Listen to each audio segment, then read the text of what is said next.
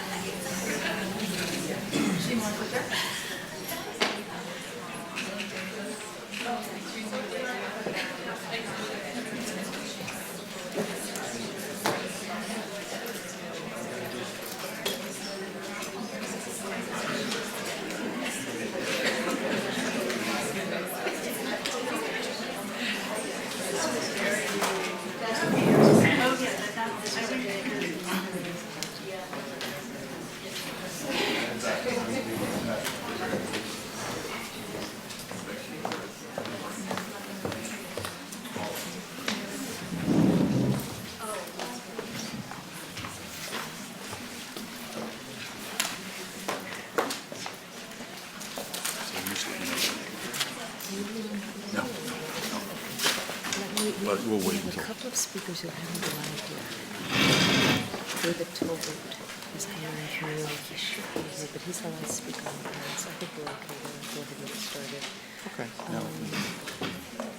Right. USIP Carlos, David, Cindy Alton is here. But I assume they'll just get here and tell us we'll bring him up. Okay. Michael Reed is here, but he's not seated yet. Oh, yeah, he is additional.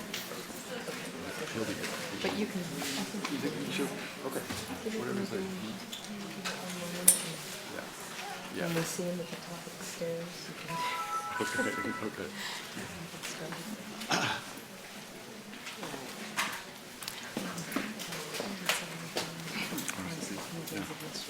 Yeah. We'll get a drop off from the range. Yeah. No, it's- But, and I think they'll scatter here on the day since it's not, it's come for one session. That's really good sense. How are you? Good to see you. Here we go.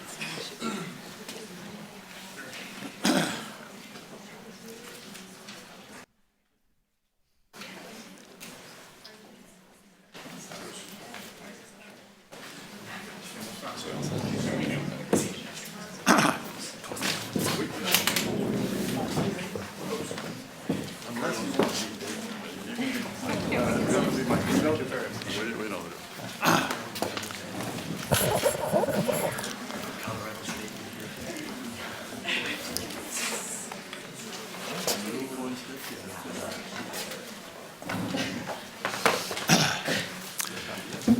So, good morning, ladies and gentlemen. Let me welcome you here to the Colombia Peace Forum. We're very pleased to have you here.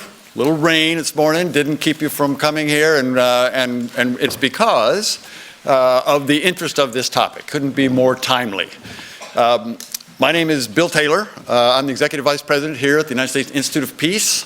We're very pleased to be able to sponsor this forum. As I say, timely in that the agreement on transitional justice and setting of a date to reach the final peace deal that will put an end to the conflict in Colombia is on all of our minds and is the topic of today on how we move forward. Settling disputes, settling problems, looking at how societies deal with conflict both during and after the conflict is a fascinating area, one that you all will discuss here today, one that we at the Institute of Peace have had some discussions of as well, some right here in this room on this stage. Ashraf Ghani, the new president of Afghanistan, was here earlier this spring, and we had this exact conversation with him. Different countries and different leaders and different governments deal with these issues in different ways. When President Ghani was asked how he was going to deal with this, he said, "We're trying to look forward." Others will try to learn lessons and remedy problems and deal with violations of human rights, of individual rights, in ways that try to heal the society as well as individuals. Those lessons, both looking forward and looking backward, are very important for conflict resolution, which is what Institute of Peace does. That's why we are here. We've been here, by the way, for 30 years now. We're celebrating our 30th anniversary this year, and some of you, I was talking to several of our panel members, this is the first time in this building, so we're glad to have you in this building as opposed to the one downtown where some of you may have joined us at first. The Colombia Peace Forum is run by, everyone knows the person to my left, Jenny Bouvier, here at the Institute, has been working on Colombia peace processes for a long time, and has been deeply involved. Down there, up here, the Washington Forum, the Peace Forum here, is an example of the kind of work that Jenny has sponsored and has put together. It's a great opportunity to hear new voices, to hear established voices, to talk to the administration, to talk to civil society, to bring all these people together in order to forge a solution that we see coming. Today's Colombia Peace Forum, the leaders of the National Historical Memory Group and Center will present for the first time their report on conflict violence, Basta Ya, Colombia, Memories of War and Dignity. We will hear this report, hear about this report for the first time right here this morning. This event was designed in collaboration with them and is being co-sponsored by USAID, by the International Center for Transitional Justice, and the Washington Office on Latin America. So we are very pleased to be able to host, but we are also happy that our co-sponsors are here with us today. As I say, this is a very timely event and a very timely discussion, and I'm pleased to welcome you here again, and I'm also pleased to hand it over to Dr. Jenny Bouvier. So welcome, thank you very much. Jenny, over to you.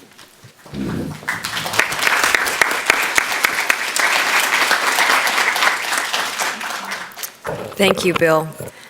Just a few quick logistical notes before I add my own welcomes and comments. There are headsets available for interpretation in the back of the room if you need them. Panelists will all each speak in their native language. Spanish translation will be available, I believe, on channel 3, and English translation on channel 1. Se ofrece traducción para quien la desea. Pueden encontrar los audífonos al fondo de la sala. El español se encuentra en el canal, canal 3 y el inglés en el canal 1. Today's program is on the record and is being live streamed at the USIP website in the languages in which our presenters will speak.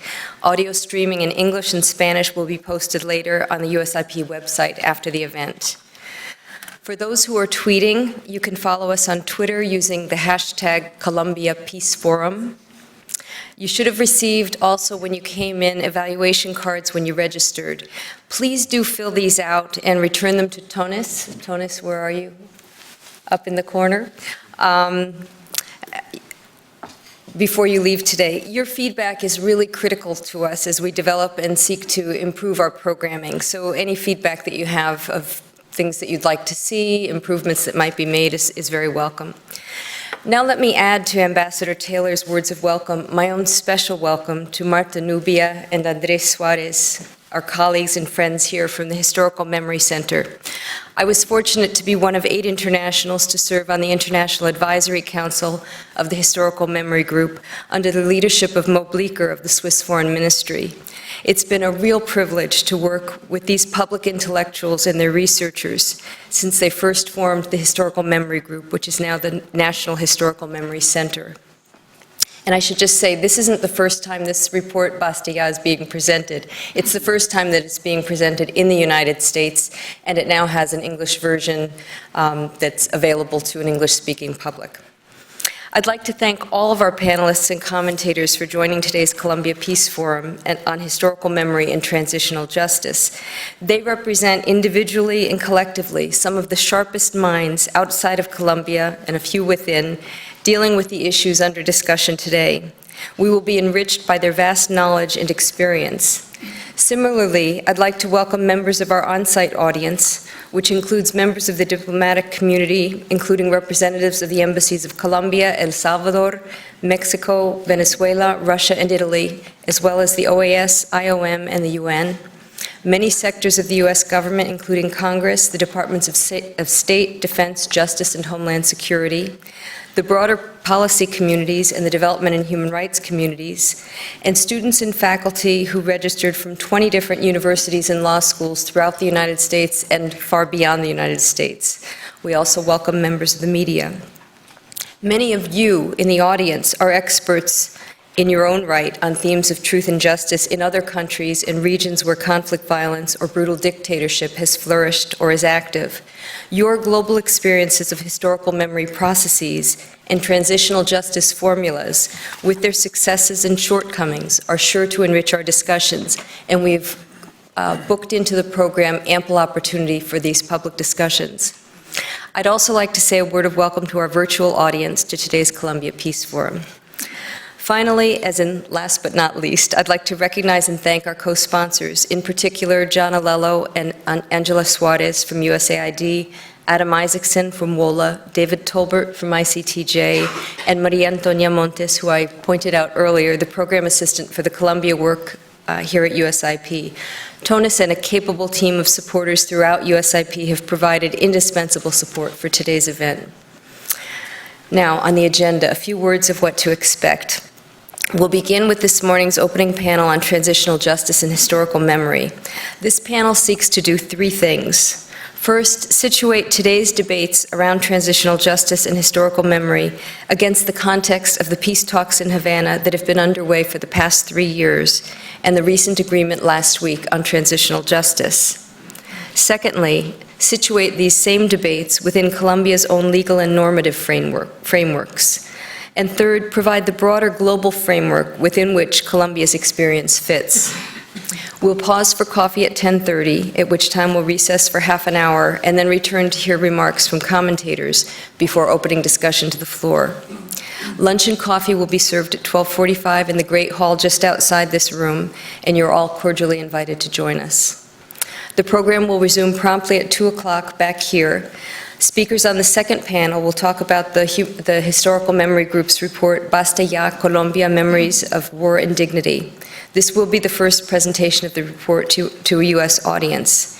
In addition to informing us about its methodology and findings, the authors are keen to hear critiques and comments about their work as they prepare to contribute to the Commission for the Clarification of Truth, Convivencia, which doesn't really translate, but something like harmonious living or well-being, and non-repetition that's been mandated by the parties in the peace talks in Havana to begin once the final peace accords are signed. These presentations will then be followed by a round of initial remarks from our commentators before we open the floor to more discussion. We'll conclude the program sharply at 5 today.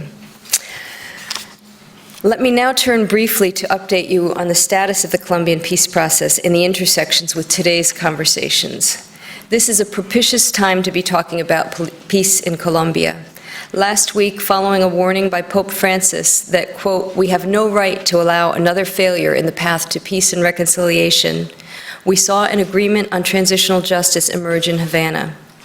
President Juan Manuel Santos and Timoleón Jiménez, also known as Timochenko, announced that a peace deal would be reached within 6 months, and the FARC agreed to begin the process of laying aside their arms within 60 days of reaching a final agreement. These events have provided a much-needed boost to the peace process and inspired hope at last to an impatient population that has been rather skeptical about the peace process from the get-go. There are still hurdles in the path, namely finalizing the agreements on the terms of ending the conflict, a bilateral ceasefire and the reintegration of ex-combatants, security provisions, and, following the signing of an accord, the endorsement of that accord through some mechanism as yet to be determined. We know only too well that a peace accord marks the beginning of a new process. The first 5 to 10 years after signing the agreement is the most critical time for real change to be possible, and it is also the period when many countries return to war. Successful implementation of the terms of the accord is probably the single most important factor in ensuring that Colombia will not return to war. While there are still many questions and details to be worked out, peace, or at least a peace accord with the FARC, has not been this close for 3 decades. Formalization of talks with the second largest guerrilla group, the ELN, is urgently needed if a comprehensive peace is to be achieved. As we gather here today, the Colombian government and FARC negotiators have just resumed their 42nd round of peace talks in Havana. In 3 years of steady talks, they've created a model for dialogue that has allowed them to reach agreements on 4 of 6 agenda items: agrarian development, political participation, illicit crops and drug trafficking, and just 1 week ago today, justice. The latest accord on transitional justice is unique in its privileging of truth-telling as an essential component of justice. It gives priority to truth-telling, but does not supplant the need for justice. The model is innovative in its inclusion of restorative justice and its focus on repairing the damages inflicted on individuals and communities through a process of dialogue and healing. The solution provided opens new terrain in the debates that pit peace against justice. The implementation bears watching, as it could provide new models for other conflict zones seeking to find a way out of war. The Colombian peace process has been unique also in the role that victims have played. There are 7.6 million registered victims in Colombia, created during half a century of conflict that has touched most households throughout the country. Over time, and in part due to their own advocacy, victims have become an increasingly integral part of the peace process. The latest agreement is a clear example of how process affects outcome, how inclusion of marginalized sectors can improve agreements. The talks included visits by delegations of dozens of victims over the course of a 6-month period. The United Nations and the National University created forums at the behest of the Peace Table for victims' voices to be heard. Some 24,000 victims presented proposals to the talks, a large number of which related to the issue of truth. In addition, women's organizations and LGBTI organizations have made their proposals known through a gender subcommission and through direct participation at the Peace Table. Other sectors, Afro-Colombians, indigenous, workers, youth, and campesinos, continue to seek direct channels of engagement in the process. These inputs, in no small part, have shaped the commitment of both sides to accept responsibility for damages inflicted and to promote the rights of victims to truth, justice, reparations, and guarantees of non-repetition. How these acknowledgments of wrongdoing, which have already begun on both sides and which really were sparked with the presentation of the Historical Memory Group's Basta Ya report, how this will translate into real reparations, we don't really know yet. Although the parties tell us that they have reached important agreements on the issue of reparations that will be disclosed soon. Yet it is important to note that the opportunity for victims to tell their stories and to be truly heard and acknowledged is a form of reparations in and of itself, and it can contribute to healing as well as better agreements and improved implementation. While delegation visits and occasional forums have not been perfect mechanisms, how could 60 delegates possibly represent adequately the demands of 7.6 million victims? They do offer an innovation in process design that is likely to be improved upon, perhaps within this peace process, but most assuredly in other peace processes around the world. Many truth-seeking mechanisms have been sought by the parties as part of their search to understand the roots of war and the factors that perpetuated it, to identify the harms inflicted, and to identify those responsible. Public opinion polls in Colombia have long shown a widespread desire for the FARC to serve jail time, demands for the FARC to disarm, and resistance to the FARC's incorporation into political life. But it has been clear, for example, that the FARC were unlikely to sign a peace deal that would land them in jail. In the joint communiqué announcing the new justice structures for peace, we see a solution that shows important compromises and commitments from both sides. Contrary to popular media interpretations, the agreement does establish jail time for up to 20 years for those found not to be telling the truth or delaying their acknowledgement of wrongdoing. Those who come clean with their crimes, on the other hand, can see reduced sentences of 5 to 8 years under as yet to be defined conditions that will restrict the ex-guerrillas movement and engage the defendants in a restorative justice process that puts victims at its center and promotes a dialogue between the perpetrator, government authorities, and communities on how amends can be made. The latest agreement proposes elements of a broad integrated architecture for truth, justice, and guarantees of non-repetition. The agreement underscores the commitment of both sides to meet fully Colombia's commitments to national and international human rights and international humanitarian law standards, and proposes a special process for justice that includes justice courts and a peace tribunal in conjunction with other still undefined structures. It underscores that there will be no pardon or amnesties for crimes against humanity, genocide, or war crimes.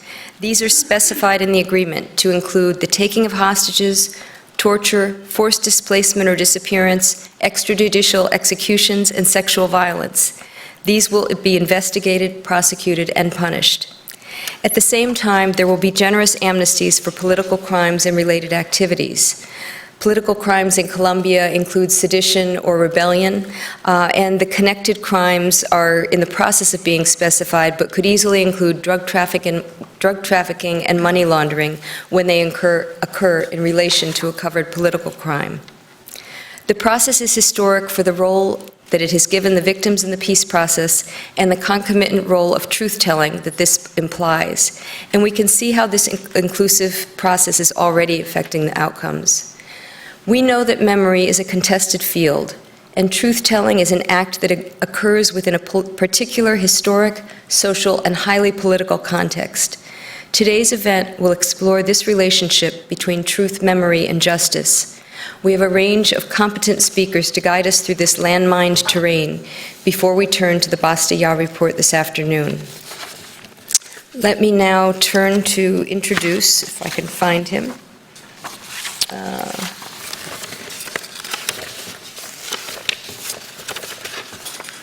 Let me see.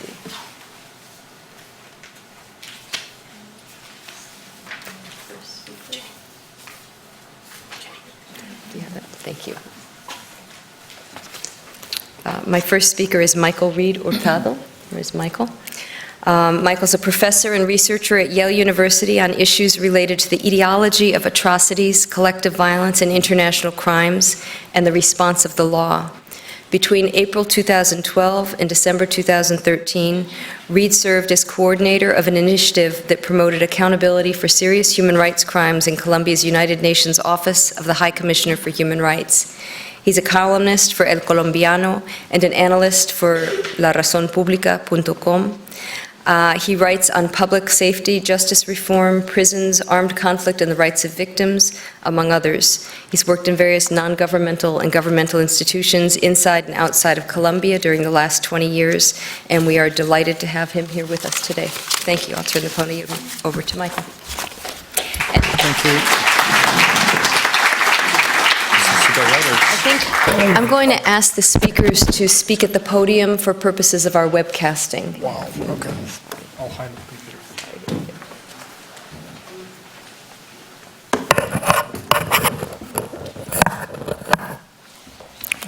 Thank you, Jenny, and thank you to all the organizers and the U.S. Institute for Peace.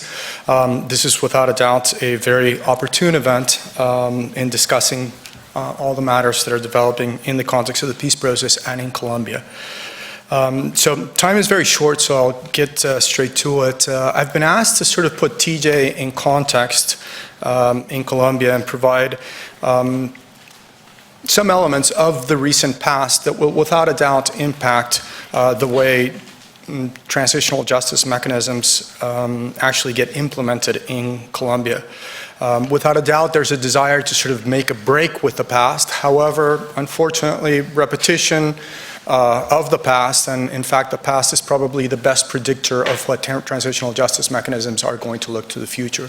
There's a lot of things we need to overcome, a lot of things we need to change, but unfortunately, that inertia in institutions, in people, are likely to import many of the problems that we see in some of the mechanisms that have been called transitional justice. So let me do a quick review of the past, and again, it's a matter of 10 or 15 minutes, so I'll do this in 3 different moments. The first, I want to address an issue of having transitional justice everywhere, but at the same time, transitional justice not being anywhere in Colombia at this current stage. And that is related to the fact that starting in 2005, in the context of the paramilitary deal of demobilization and surrender to the Colombian authorities with a fairly beneficial criminal deal with them, transitional justice talk started inundating the Colombian policy debate. So the talk was very important, but it also offered a disguise to many of the initiatives. And there were also some bona fide initiatives that were intended to generate some sort of transformation. The fact of the matter is that we did have transitional justice under fire, and actually we continue to have transitional justice under fire, as was coined by De Justicia, transitional justice without transition as well. This became not only non-official discourse, it became part of the official discourse and a part of the policy as expressed by the Ministry of the Interior and the different planning mechanisms as well as congressional leaders in the Colombian Congress. Just to put everybody up to speed, I do think we have a concept that is vague and not so well defined, and I think just going back to the basics and reminding everybody of a good and a sufficiently good definition offered back in 2004 in the context of the UN Secretary General's report on post-conflict and the rule of law. At that moment, TJ was defined as the full range of processes and mechanisms associated with a society's attempt to come to terms with a legacy of large-scale past abuses in order to ensure accountability, serve justice, and achieve reconciliation. We have many different definitions that are as worthy. I like to base a lot of the comments on this one. So TJ did appear in Colombia very strongly in that framing as TJ in 2005 in the context of the deal with the paramilitaries. Initially, it was a way to face alternative penalties and a very diluted criminal law in relationship to those mechanisms, and introduce more elements of truth, justice, and reparations, which has been a social claim and a collective claim of victims throughout Latin America and in Colombia as well. Very quickly, what it did become, unfortunately, was the legitimizing of a very bad deal and of an awful design mechanism. For those of us that sustained that the mechanism was poorly designed in 2006 and 2007, we're almost seen as opposers of the Colombian nationality and of that supposed peace process with the paramilitary.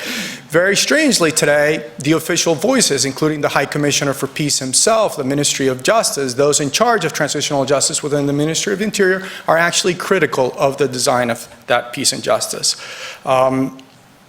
Transitional justice, unfortunately, also served to institutionalize a form of exceptional and extraordinary form of government, but particularly an exceptional form of criminal justice. Not just limited to specific subjects, it started extending to everybody. And here we had the Supreme Court very conveniently using the notion of transitionality, of transitional justice, as a special type of justice that could lead to devaluation of standards and due process, to modification in the rules of the game and the criminal process. And unfortunately, that was extended not just to the process with the paramilitaries, but to all of criminal procedure in Colombia, and that continues to be the case. Lastly, I think we also took in the notion of transitional justice as a form of hyper-politicized type of justice, where in fact what we have is whatever can come out of that political transaction. That is probably more, should be spoken, the reference should be to transitional politics, but unfortunately that notion of whatever is possible under the particular transaction has also permeated the way some people, and a huge amount of people and very influential people, conceive what transitional justice is.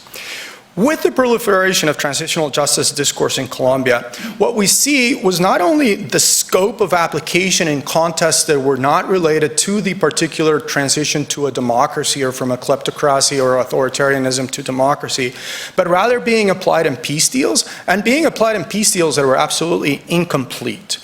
In addition to that, what we now started seeing in Colombia was also the amplification of the mandate of transitional justice. And I think this has been really nicely developed in academic works as well as his regular work as special rapporteur by Pablo de Greve.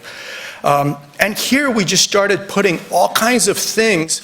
So for those of you that are familiar with Colombia, it just became like a chiva. So it's this bus, we're very colorful. We started hanging things on top of it, and they were fairly irregular on what started moving, and what initially looked like a bus at the end has all kinds of adornments hung onto it without much reflection.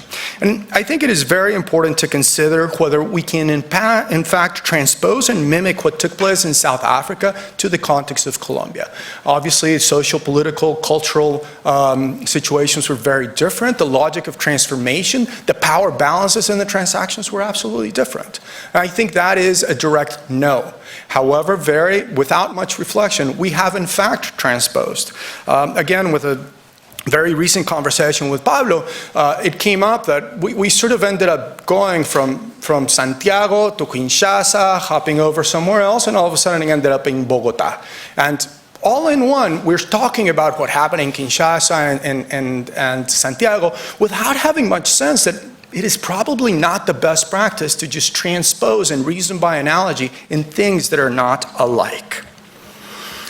Without a doubt, if there is something that we know about TJ and the processes, recovering that notion of social process, is that they're very culturally sensitive. And I speak of culture in trying to get to the mentalities and sensibilities that are at stake in a particular moment in society, at the macro level as well as at the micro level.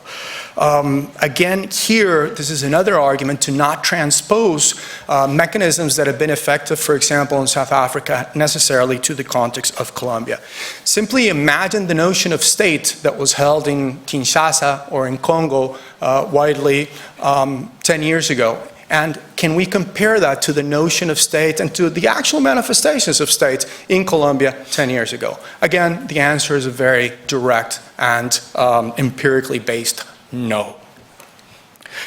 In addition to that, TJ has said very, very little about what needs to happen in peace deals. We get stuck with truth, justice, and reparations, but if TJ is going to have an effect, it has to deal with the reincorporation of warriors into society again.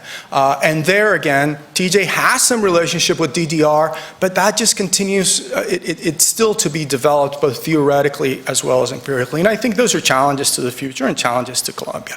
This is not just abstract debate. It is very concrete in the law of peace and justice, law 975 of 2005. It is very concrete in the law of victims, 1448. It is very concrete in the modification of the Constitution, which was called the National Framework for Peace, el Marco Jurídico para la Paz. And I'll give you examples of exact rhetoric. For example, the person in charge of the Justice and Peace Initiative within the Fiscalía stated very clearly, before the law of justice and peace, the Office of the Prosecutor General or Attorney General, the Fiscalía, did not investigate. That is a manifestation coming from an official representative of the Office of the Prosecutor General saying, before we did this, when the mechanism was still light, we didn't investigate in the past. It's like all of a sudden we've discovered, as we say in Spanish, that water will get you wet.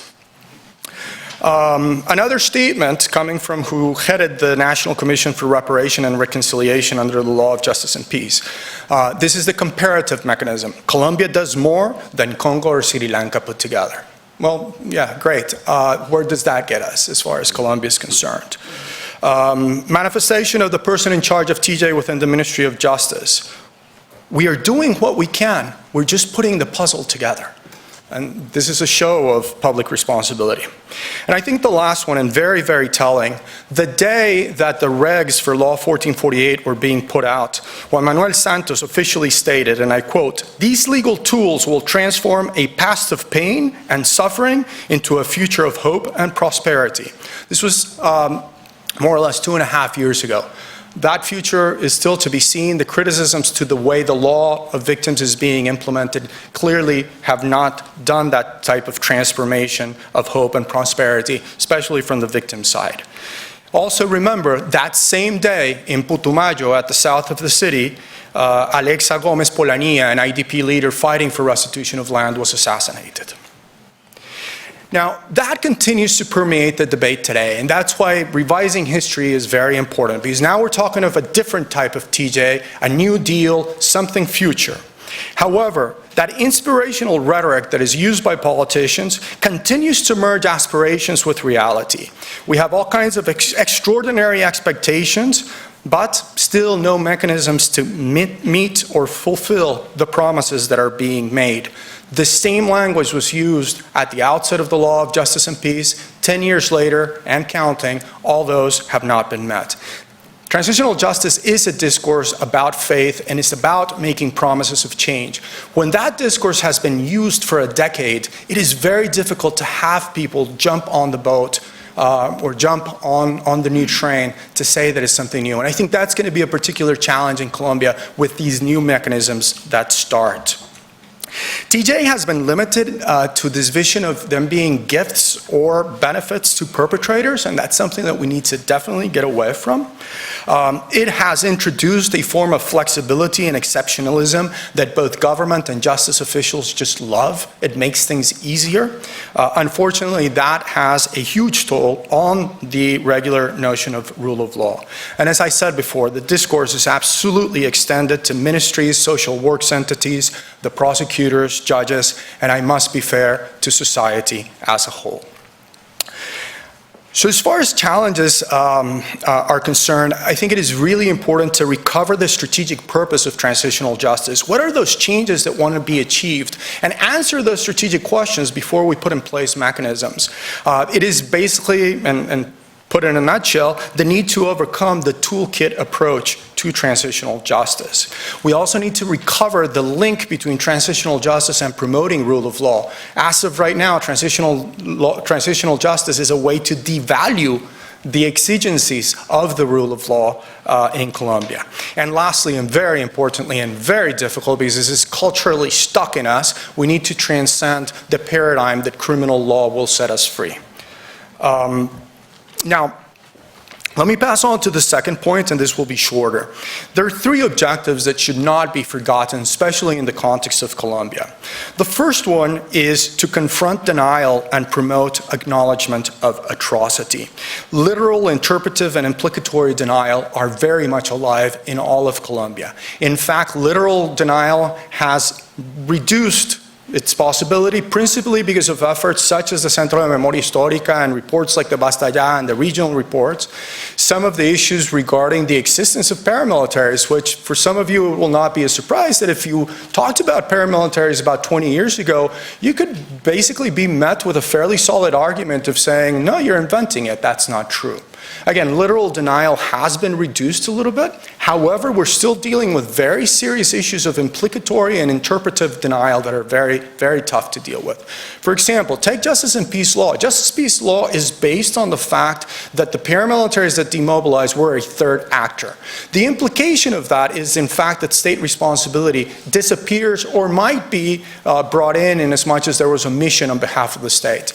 But the discussion that paramilitarism was, in fact, a direct link to active operation of the state is something that is off the tables right now. It is very much subject to implicatory and interpretive denial. The same thing happens with the levels of responsibility and accountability. Without a doubt, the government in 2008 recognized that there were a problem with false positives, and it was an issue of procedure and administration and a few bad apples. That discourse continues alive and well, and everything in the official discourse regarding accountability is about denying collective levels of responsibility, organizational responsibility, and organizational criminality, which is termed as system crimes. Regarding the FARC, it's the same bit. For one side, we have a denial that is related to constructing the perfect enemy, and therefore the FARC are at the core of all evil, and they're the devils of everything. Seen from a subjective perspective, the FARC will probably say we're not responsible for anything in as much as we were justified to use the violence, and they will try to appeal to a collective sense of responsibility that gets rid of any individual reflection as to who did what. And that's also something that culturally and socially will have to be addressed. Second challenge, it's an issue of promoting a sense of responsibility that gets away simply from the passive notion of responsibility, of attributing responsibility for the bad deeds that somebody did. This is a contested and abstract concept. It is by nature a polysemic concept in as much as all of us have different meanings and attribute different meanings to responsibility. Secrecy and surreptitious action continue to determine public life in Colombia. We always have the problem of many hands, so it's a lot easier to say all of us are responsible and therefore nobody's responsible. Antagonism and accusation without consequence is a part of daily life in Colombia. And we have responsibility as what was termed by Bovens as the Sunday concept. Everybody embraces it, loves it, prays about it, but From Sunday to Sunday, during the week, there is nothing to be discussed. I think we need to get to a richer sense of responsibility that also sees responsibility as moving forward. Again, Boven sets out 5 categories that I think are useful. Responsibility is cause, responsibility is accountability, responsibility is capacity, responsibility is task, and responsibility as virtue. And I think the third issue that we cannot forget about transitional justice is recovering the notion of the rule of law. This is not new in Colombia. We have a very strong and sophisticated state. This is not the first time that we've thought about how to get the state out to Vallecito, to Piñuña Negra, to Rio Güejar. That is, how to get the state out there. And even in recent past, if you speak to some of those that were active as architects, as well as implementing el Plan Nacional de Rehabilitación in Colombia, they all believed it. And the mystique was there, probably even more so than today. This is not the first time that we attempt to do this. This is not the first time that we roll out incredible amounts of resources. I may be critical of the Plan Colombia, but trust me, what was attempted to do under the Pastrana administration was just that. And you saw it with the Red de Solidaridad Social having greater presence. You saw it with the rolling out of something that was kind of strange, which was Empresa Colombia. You saw it with the rolling out of the social works. We know what it takes to build a road 4 times, and though it's still not paved. This has happened before, and I think we need to pay attention to the dynamics of power and the shifting balances that continue to exist and will continue to play. And let me just finish. Yes, I'm okay? Okay. I'm very dangerous. I hadn't seen this. Let me just finish with a couple of challenges and a word regarding Basta Ya. That's what's getting us together. So the first, on truth-seeking and truth-telling. Truth-seeking and truth-telling in Colombia continue to be framed in the logic of denunciation and polarization. It's about doing damage to the enemy or doing damage to somebody else. And we definitely need to transcend that logic. And again, I want to emphasize, this isn't necessarily the objective intention of truth-telling or truth-seeking purposes. It's the way it's perceived when things are revealed. It is dominated still by coercive violence and thus fear and danger. And something because of its level of abstractness that isn't addressed too much is the level of realization of the freedom of thought and the freedom of expression in all of Colombia. I think Basta Ya does a really nice job to bring in what fear does in a society and how difficult it is to talk about truth-contending exercises when everybody's afraid and when that fear is very present because the levels of coercive violence that are being exercised are huge. One of the greatest mistakes that we continue to do is try to measure the levels of violence, submission and control by determining whether the homicides rates went down. In fact, that is something we need to get away from and actually perceive the other mechanisms that are used in order to control society. Here, I think, again, in the prologue, Gonzalo Sanchez, for Basta Ya, in the prologue, very much emphasized that the report was not about pretending to erect a corpus of established truths. The report wants to contribute as an element of reflection for an open social and political debate. It's about promoting a social process that confronts denial and bystander passivity. It engages social responsibility in the confrontation of truth, the elaboration of a contended narrative, and the ongoing dynamics of violence. I think this was something that was nicely set by the report as a challenge to what is facing us in the future. I think a very important matter also that is brought up, not by the Basta Ya, but rather the very rich narratives that continue to be produced by the Centro de Memoria Histórica. For example, on displacement next week, I think Tibú and La Gabarra are going to be coming out. It's the issue of finding links between micro-realities and those macro-level discourses that we all know about. That connection at the meso level is something that in Colombia has not been explored. Secondly, though we know very much what we've been studying, and that's why we have violentologists and all kinds of stuff in Colombia, there are still some things that we don't know what they're studying about. There's some cases that we have documented and that we know very well, such as massacres. There are others that we don't. For example, sexual crimes and sexual violence is something that we still have no idea how it transformed. There are very good qualitative studies, but we still do not know the implications of sexual violence in the context of war. We also continue to draw a bright line separation between conflict-related and not conflict-related violence. I think this is going to be a challenge to the future. I think that bright line does not exist, and all you have to do is look at active protection rackets and the levels of violence to see that, in fact, that whatever we term conflict-related violence isn't so easy to stick in there. And my last thought, it's related to Basta Ya. Basta Ya is an amazing tool to get the things right. It offers a preliminary planning, a preliminary mapping exercise that has had access to all kinds of databases, not just the report, but all that was done in order to get those numbers right. Numbers are imperfect. The quantitative dimensions are imperfect. But mapping would allow to have proper planning of both the prosecutorial initiative as well as the truth-seeking initiative in order to see the shape and the dynamic that need to be instituted for the Truth Commission and the upcoming special jurisdictional initiative. Thank you very much.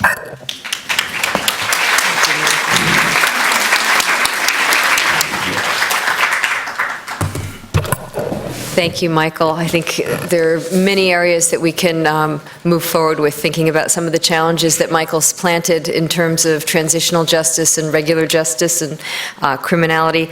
Let's move on now to Kimberly Thyden. She'll be talking with us about gender dimensions of transitional justice and historical memory. She's a medical anthropologist whose work many of you probably know. She's focused on Latin America. Her interests include gender-based and sexual violence, transitional justice, reconciliation, and the politics of post-war reparations. She's author of a prize-winning book, Entre Prójimos, el conflicto armado interno y la política de la reconciliación en el Perú, as well as, also available in English, Intimate Enemies, Violence and Reconciliation in Peru. And she's working on a number of very interesting book manuscripts that she can tell us about if someone asks her. Okay, I'm going to turn over the floor to Kimberly. And let me, you should all have the bios, so I think I'm going to, just to save time, I'm going to cut short some of the introductions from here on in and refer you to the written biographies that you have available to you. Thanks. Great, thank you. Thanks. Well, first of all, there's this great big clock down here, so you can't pretend you don't know when you're running over. There's no plausible deniability built into this, I have to assure you. But thank you so much. I'm delighted to be here. Beg your pardon? No puedo negar que amenaza este reloj. A ver. So I had the pleasure of being in Bogotá last month for el segundo encuentro de ciclo Derechos de las Mujeres, Justicia Transicional, Construcción de Paz, Comisión de Verdad. So it was convened by ONU Mujeres, UCTJ. It was women's organizations, as they say, from todos los territorios. And the question posed to us is, what might the future Truth Commission do? And we read through the Acuerdo de Havana, the fact that what was being included in that mandate was the need to ofrecer una explicación amplia sobre el conflicto, and those aspects menos conocidos. Well, we have many informes in Colombia, and Basta Ya is a particularly wonderful one, which is rich with information. And yet at that meeting, and there were several hundred people there, folks kept insisting on the need to fill los déficits de verdad. And this idea of truth deficits has stayed with me since I came back from Bogotá. I can't stop thinking about the term. Michael talked about some of them, and I might echo a few. But I want us to think more, what are those deficits of truth after all of these different reports that have been done, these massive compilations of national and regional informes? What is it that people feel they still don't know? And at the end of our time together in Bogotá, I began thinking of the ways in which these truth deficits reflect in part certain silences, absences, and erasures in the women, peace, and security agenda itself as currently conceived. Thus, I want to situate efforts in Colombia as one thinks ahead to what that Truth Commission might do. I want to situate it within a global framework, the one in which all of us do this work. And as you know from UN Security Council Resolution 1325 in 2000, the centrality of women to peace negotiations and peace building, not reflected in the photos from Havana, but that's my editorial comment. But if we look at that, you can see all the way through more recent resolutions that the women, peace, and security agenda is certainly a hard-won feminist victory. I'm going to argue it's also an ambivalent one. To what extent does the women, peace, and security agenda reflect the mainstreaming of more radical feminist demands and a broader sense of social justice, shifting the focus from gender equality to a more protectionist scaffolding, to their hyper-visibility and focus on conflict-related sexual violence against women and girls, which almost appears as one word? What understandings of sex, gender, and gender regimes infuse the UN Security Council resolutions and, in turn, our work within transitional justice and historical memory? What does that agenda bring into focus and what might it obscure? Briefly, over the past 20 years, as you know, we've seen an increased attention in conflict-related rape and sexual violence. It's come to occupy, I would argue, most of the airspace. When people think gender, they think women. When they think women, they think rape and sexual violence. In part, again, hard-won victory. Think about the tribunals, Yugoslavia, Rwanda. Think about the ICC. Obviously, I think most of us would say it's a good thing that rape and other forms of sexual crimes are increasingly seen as crimes against humanity and war crimes, no longer just insults to dignity and honor as they were for so many years. So first we have those developments coming out of tribunals and the ICC. You also have a whole series of UN security resolutions that are focused both on the important role women play in conflict prevention, resolution, and peace-building efforts, while simultaneously denouncing the use of rape and sexual violence against women and girls in situations of armed conflict. That's what I'm referring to, are those UN security resolutions, collectively we call Women, Peace, and Security. And of course, each of the resolutions lament the use of sexual violence and how slow the progress to eliminating it has been. My point, and I think here I'm going to echo some of what Michael said, the UN resolutions, well-intentioned to be sure, have overwhelmingly focused on women and girls as victims of sexual violence during armed conflict. Strikingly absent in the agenda, which in turn begins to influence the kinds of truths that we seek and the kind of narratives that we look for. Strikingly absent are men and boys as victims of sexual violence, not just perpetrators hovering in the margins looking to do evil deeds. Men and boys as victims, women as perpetrators of violence. One of the implicit understandings of that agenda is that women are just intrinsically peace-seeking creatures, right? Have womb, ergo look for peace. And yet, if we think about it, I work with former Shining Path militants. I work with former FARC militants. There's a lot of women, and they don't all see themselves as duped. Oh, she fell madly in love with a guerrillero, you know, men in uniforms.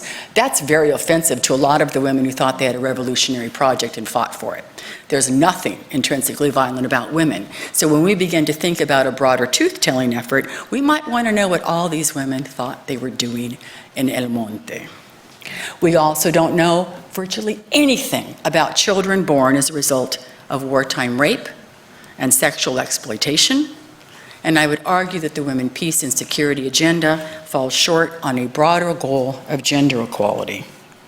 The focus on conflict-related sexual violence has both temporal and geographical consequences. It focuses our attention to the front lines of war, to extraordinary forms of sexual violence bracketed in time, which may result in obscuring the less dramatic yet everyday forms of gender-based violence that distort the lives of women and girls, men and boys. It also leaves, as I have said, men and boys hovering in the margins as perps, or, and I quote here from Resolution 2106, men and boys as those secondarily traumatized as forced witnesses of sexual violence against family members.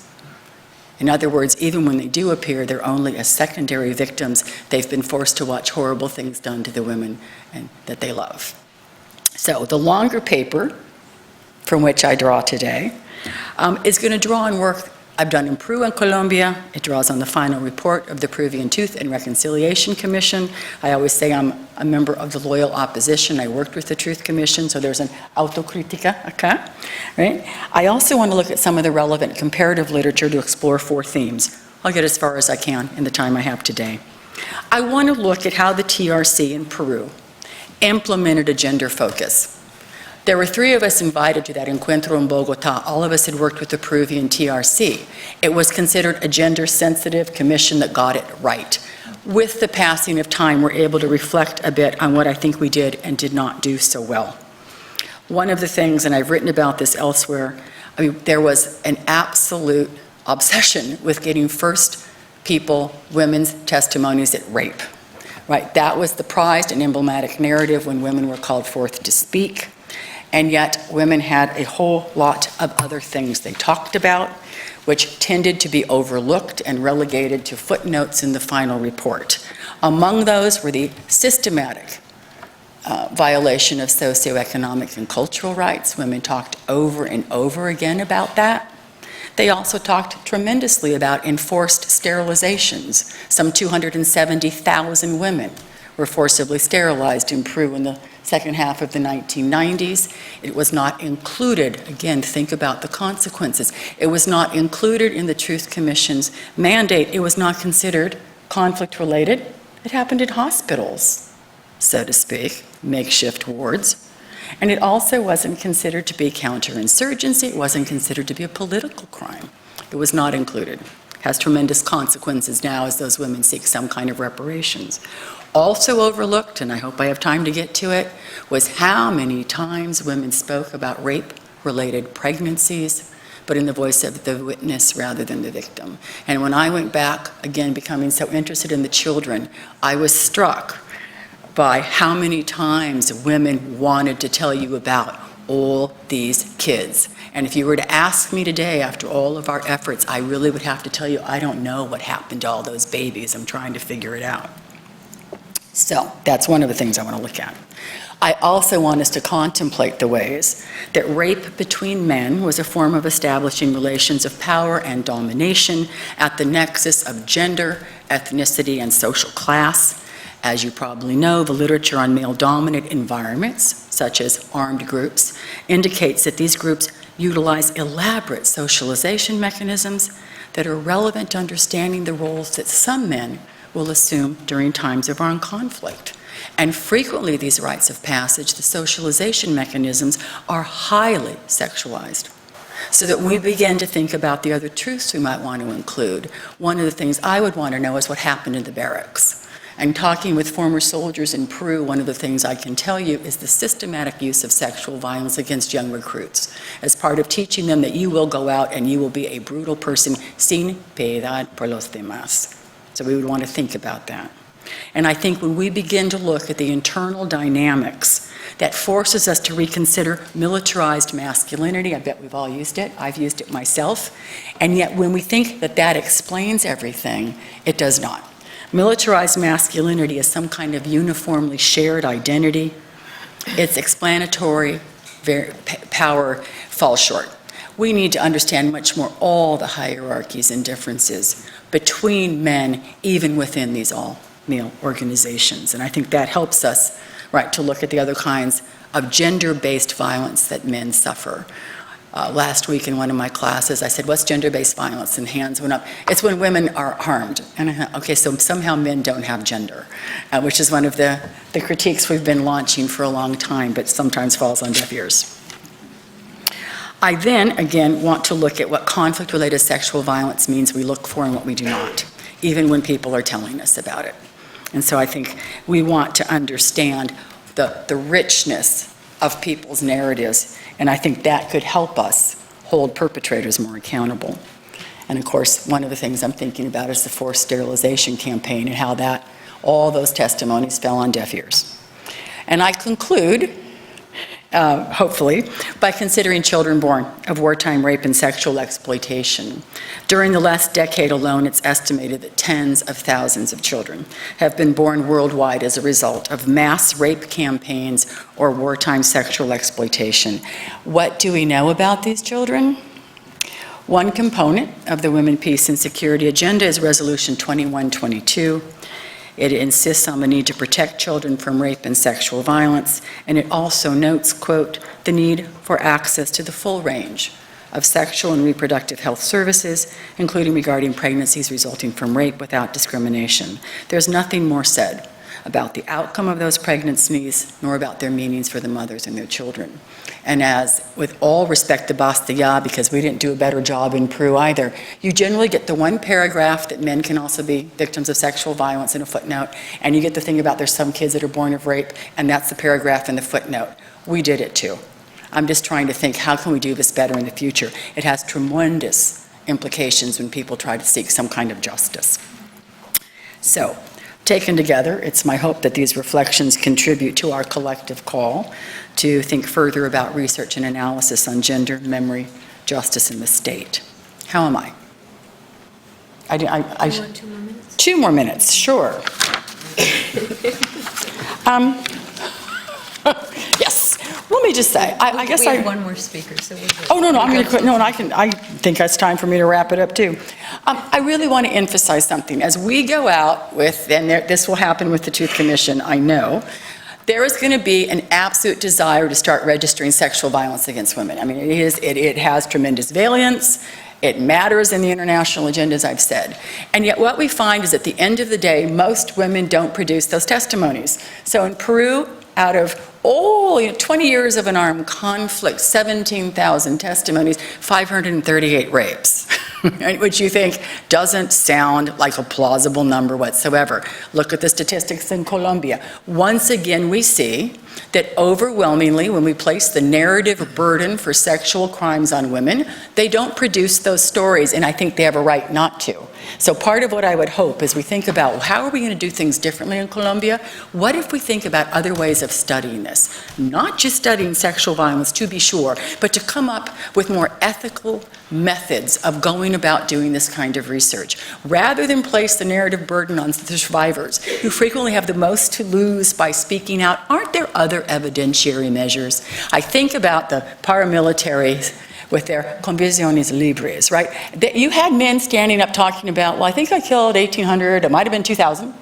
How many rapes were these people willing to own up to, right? And why don't we do a little more work about figuring out how to make other people bear some kind of responsibility for talking about these things? That's one thing I'd like to see. The other, let's figure out what happens to men as part of military socialization, whether it's illegal armed groups or state-sponsored militaries. I think we want to know a lot more about what goes on in the barracks and what kind of violence is practiced upon recruits in the name of making them more capable of performing those kind of acts on the civilian population. Perhaps during the discussion section we can talk more about the kinds of horrific stories I have heard about young men who were forcibly conscripted into the army in Peru. When we think about gender-based violence, certainly, forced conscription falls more heavily on the shoulders of young, frequently darker-skinned, less educated men. I'll conclude with one last thing. And again, as a caution for how we think about how we'll do this work in Colombia. Very striking to me is the work of Michelle Levy, a colleague of mine, who went back over a subset of testimonies given to the Peruvian Truth and Reconciliation Commission, keeping in mind 17,000 testimonies, 538 reported rapes, 11 to men. She went back over a subset of 2,000 testimonies with native Quechua speakers. We talked about some of the terms you want to look at, veiled speech, the ways people talk about experiences that have been painful and humiliating. So going back with a really trained set of Quechua speakers, she went back over what did the men actually say and what were they coded for. And what you begin to realize is what determined whether something was understood as a sexual crime was not the crime itself, but the body upon which it was performed. So if a woman, pardon the example, but if a woman came forward and had been anally assaulted with a police baton, rape, if a man came forward, he was tortured. Now, my point, in both cases it's torture, and in both cases it's rape, right? But we systematically erase a whole nother side. We essentialize categories. Victims are women, perpetrators are men. We essentialize these categories in powerful ways when we code these things out. So even when men were willing to come forward and speak about this, it was coded out. Hence my insistence on the sorts of erasures that come into the process, which certainly leave these men without access to reparations either when they now come forward to the victims' registry offices. And I'll stop there.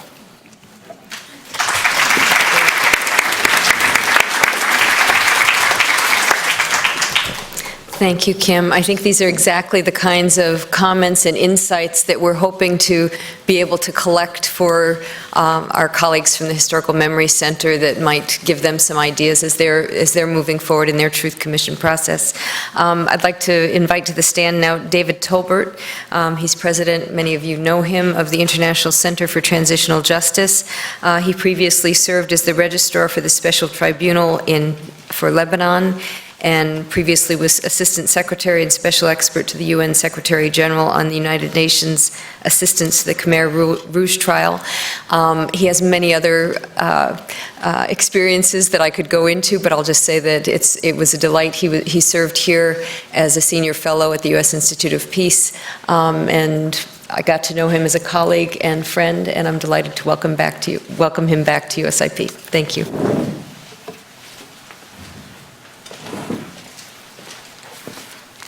Thank you, Jenny, for that kind introduction, and it's nice to be back in USIP, and the facilities are a bit better than when we were on 17th Street, I think, but it's good to be in this audience and to talk about this important subject, and ICTJ is very pleased and honored to be a co-sponsor of this event. The subject I'm supposed to tackle today is transitional justice and historical memory in the global context, and I will do that, although part of me wants to toss my notes aside and get into a debate with my co-panelist over a number of issues. I have a somewhat more positive view on some of these, on the approach in Colombia. I think Michael and I could probably go back and forth on a few points and join your table perhaps.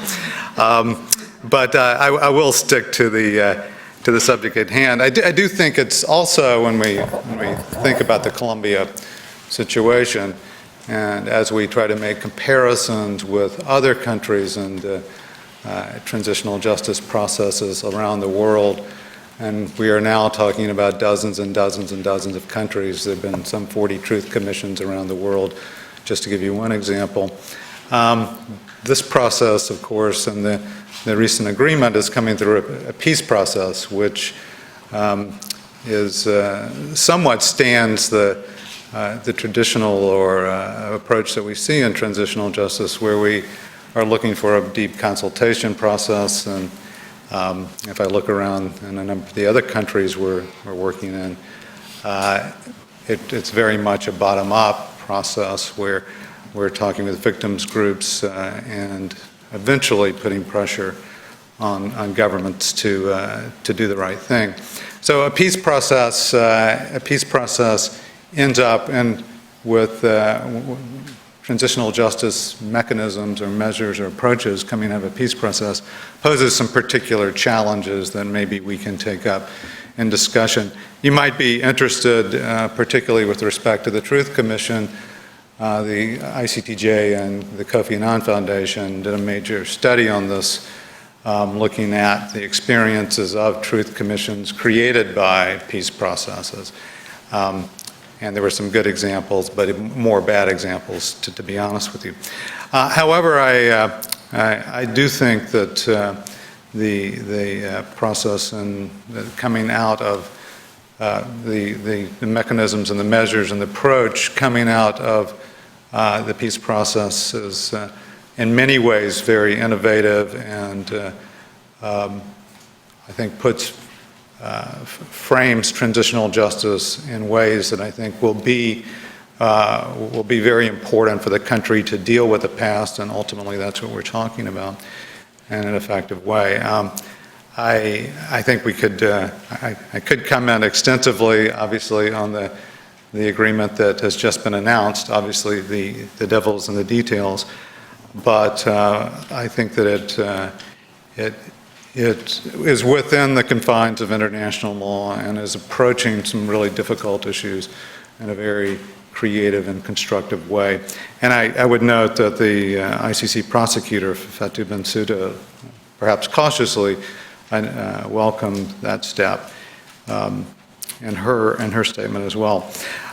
What I did, I will, Jenny, stick though to the topic that you asked me to. This is after all a conference on historic memory, and try to talk about and try to put this in the global context and some other experiences which I think are useful for us to look at. One of the things that I think I noted at the beginning, and Michael referred to the Secretary General's 2004 report, which ICTJ had a lot to do with, and what sometimes is referred to the 4 pillars of transitional justice: truth and memory, reparations, criminal justice, and reforms. I do think sometimes, and if you look at our new strategic plan, we look at this too mechanistically because transitional justice is a process and I think is driven from the ground by what we sometimes refer to as active social forces, civil society, victims groups, women's groups, as we've just heard about. Also, depending on the context, we see the process driven in Tunisia, for example, by trade unions, play a really important role in Latin America and Eastern Europe, the church.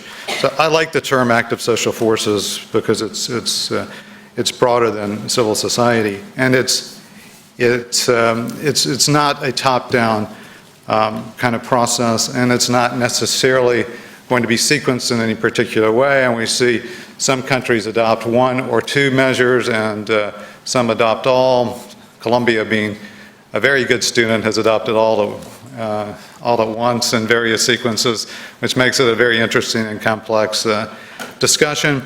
But I think there are real limits to talking about transitional justice simply in terms of the 4 measures or mechanisms. However, to address the subject that I'm going to talk about today, I'm going to fall back on that and talk a bit about the approach the subject from the perspective of the 4 measures and look at how they contribute globally and have contributed in a number of contexts to historic memory. Because I would stress that I think that all transitional justice processes are to some extent about memory and historic memory, establishing the truth, if you will, establishing the history of the country, the history of the conflict, the history of the abuses, in an effort to ensure that we don't see a repetition of that history. So I think if we look at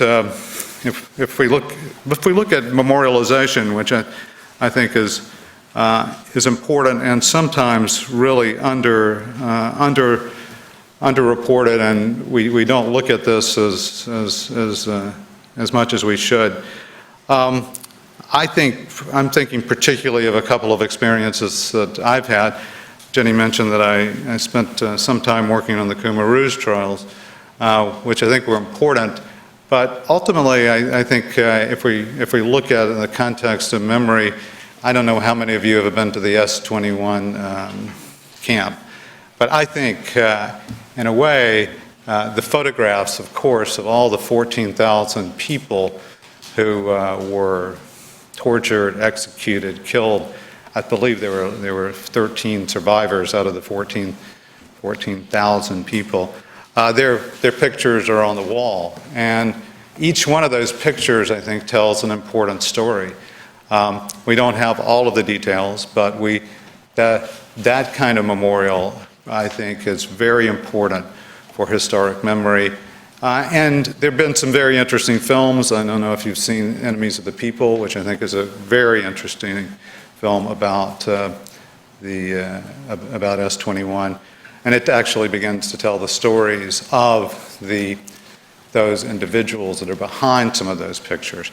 So I think the use of memory projects and obviously connected with films in some case or artistic representations can be a very powerful and important element of historic memory. Germany is another place where we've seen some great work done. If you've been in Berlin, you'll see a number of memorials, and they're German activists now.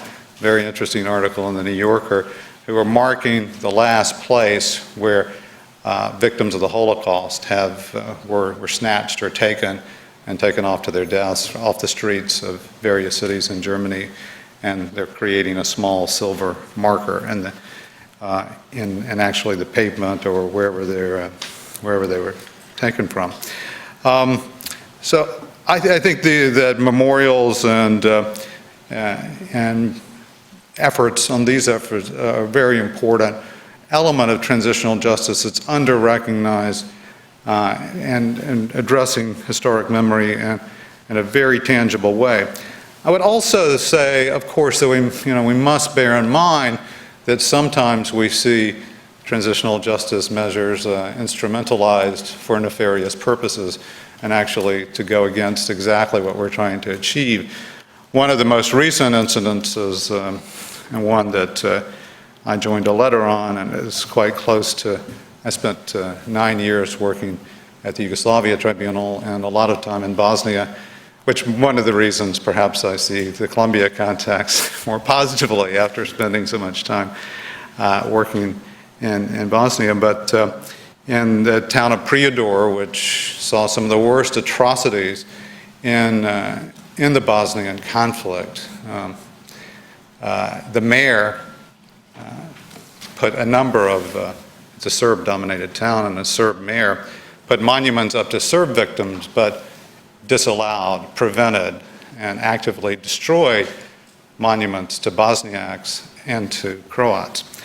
So again, memorialization, like other transitional justice measures, can be utilized for nefarious purposes, and we have to guard against that. And I think this is as a cautionary tale.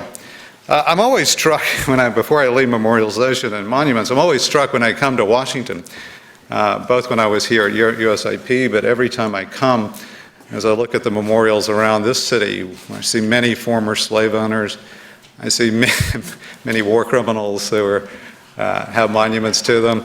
I won't name them. USIP gets funding from the U.S. government, so I guess I should be careful here. But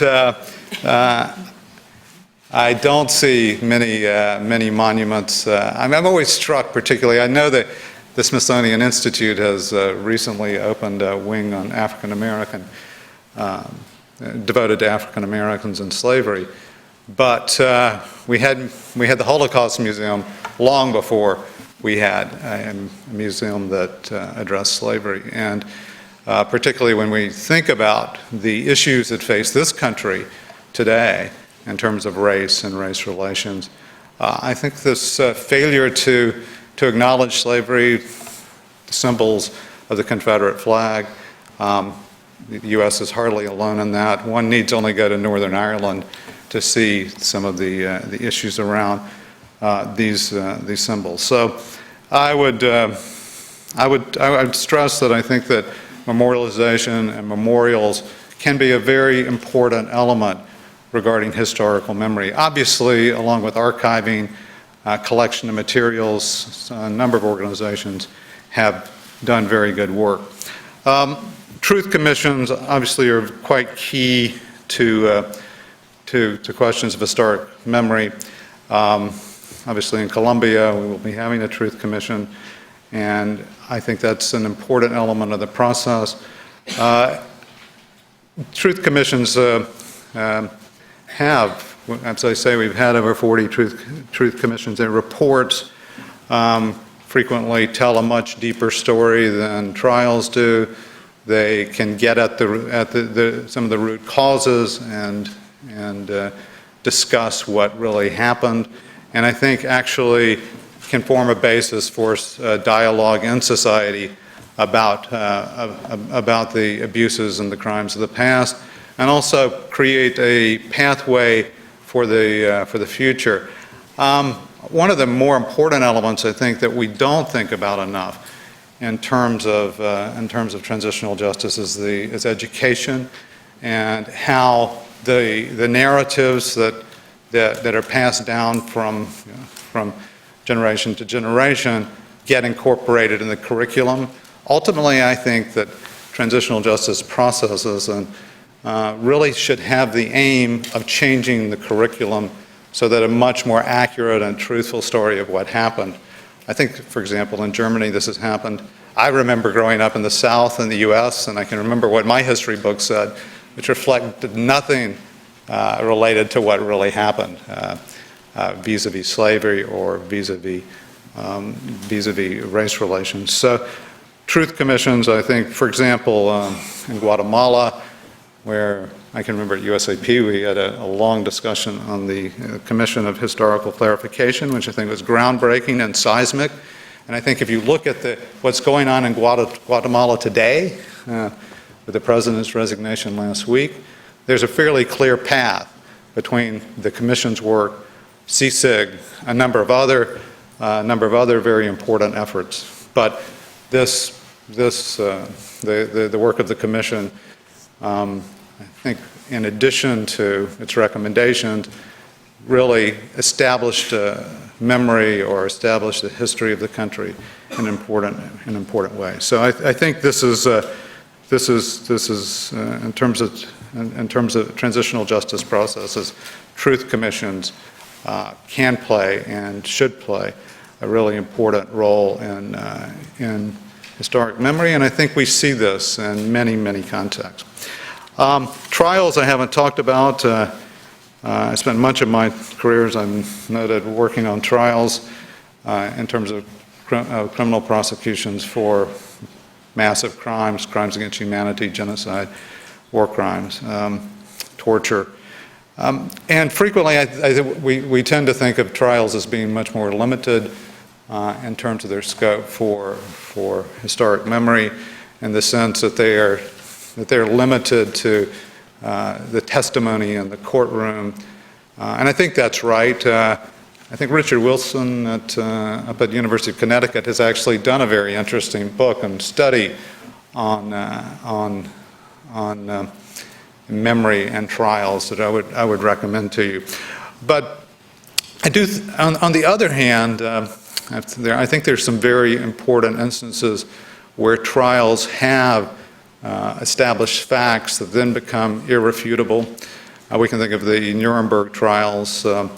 I think we can also think of the case of Srebrenica, and Rwanda, the work of the Yugoslavia trials, and other national contexts. I think where I think it's a more blunt instrument perhaps than the reports of truth commissions when we're talking about memory.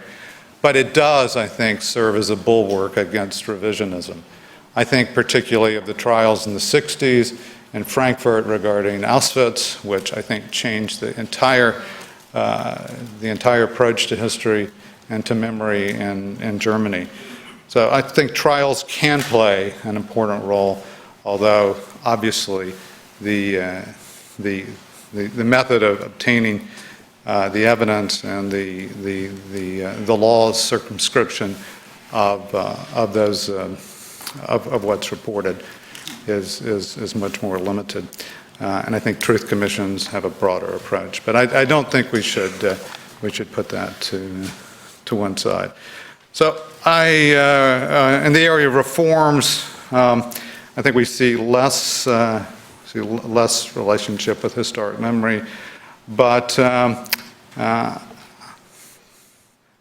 reforms such as vetting, security sector reforms, other steps do, I think, address memory in perhaps a more indirect way by ensuring that those who have been human rights abusers are no longer on the front lines, and the stigmatization that may occur and the signal that, that wrongs have been done and the processes that are followed, I think, can also be an important element with respect to historical memory. So my argument would be that historic memory and transitional justice are really linked twins, that transitional justice processes, not just the four mechanisms or the four measures, but also the processes of consultation and the effects of transitional justice in society are really a key element of ensuring that historical memory is framed in a way that is both historical and can be remembered, and ultimately become part of the national dialogue, the national narrative. And ultimately, I think the goal is, and I think we see this in a number of countries, and of course I point to Germany and other places, not so much, but in the curriculum and part of the education, so that ultimately forms part of the history and the history books of the country, of the respective countries. So in the Colombian context, we obviously have a very strong debate or very fractured agreement on what history is. Therefore, I think the fact that we have a truth commission coming out of this process, coming out of the peace process, obviously how it's carried out, and I did take Michael's point that the Colombian approach can be very complex, so hopefully it is not as complex as some of the other processes that we see. I think can ultimately be help clarify the issues and contribute to historic memory. It's interesting with respect to the new agreement on justice, where that will end up, but as Jenny outlined, the possibility, or it's more than a possibility, the likelihood that many people will be coming forward to give truthful testimony since this is part of the bargain, so to speak, that this can also contribute to historic memory, as well as the other processes and projects that we are all engaged in Colombia.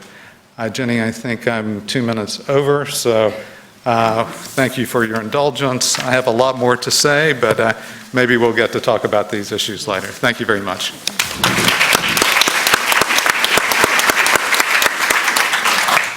Thank you. We're going to take a coffee break for half an hour, and then come back and I hope launch into some of this really meaty discussion and topics that we've been set out with. Just meet back here in half an hour. You'll hear a xylophone tone to indicate that it's time to come back.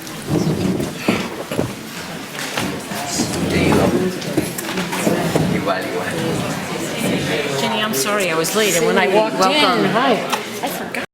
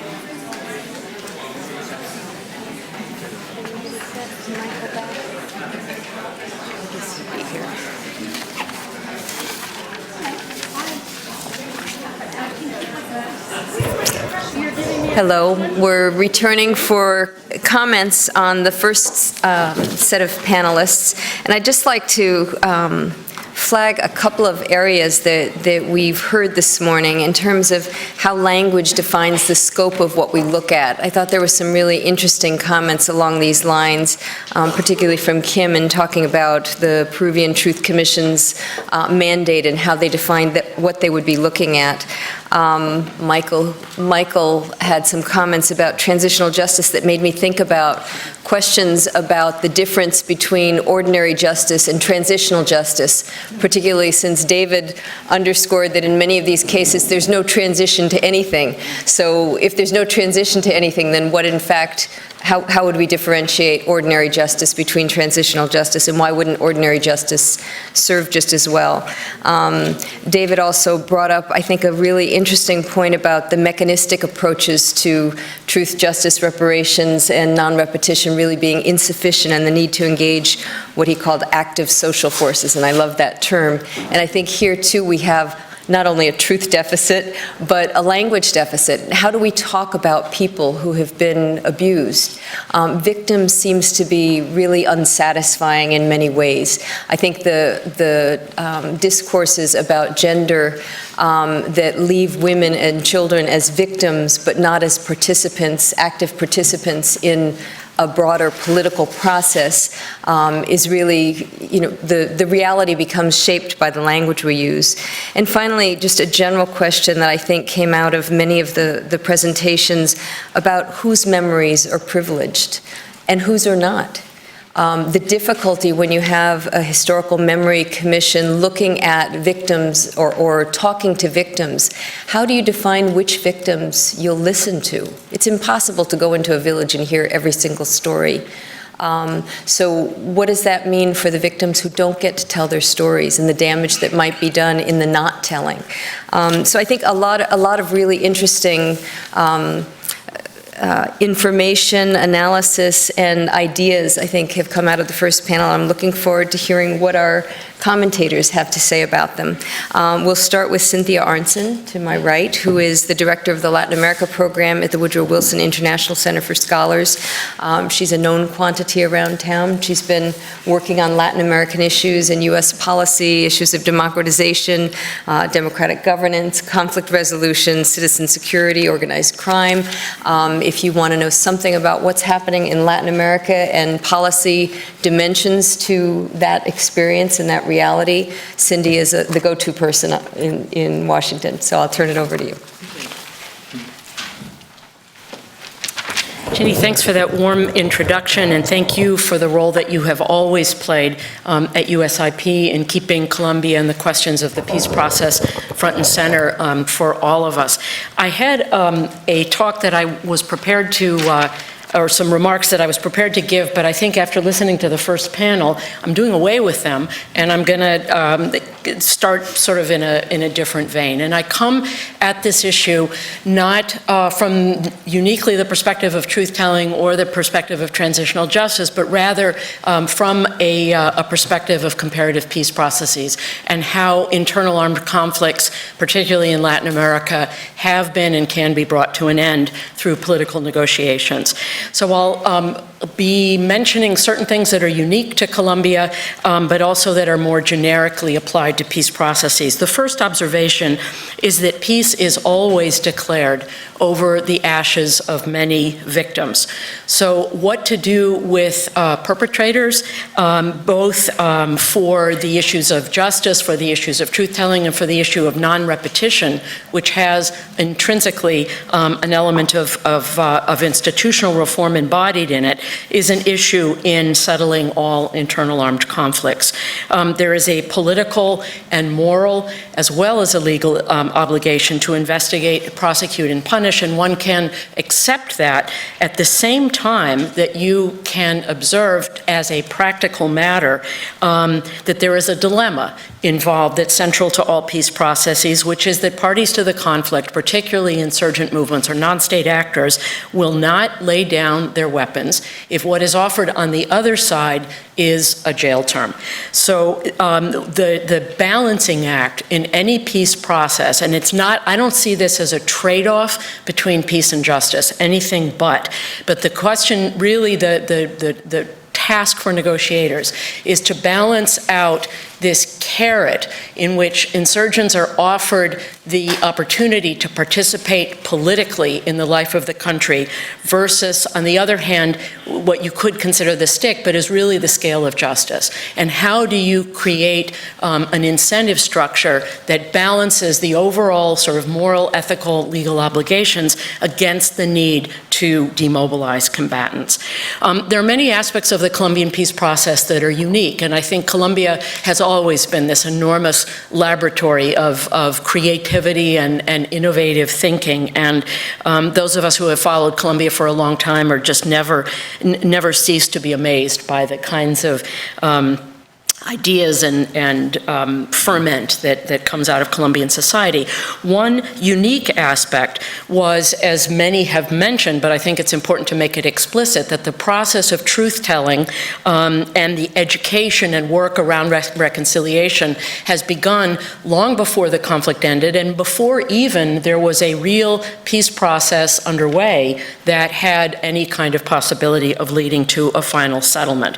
I've participated in forums organized by the Center for Historical Memory in Colombia, where there is an attempt to sort of bring these issues to various audiences, including the military, not just civil society, to have these discussions. One very unique opportunity at a conference about a year ago between the Superior War College and the Center for Historical Memory to begin to deal with all of the actors that had to wrap their minds around what could be down the line.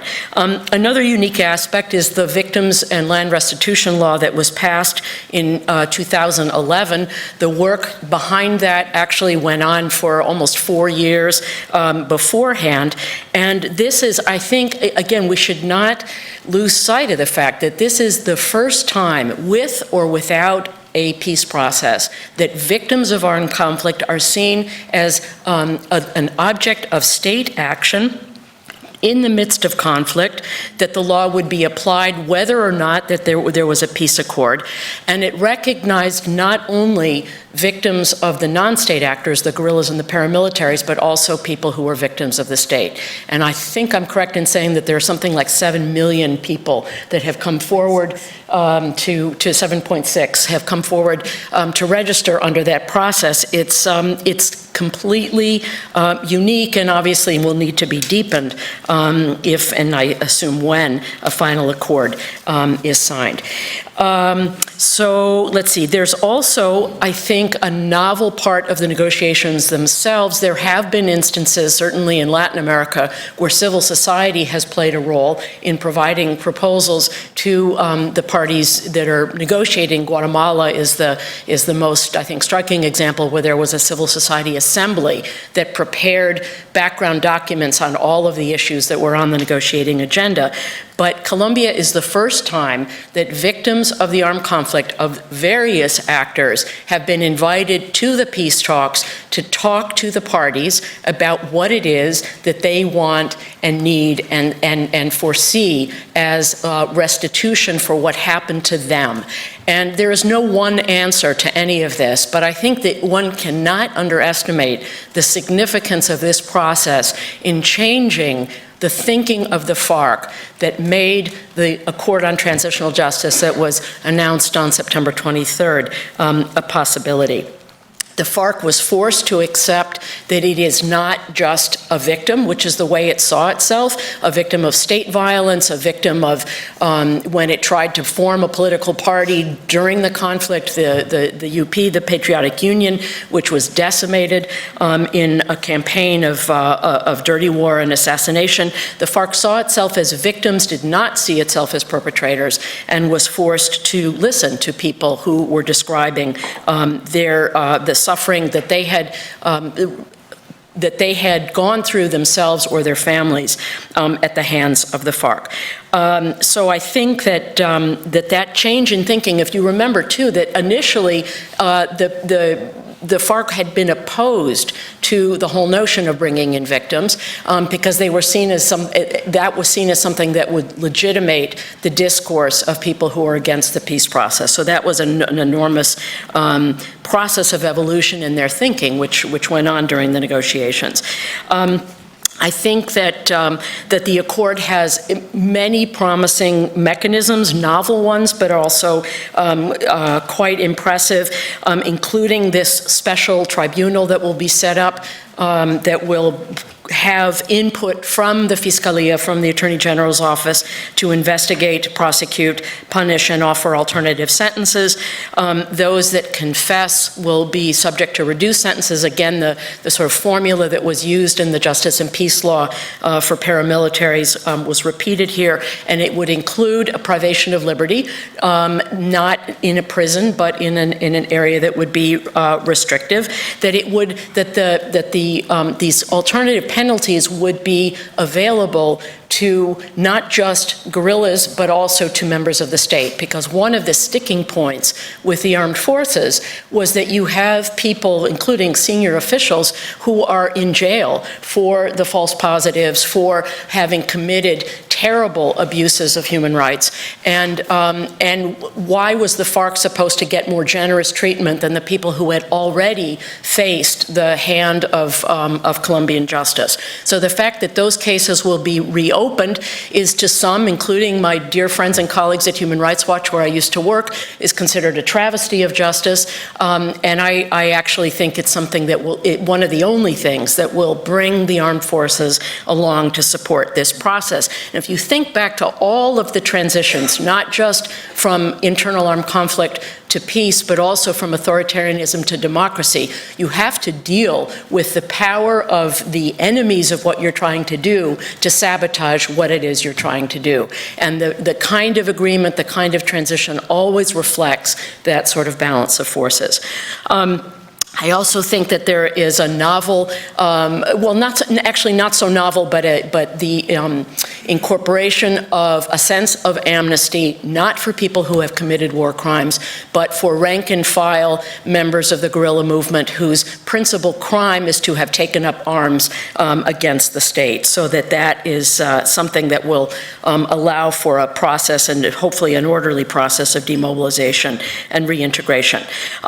There are many risks ahead, and here I probably would agree, less with my friend from ICTJ than with Michael. One is incomplete and faulty implementation. Colombia is a country of laws and of great institutional design, sometimes with a lack of thorough and proper implementation. I don't have the current figure, but I know that in 2013, after 8 years of the justice and peace process with the paramilitaries, there had been a total of 14 sentences.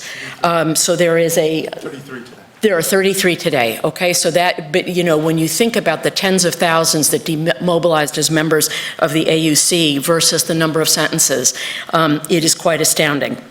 I'm also not thrilled that the selection of people that will serve on this special tribunal is left to the parties, is left to the FARC and left to the government.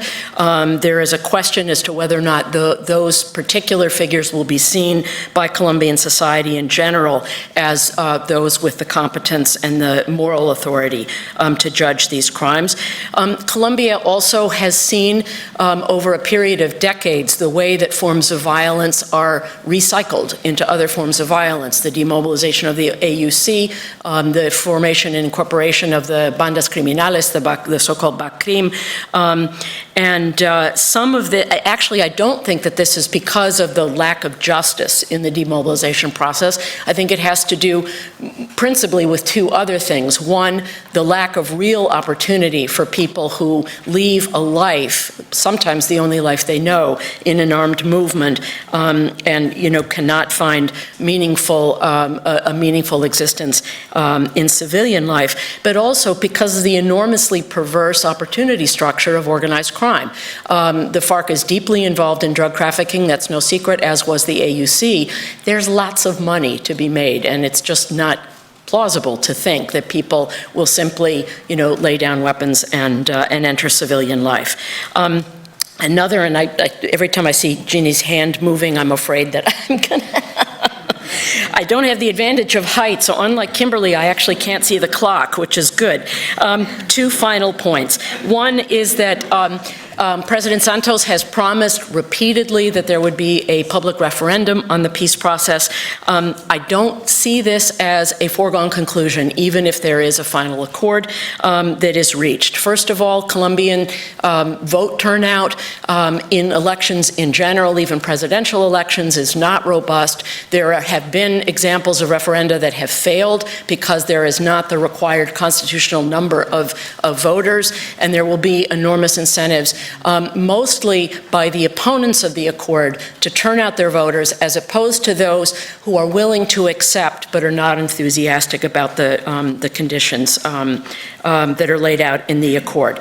And there has also been, I think, overwhelming polling data over these years of the peace process that show that people are not terribly interested in the political participation of the FARC, and they are also opposed to the notion of sacrificing justice in favor of peace. So all of these things are going to be played out in very sort of loud, dramatic ways in coming months.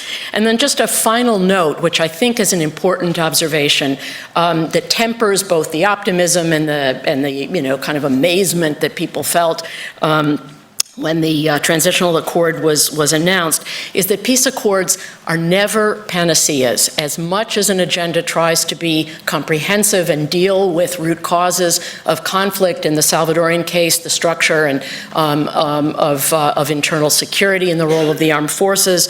In the case of Colombia, land has been, you know, a central, land and drug trafficking have been central components. But these are better understood as important, significant factors in the political evolution of a country. They create opportunities that can be seized or discarded, but they are never in and of themselves a solution to the many problems that a country faces. So I'll end there, and that's, I think, probably not an optimistic or a pessimistic note, but a realistic note. Thank you for this opportunity.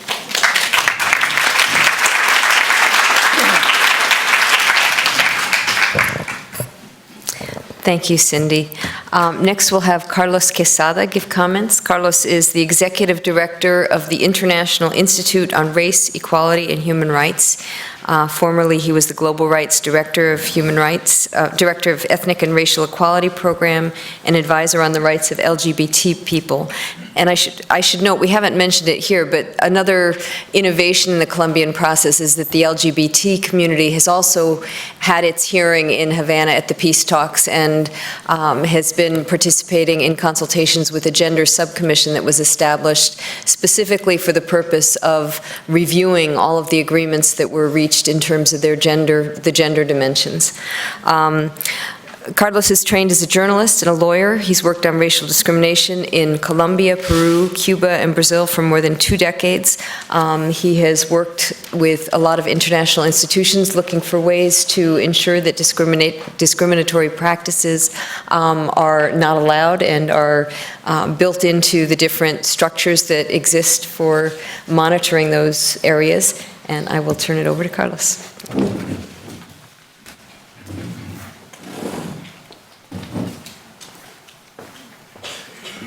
Thank you very much, Ginny. I'm bringing my own clock, so I hope this is going to work. Okay, well, thank you very much. When I was invited here, I really wanted to talk about the ethnic dimension of the conflict, and I'm going to just, maybe more than a comment of what you just said, maybe to add something, or, that can contribute in Colombia. We are convinced that in Colombia, the conflict has an ethnic dimension, and structural ethnic dimension, and we have to say it out loud, and we have to document it also. There is a historical responsibility of the Colombian society, and especially of the current government and the FARC, in recognizing that racial discrimination has played an important factor in the last 2 decades of the internal conflict in Colombia.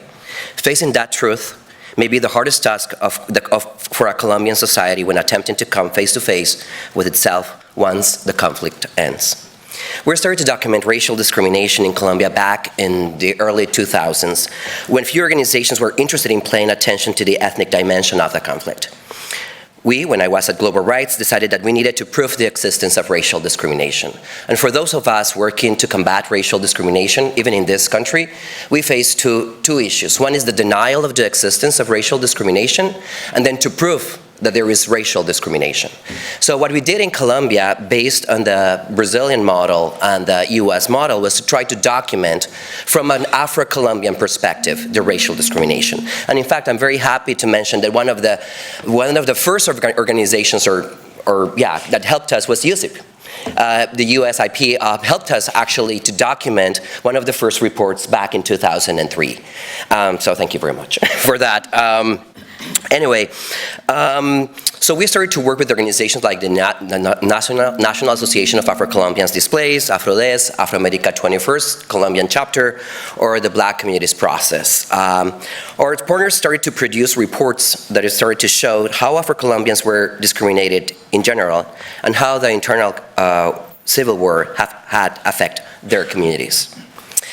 Numbers are important when we're talking about racial discrimination, and especially in the case of Colombia because of the disproportionate impact of the civil war in Afro-Colombian and indigenous communities. So I know that next year there's going to be a census in Colombia, but the last official data that we have is from 2005. And basically, the National the Department of Statistics in 2005 established that almost 1.4 million people in the country. I'm speaking too fast, that's it? Yeah, I know, I'm sorry. I'm sorry, yes. Spanish and English, I speak very fast for those who know me, so. Let's see. I'll give you an extra 5 minutes. Thank you. So, the 2005 census established that 1.4 million people in Colombia self-identified as members of an indigenous group, accounting for 3.4% of the total population of Colombia. And 4.3 million people self-identified as negros, Afrocolombianos, palenqueros, or raizales, around 10% of the population. However, they represent around 30 to 35% of the internally displaced in Colombia. So we're talking here about an ethnic dimension of the internal conflict in Afro-Colombian communities. Yes, we had Law 70 in Colombia, which was great. But as a community leader once said, it was maybe the best curse we ever had. Why? Because it recognized the ancestral land as collective rights. But it was not a coincidence that just a few days after collective titling began, in the exact place where it began, the municipality of Rio Sucio in the Atrato River Basin, on December 26, 1996, the Elmer Cárdenas paramilitary unit entered the area, assassinating and displacing the Afro-Colombian population and others who had lived in those territories for hundreds of years. The situation worsened on January 14, 1997, with the arrival of the armed forces to the Afro-Colombian collective ancestral territories and the indiscriminate bombing of the Salaki, Truando, Dominguodó, and Cacarica River basins, resulting in the immediate displacements of more than 20,000 Afro-Colombians in a very short period of time.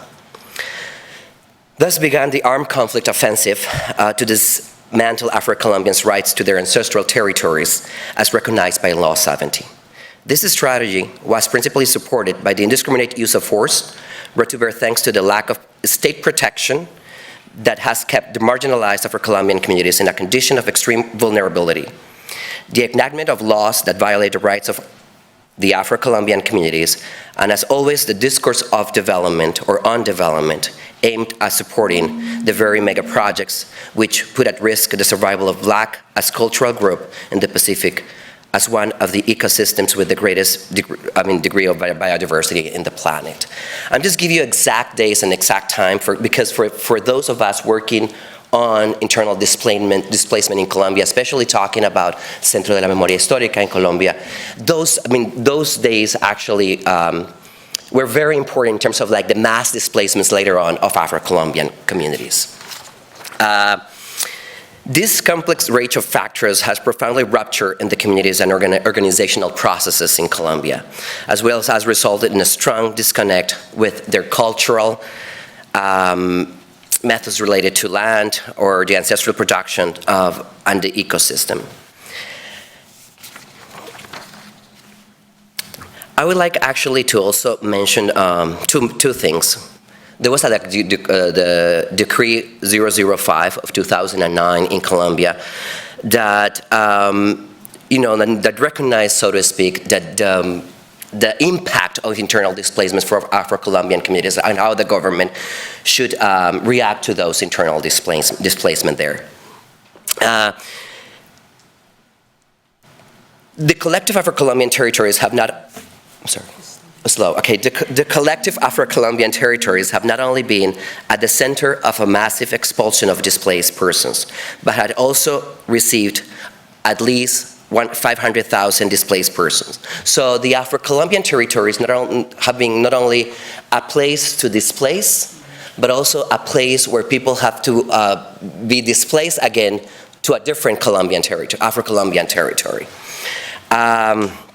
This complex situation increases the degree of vulnerability of Afro-Colombian communities. Above all, if we consider that displaced persons who go to collective territories are going to places where the chances are low that the same situation would not repeat itself, as is manifest by the fact that more than 500,000 displaced persons have left there.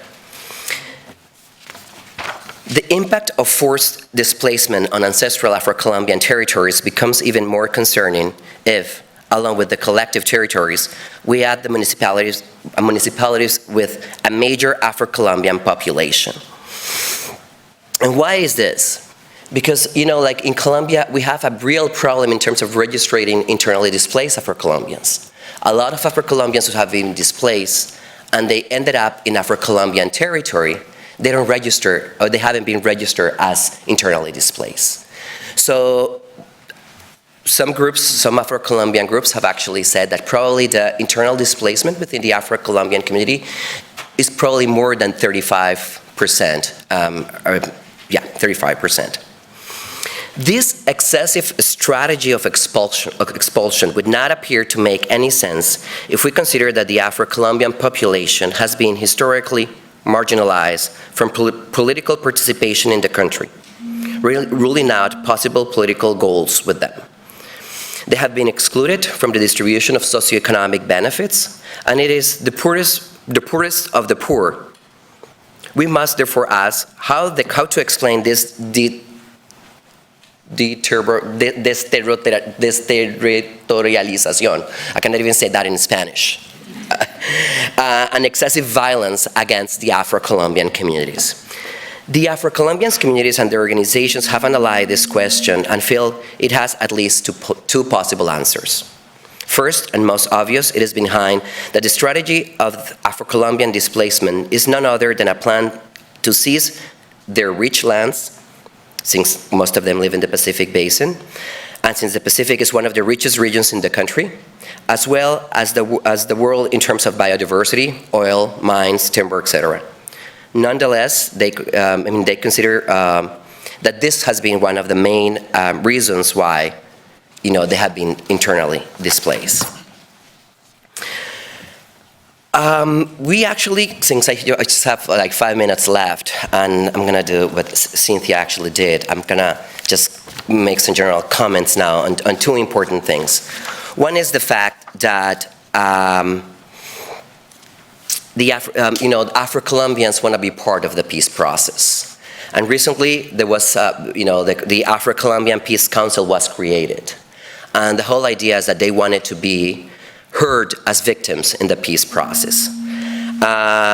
Since now we are kind of in a fast track, in order to reach peace very soon, I don't know if that's going to happen, but I think it's going to be very, very important, as I mentioned at the beginning, since there is a structural ethnic dimension, that they should be considered, hopefully, in the last stages of the peace process. The other thing that I'd like to highlight here is that we are a capacity building organization. So what we're doing basically is like we strengthen the capacity of our partners to use either the Inter-American system or the UN system. Colombia was reviewed at the beginning of August under the International Convention on the Elimination of All Forms of Racial Discrimination. And the recommendations of the committee just came out at the end of August. And I would like to highlight 3 recommendations that the committee has said. The committee, not even civil society. The first one was that the lack of effective participation of Afro-Colombians and indigenous in the peace process as a matter of concern. And it recommended that, among other things, to guarantee the participation of Afro-Colombians and indigenous, including women, in the peace negotiations in order to the process of truth, justice, and reparation take into account their legitimate interests. It also actually stated that there is still structural discrimination in Colombia against Afro-Colombian and indigenous communities. And the concluding observations and recommendations highlighted even concrete examples. Mentioned the example of Buenaventura, for instance, and how Afro-Colombian youth have been, the violence that have been impacted Afro-Colombian youth in Buenaventura. And also mentioned that still, as we speak, there is still forced displacement in Colombia. I just wanted to end saying that when I was there, we were in Geneva at the beginning of August when Colombia was being reviewed. Genaro Garcia, the head of one of the community councils of Altamira, was assassinated in Tumaco by the FARC. We made a press release, meaning are the Afro-Colombian organizations, and finally the FARC admitted that the assassination of Genaro Garcia. So in the context of a peace process right now, we have to take into account that for Afro-Colombian communities, the conflict has not ended yet. As of today, people are still being displaced. As of today, people have been killed, are being threatened by the different illegal groups in the country. So that's why it is very important that in the whole peace process, we need to recognize the structural dimension of the internal conflict in the country. And finally, since I just talked about Afro-Colombians, I think I'm not an expert on indigenous rights or the situation of indigenous peoples in Colombia, but it almost applied everything I just said to the indigenous communities. So thank you very much, and I would like to hear back from you guys.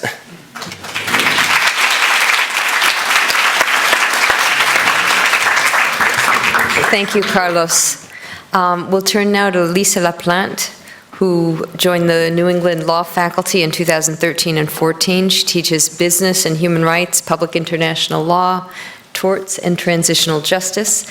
She spent almost 6 years as a human rights lawyer and researcher in Peru, providing legal counsel to victims bringing complaints to the Inter-American human rights system as well.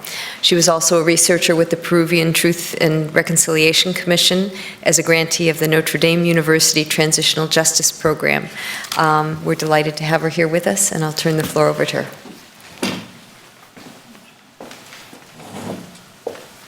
Good morning, everyone. So I'm really excited to be here today to celebrate the important work of the National Center for Historical Memory, and I jumped at the invitation to be here since writing about Law 975 with my co-author, Kimberly Titan, and really over the years finding the Colombian experience to be one of the most complicated and complex, with more laws than I'm ever going to claim to have even had a chance to read and reports. It's amazing as a case study.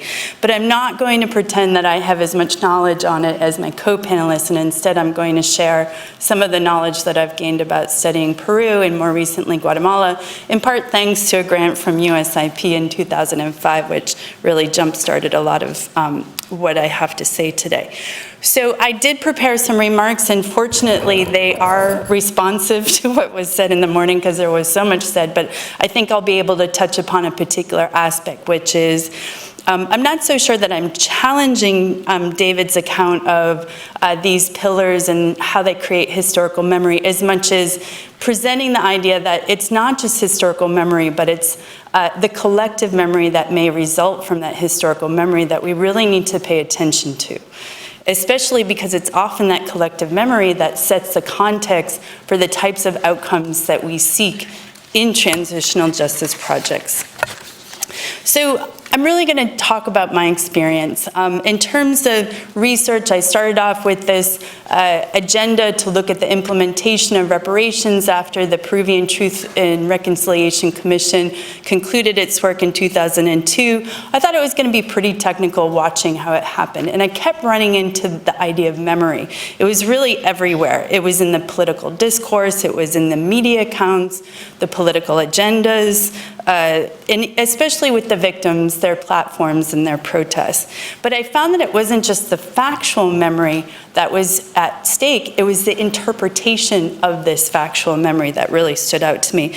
And I think to add, probably as Kimberly calls it, the truth deficits that I probably didn't see articulated, but I realized they were there from my many interactions with victims and possibly other constituencies as well. And so I began to question the expectation that transitional justice naturally leads to just one collective memory. And in looking at some of the early theoretical writings, it really is an assumption. And instead I saw that there were many different collective memories. And to my dismay, some of these collective memories were quite vocal in the Peruvian society and not only denied what happened or justified what happened, but also often gained a lot of legitimacy within society and even dominated the discourse. But their victims also had a response. In one of my early articles, I looked at how the TRC created a space for many of these formerly silenced victims to appropriate this space to tell their own stories. And they even rejected passive storytelling, such as to a truth commission. And they had their own books and their own theater and their own art and often their own teach-ins and their own seminars. And so what I argued was it's not so much, or it's also the process of truth-telling and not as much or equally as important to the product of memory. The product of memory is important, but it's the process that goes along with it even after a truth commission concludes its work. And that process of transforming the formerly silenced to become protagonists in a human rights movement is such an important part of this endeavor. hopefully, in the case of Peru, many, through the Truth Commission process, were able to overcome some of their fear, which we've heard about today is one of the issues in Colombia, although arguably in Peru there wasn't the same kind of active conflict. There was still a lot of fear from the conflict, and I saw victims emboldened to become truth tellers, to change their status as personal and political activists in this context. But despite these positive outcomes with victims becoming empowered, I wondered why were they the ones that had to carry forth the implementation of the reparations, especially because they're the ones who suffered so much, and yet they were the ones who really it fell on them to keep the process active. And what I saw was, despite the fact that the Peruvian government enacted a great law very quickly, had some problems, but it did embody many of the Truth Commission recommendations, there was not a smooth path to its implementation. And I concluded that in part some of this was because of the collective memory that had been developing alongside the TRC's work, some of which planted questions that created societal unease, which also undermine the political will to do something. So questions like, was the violence justified because of a war on terrorism? Was it even an internal armed conflict? Who was innocent? Who was guilty? What were the causes of atrocity, and who was responsible? Did you dishonor the military by recognizing that it contributed to this atrocity? And did you empower the state enemy by recognizing them as victims? So these questions all relate to interpretation. And I came to see how the struggle over interpretation of memory in itself is a critical step to the formation of collective memory, and that ultimately we need this collective memory to reach the long-term goals of transitional justice, such as reparations, peace, cultural rights, and yes, rule of law. And it is in this brew of memory making that the government struggles to implement the letter of the law. It is the political context and cultural context that shapes and is shaped by this process of memory contestation. So coming to this realization, I felt that the field and study of transitional justice doesn't always understand the memory-making process as well as it could, nor the long-term consequences upon the success of transitional justice. Although the topic of memory gets a lot of attention in the field, certainly most countries adopting transitional justice look at their truth commissions as having that very aim of gathering memory and truth and even historical memory, collective memory. But again, I challenge the assumption that this process neatly leads to one dominant collective memory that helps set the context to redress past harms. But we do strive for one dominant collective memory. That is, serious human rights occurred, and they were wrong, and they were not justified. But my empirical research and that of others has helped to reveal that despite the fact that we want that dominant viewpoint, it's not always the viewpoint that is picked up by society. Again, memory makers fall along different groups of opinion makers. You've got those who deny or suppress and want to move on. Often the perpetrators and their supporters fit into this group. I think Michael pointed that out, that is very much a part of Colombian society today. Others who want to reveal the truth and ensure accountability and recognition, these are often the victims and their supporters. And so the tension of this contestation doesn't end with the creation of transitional justice mechanisms. That's really when it starts to increase. And especially when the political stakes are very high. In a case of Colombia, where there is the prospect of criminal trials, in Peru that was also built into the model, that sets up a different context. What's interesting is sometimes the terms of that debate can change with these mechanisms. I saw that while observing the trial of Rios Montt in Guatemala, that the evidence brought forth by so many victims providing the same testimony over and over made it harder for society to deny that there had been atrocity. They actually had denied that for many years, but what they did instead was debate whether or not it was a genocide. I saw that as a positive outcome with regard to at least acknowledging the atrocity, although a bit worrisome with the way that the other debate went on. Saw the same thing while directing a trial monitoring blog of the Fujimori trial, former president of Peru, that did result in a conviction with regard to the way that this debate went on. I've come to call this a memory battle. And in fact, I have so much less time than I thought I had. Okay, I'm tall and I can't see that. Okay, so I'm going to sum it up. The question with this memory battle is who wins? And it's not always clear who will win. What's important is that this memory battle takes place in the media.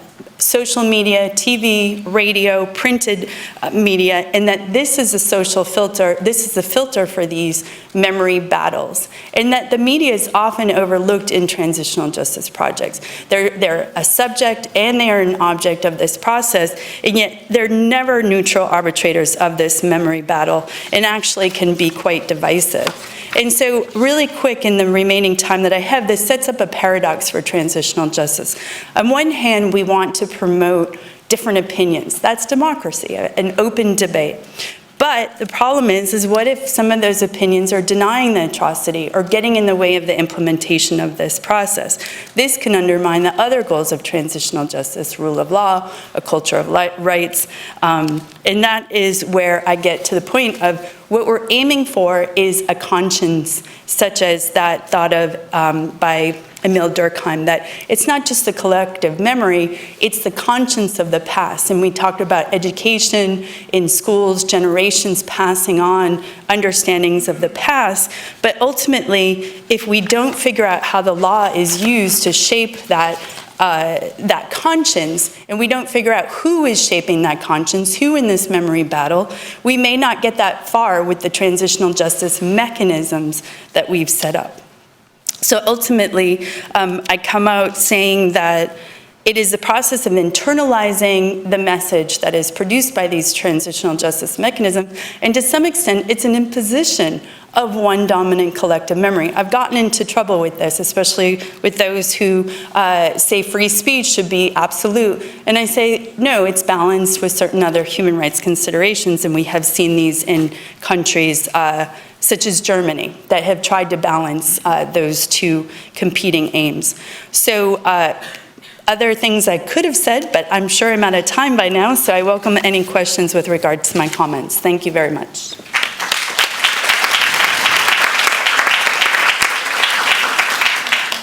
Thanks, Lisa. You give us a nice segue with the idea of the need for a conscience of the past, because we're going to turn now to David Crocker, who's a senior research scholar in the School of Public Policy at the University of Maryland, College Park.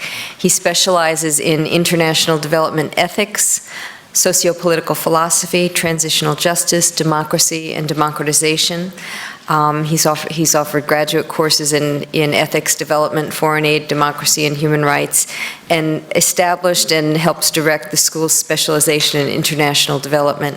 I'll turn the floor over to David. Thank you for being here.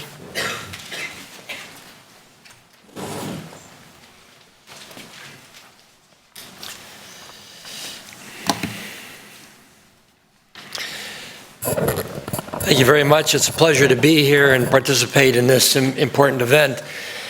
I'm a relative newcomer to Colombian issues, 2002, and a seminar in Rosario on forgiveness and transitional justice. And this summer I was privileged to teach in the Universidad de los Andes a course on ethics of development and transitional justice, and was aware of the complexity and the importance. It seems to me that Colombia is now at a crossroads, an encrucijada, and it's a great time for those outside the country and those inside the country to deliberate about the purposes and the mechanisms of transitional justice. I want to indicate that there are two real challenges that must not be forgotten as we're trying to take into account this new report, the commentaries on it, and the attempts to implement it. One is a moral challenge and the other is a political challenge. It seems to me that What I know now about the report is there's something exciting about it in recognizing the normative pluralism that is important. There are several different norms that seem to me to have emerged in the international experience in the last 50 years, and the report does justice in its own way to many of them. One is the issue of truth, the complexity of truth, and how it's important to overcome some of the dichotomies, such as perpetrator and victim. And I agree with Kimberly that this is, in a sense, an ethical issue. Of the choice of categories itself brings ethics right into the heart of transitional justice. The rights of the victim are front and center. The right to truth, the right to justice, the right to reparation, the right to acknowledge that there are guarantees that these things won't be repeated. For a long time in transitional justice, we played off peace or reconciliation on the one hand and justice on the other. This report and the discussion that we've heard today overcomes that simplicity. Justice is important in many respects, but there's a retributive dimension here that doesn't often get its due. What does retribution mean? Among other things, it means that the innocent should not be found guilty and the guilty should not be found innocent. There is something about being found guilty that's important because somebody deserves some kind of sanction. Only the guilty should receive that sanction. And those that are more guilty should receive more sanctions than those that are less guilty. Those that lie should be sanctioned more than those that tell the truth. And those that tell the truth may be sanctioned in different ways, depending on when they tell the truth. And here the notion of alternative sanctions. Imprisonment is one kind of sanction.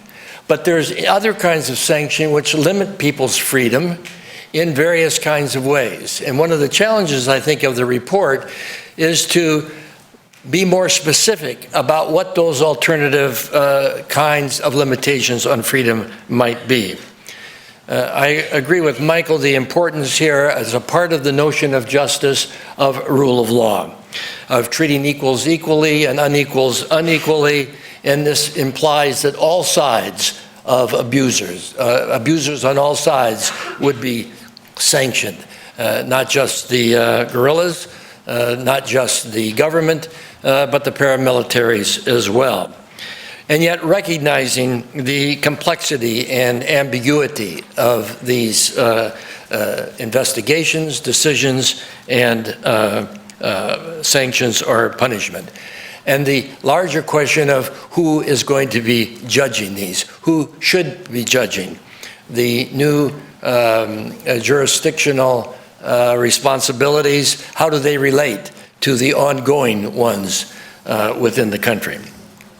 Another norm that seems to me to be important here, a part of the normative pluralism, is that of reparations. Perhaps due to some of the work of Pablo de Graef, the importance of reparations in relation to good development, compensations to victims by the perpetrators and not just by the society or by the government. Perhaps the most contentious notion is peace, or sometimes reconciliation, although it's interesting that convivencia is used often as a replacement for reconciliation, because reconciliation has become so contested and so much identified, say, with Desmond Tutu, when there's other notions of reconciliation. What I would like to propose is something in between thick and thin reconciliation, which would be a kind of political reconciliation in which people who used to be enemies are at least able to view themselves as fellow citizens building a society together. This means FARC and others to be political actors. It also has a notion of reciprocity where we don't have to love each other or even forgive each other, but treat each other as members of a society building together for the future. There's also, of course, here an ethical issue of responsibility to not just articulate a vision of the future, but to find ways of implementing it that are effective and themselves fair. And that leads us now to the political challenges. The political challenge, it seems to me, is one, finally, of a kind of democracy, where peace by itself is not enough. We've got to return to this notion, and I see this in much of what's been said today, return to the notion that it's transition from often authoritarianism, often discrimination, often unequal treatment, to a society in which could be called democratic in a rich and inclusive sense. Here, the notion of public deliberation that we're having here today, that will take place in other international fora, finally will be something that will be taking place within Colombia itself. A public deliberation that takes these norms that we talked about earlier and asks what can and should they mean in our context? How should they be balanced? How should they be sequenced? There's no algorithm for this. There's no recipe for it. I think the ethnography and the anthropological communities have alerted us to the dangers of a kind of mechanical universalism. On the other hand, there's also a danger of too much localism. And we've got to find a balance here. And one way is to affirm a kind of democratic approach, which has several dimensions. One would be inclusiveness, and I think one of the things that we've heard here is how important in the Colombian situation has been the many voices, many that had not been heard in the past, but are now being heard, and not just heard in a temporary sense, but in an ongoing sense, where their voices can be institutionalized and part of the national experience. Another dimension here would be scope, where the question of who should be making these decisions becomes part of the public debate within the country. But I think another dimension that has to be emphasized is the importance of depth with respect to democracy. And here the notion of a contested memory is important, but here reason-giving is important to sort out. What kind of memories are justified, what are distortions, what are falsehoods, and that needs to go on. Also, finally, I think the notion of checks and balances is extremely important, and here the rule of law comes in, but also checks and balances with respect to the different dimensions of civil society, which provide a check and balance on the government and on international organizations. So there's going to be a lot of discussion in the future about the report, whether to accept it, whether to modify it, whether to reject it, and that's well and good with respect to the transition from an authoritarian society to a democratic society.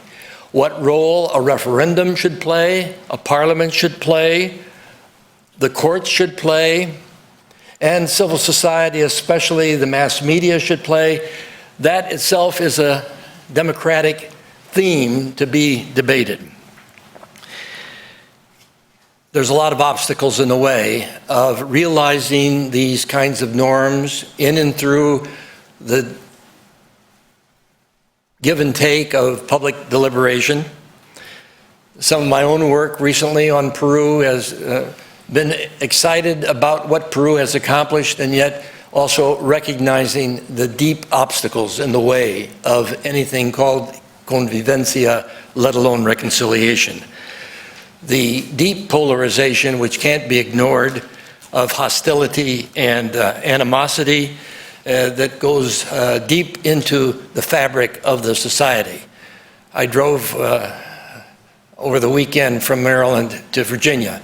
I got into Virginia 2 miles in a community called New Church, and the gas station attendant had a Confederate flag on his T-shirt that said, "The South begins here." And I know what that means. Right? we still have, after 150 years, deep ethnic division in this country on issues of race, issues of gender as well. Also an obstacle in Peru, which I think will be one that will be apparent in Colombia as well, is the lack of confidence in the government itself. And here, I think the issue of corruption cannot be avoided. One of the things that the Freedom House has been doing in the last couple of years is to connect the issue of transitional justice and corruption. There are two kinds of impunity, and they need to be confronted and fought together. Another dimension here is inadequate leadership. That's a problem for any kind of movement to the future.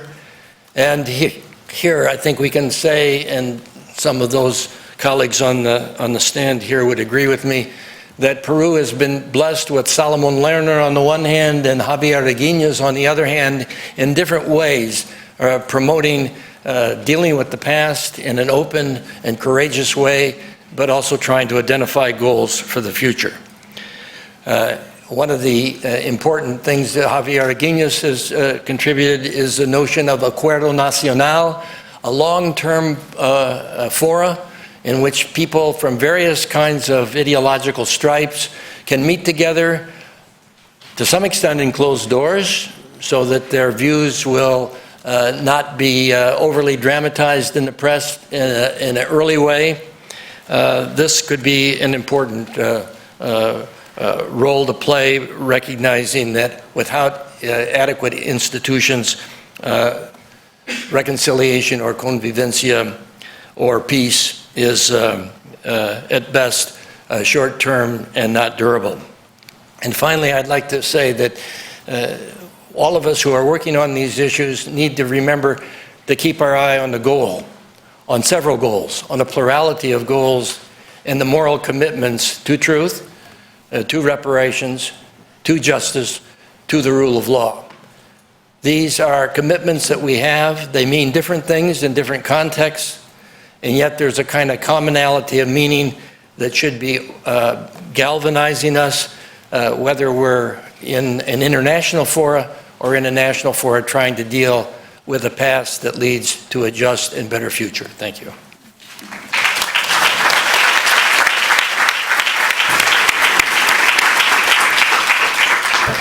Thank you very much, David. I think I'll start with a question to all the panelists while folks get lined up. We'll have microphones on either side with runners who will pass you the microphone.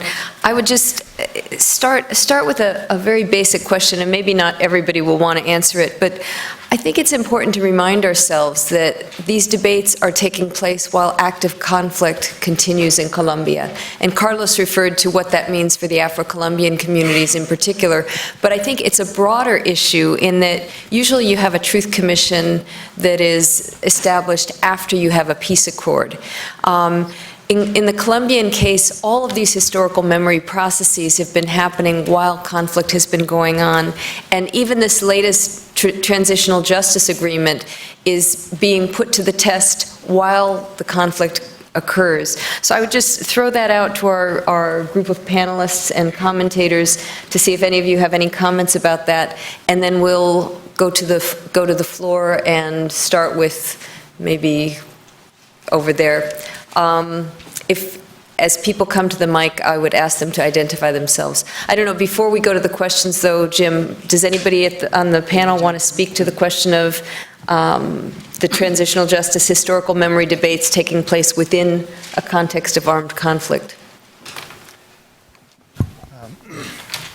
Sure, I have about 10 points I wanted to raise from that. I particularly liked David's Can you press the mic? Can you hear me now? Okay. Sorry, I was saying I had lots of comments from the interventions. Before I answer the question, I did particularly like a couple of things that David said, particularly around reconciliation, because I think it is perhaps the most misunderstood, misused term in our field. And you're putting your finger on reconciliation as political, and long-term between states and between political actors, rather than a kind of kumbaya moment that it's often portrayed as, I think is really important to underline. You had 4 or 5 other points that I'd like to talk about later, okay? Well, with respect to this difficult situation that we faced in Colombia, where we have processes going on during while we have a conflict situation, is hardly ideal. It makes the implementation much more difficult. Ideally, we would like to see a much more advanced transition rather than trying to implement measures which are trying to bring people together and get to the truth while the conflict's going on. It is particularly difficult, I think, to try to do criminal justice when you have an ongoing conflict because it can add fuel to the fire of that conflict. It can be seen as one-sided justice, instrumentalizing justice to achieve political means. Having a truth commission in the middle of a conflict is extremely difficult because it's how do you get the other side's views on the table? So I think this is, and there are a number of criticisms that Michael made this morning that I think were right, and part of that I think evolves from the fact that you're trying to take these steps while you've got an ongoing conflict. So I think that increases the challenge pretty immensely. But I do think that Colombia actually is representative of a trend that we will see in this field. You know, the other Latin American experiences, the Eastern European experiences, we have this transition from authoritarianism to democracy.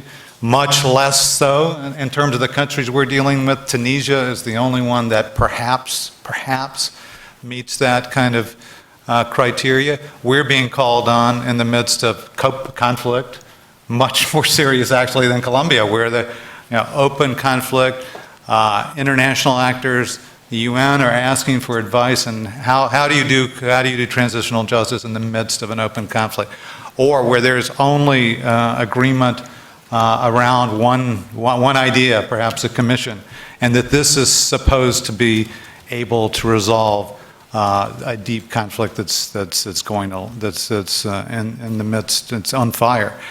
So I think the Colombian situation is actually somewhat less difficult than what we're asking for transitional justice processes to undertake in a number of African countries. And so there's a great deal of misunderstanding and perhaps misuse of transitional justice and the processes, because classically they've worked much better when they've been sequenced over time. When perhaps you start with the truth, you actually begin to settle the conflict. Perhaps you start with the Truth Commission or reparations programs, and ultimately criminal justice. I think this is a big challenge. I guess the more positive side is that this is not nearly as challenging as some of the other conflicts that are much deeper and ongoing than are in Colombia. Thanks. Okay. Let me pass it to Cindy Arnson. Sure. I think that's on. Thanks for the question. I think, at least my perception of having a Truth Commission before the conflict has ended is that its findings and conclusions have been drowned out for the most part. It has not fostered this broad national debate that is possible when the conflict is ended and a group of people strives to determine what it is that happened.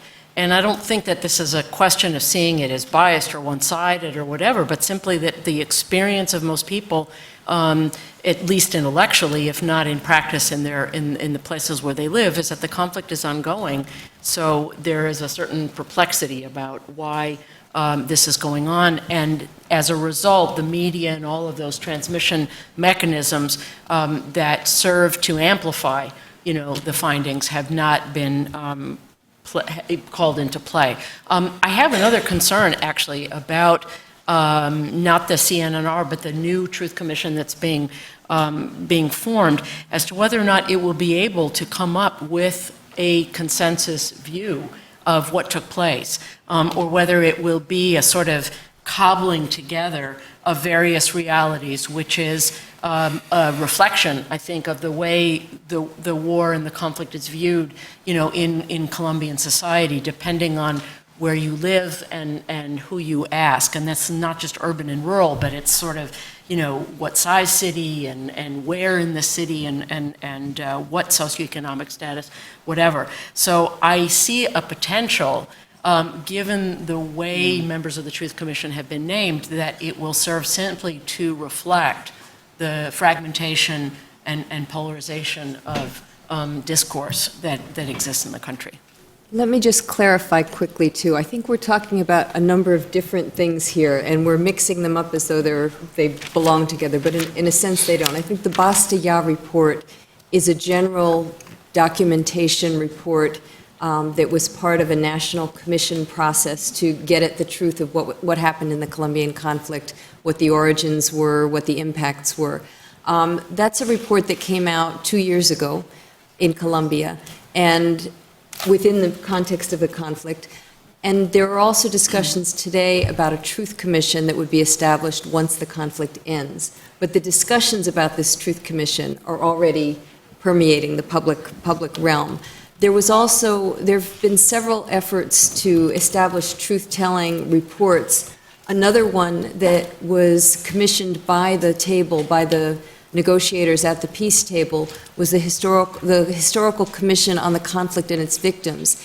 And this was a really interesting experiment because it was established last year. The commission presented its report last February. I was in Havana and heard the presentation of this report. The report was established in a similar vein. The parties selected who would be the commissioners to write the report. And they got 12 academics who were each charged with writing their own interpretation of the conflict, the causes of the conflict, what perpetrated the conflict, the impacts and damages of the conflict. But what happened, and there were 2 rapporteurs that were supposed to synthesize these 12 reports and produce a single report for Colombian society that pretty much gave a definitive account. What ended up happening? 12 academics produced 12 reports, 2 rapporteurs produced 2 additional reports, and there was no success in defining what the areas of consensus and where the areas of disagreement were about the conflict. And these are a lot of different areas. When does the conflict start? It's a very political question. Whose conflict? Which conflict are you looking at? Who are the perpetrators of the conflict? Who are the victims of the conflict? Who can be counted as a victim? Who can't be included as a victim? It was incredibly polemical. I think it has served, the reports, which totaled more than 800 pages, have served a role in that they have made it clear how wide the differences are and how polarized the society is in their understanding of what the conflict is and who the victims are. So this is a huge area that's going to require a lot of public debate, as Lisa mentioned. These debates about memory, about whose memory, are incredibly important, and they're going to pave the way for maybe a learning to listen to each other and a learning to respect that we have differences and we see differences. That's not to say that there aren't some truths that are more fictitious than others. I think those will come out in the course of the discussions, but it's to say that the debates themselves are really important. And I think the deep divisions are also a consequence of war. People have fixed ideas about what happened because that's how they've survived the war. They've been able to parse out and say these people are enemies and these people are friends. And I think in this next period, Colombians are going to have to say we're all part of the same society. Even if we're in different positions within that society, we need to learn to live together. And this is going to be a huge challenge in the future. So let me open up to, I think, Michael, and I don't know if anybody else had a final comment at this stage, or if we'll go to the floor after Michael. Just very quickly, I did address this in my talk. I did want to emphasize something, and I think for those of you that are just coming to Colombia, I think that decades and decades of violence, and particularly the insurgent, counterinsurgent logic for at least the last 30 to 40 years has been very, very clear in Colombia. And that also has done that, at least in rural Colombia, where the conflict is very, very present, violence and coercion have been normalized. Communities, entire communities, live with distrust of their neighbor and under fear permanently. And I think we've underestimated, or even not even considered, what those levels of violence and exposed to permanent coercion have done for the freedom of thought and for the freedom of expression. The first is an issue of self-protection, and therefore I won't say anything. But the other are the collective implications, and I'll take you to a collective implication of the disappearance of associations of communities, the fights amongst neighbors, because do remember that both paramilitary, guerrillas, and the state have gotten involved in the social fabric of the community. The communities have not disappeared, and those structures, those associations, those organizations have been manipulated and used. So what is said and not said, what is thought of and not thought of, has been controlled for decades in Colombia. So we're conducting truth-seeking exercises when we know that people are not willing to give up the information, or what is worse, they're willing to accept the consequence of death for saying what it is that they have inside. Let me give you another collective dimension to understand. Look at the toll that violence has had on the labor union movement in Colombia. We're right at the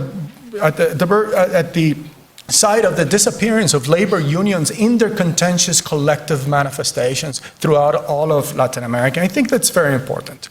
Two very quick comments. One, in war, polarization is necessarily created and fabricated. Therefore, black and white is what we know, and therefore correct and incorrect positions is also what we know. Fighting that statute is very difficult. Truth is all about psychological warfare, and it is very clearly crafted and thought out by the opposing sides. Obviously, society is in the middle. Here, the statute of truth and the truth itself is up for grabs in the midst of war. Remember what I said, truth is only understood in the logic of denunciation and in doing harm to somebody else based on the versions that I might have or posit. And lastly, look at the implications of truth-telling when such a transition is not very clear, particularly from the official denial side, if I'm talking about war or repression on behalf of the state. It is very difficult for Colombians, and particularly the government, to talk about the repression that we all know took place in 1978. It is very difficult to talk about the violence that took place in the context of the 1985 Palace of Justice. I'm talking decades ago. Can you imagine what it is like to talk about accountability and levels of responsibility for some of the most severe state-sanctioned violations that took place in 2007 that are termed to be the false positive?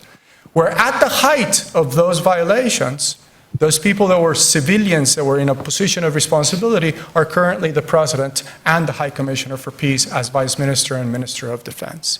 So look at the implications of talking about truth in the midst of war and the destabilizing effects that it can have. Thank you. Great, thanks. Now we'll turn to the floor. I think first question over here, Jim. My name is Jim Jones. I've been variously involved in Colombia since the 1960s, the Alliance for Progress years. More recently, I had the opportunity to work with a defense attorney, in the trial of Simon Trinidad. Here in Washington. And there were 3 trials, finally, before a conviction was reached. And I can tell you, as somebody who was intimately involved with all the information, that those were indeed political trials. First off, it wasn't the individual who was on trial, it was the FARC. Truth was the casualty in many, many ways. So with that in mind, and knowing that the profound influence that the U.S. has in Colombia and on Colombia, my question to you is this. What is the capacity of the criminal justice system in this country, and by extension, U.S. policy vis-a-vis Colombia, to accommodate any variant of transitional justice that might be viable in Colombia? Thank you. Okay, why don't we take 2 or 3 questions, and then we'll turn back to the panelists.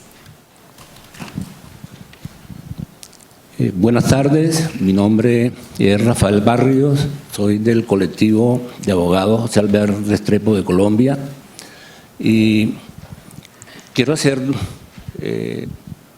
2 reflexiones que conllevan igualmente 2 preguntas. La primera, Michael Reed se ha referido al contexto y a los retos. Lo que se está creando con, pues, al leer el comunicado, es una supercorte que le quita competencia a la Fiscalía General de la Nación, a todos los jueces, incluido la Corte Suprema de Justicia, al Procurador General de la Nación y a la Corte Constitucional. Recientemente hubo una reforma a la justicia y gran parte, o alguna parte de la justicia estuvo en contra, porque se eliminó el Consejo Superior de la Judicatura y por ejemplo, se eliminaron algunos fueros.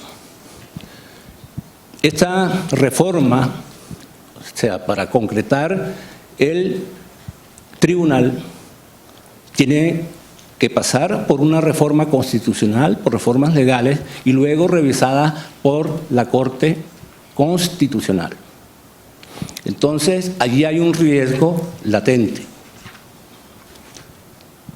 Y como a Michael le gustan los riesgos, pues yo le dirijo la pregunta a él. Jenny hablaba de 20 años, pena de 20 años. Hasta ahora no sabemos, hay que esperar el acuerdo, pero si se trata de 20 años físicos, esto equivale a 60 años. Es decir, si no hay rebajas en la pena, esa pena de 20 años equivale a 60. Era eso. Muchas gracias. ¿Otra pregunta?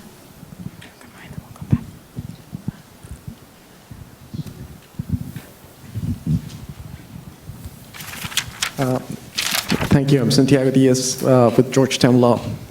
One of the panelists mentioned earlier that the victims' participation in the Colombian peace talks was unique and generally positive as compared to virtually no victim involvement in other peace processes. As you know, within Colombia, there are various doubts about how the government and FARC chose the victims that actually got to talk in Havana. And several observations were made regarding some sort of pick and choose based on their political views and willingness to forgiveness. What is your comment on that? Okay, maybe we'll go to the table. Anyone? Lisa, do you want to? I can comment on the last question, not the first 2 questions. So, I think the whole issue of victim participation is a pretty key issue in these processes. In particular, speaking from my experience in Peru, part of the issue is figuring out who represents the victims. In my time in Colombia, which was much briefer than when I was in Peru, I was aware of great division among the victim groups. And so right away, you have the question of who's representing the victims, and then secondly, which of the victims has the capacity to engage in that kind of process. And a lot of times what I found is that victim groups had a lot of not only division among themselves, so they lacked the conflict resolution skills to come to a common platform, but some of them simply didn't have the skills to actually engage with the government in a discourse that arguably maybe they shouldn't have to, but their voices weren't heard.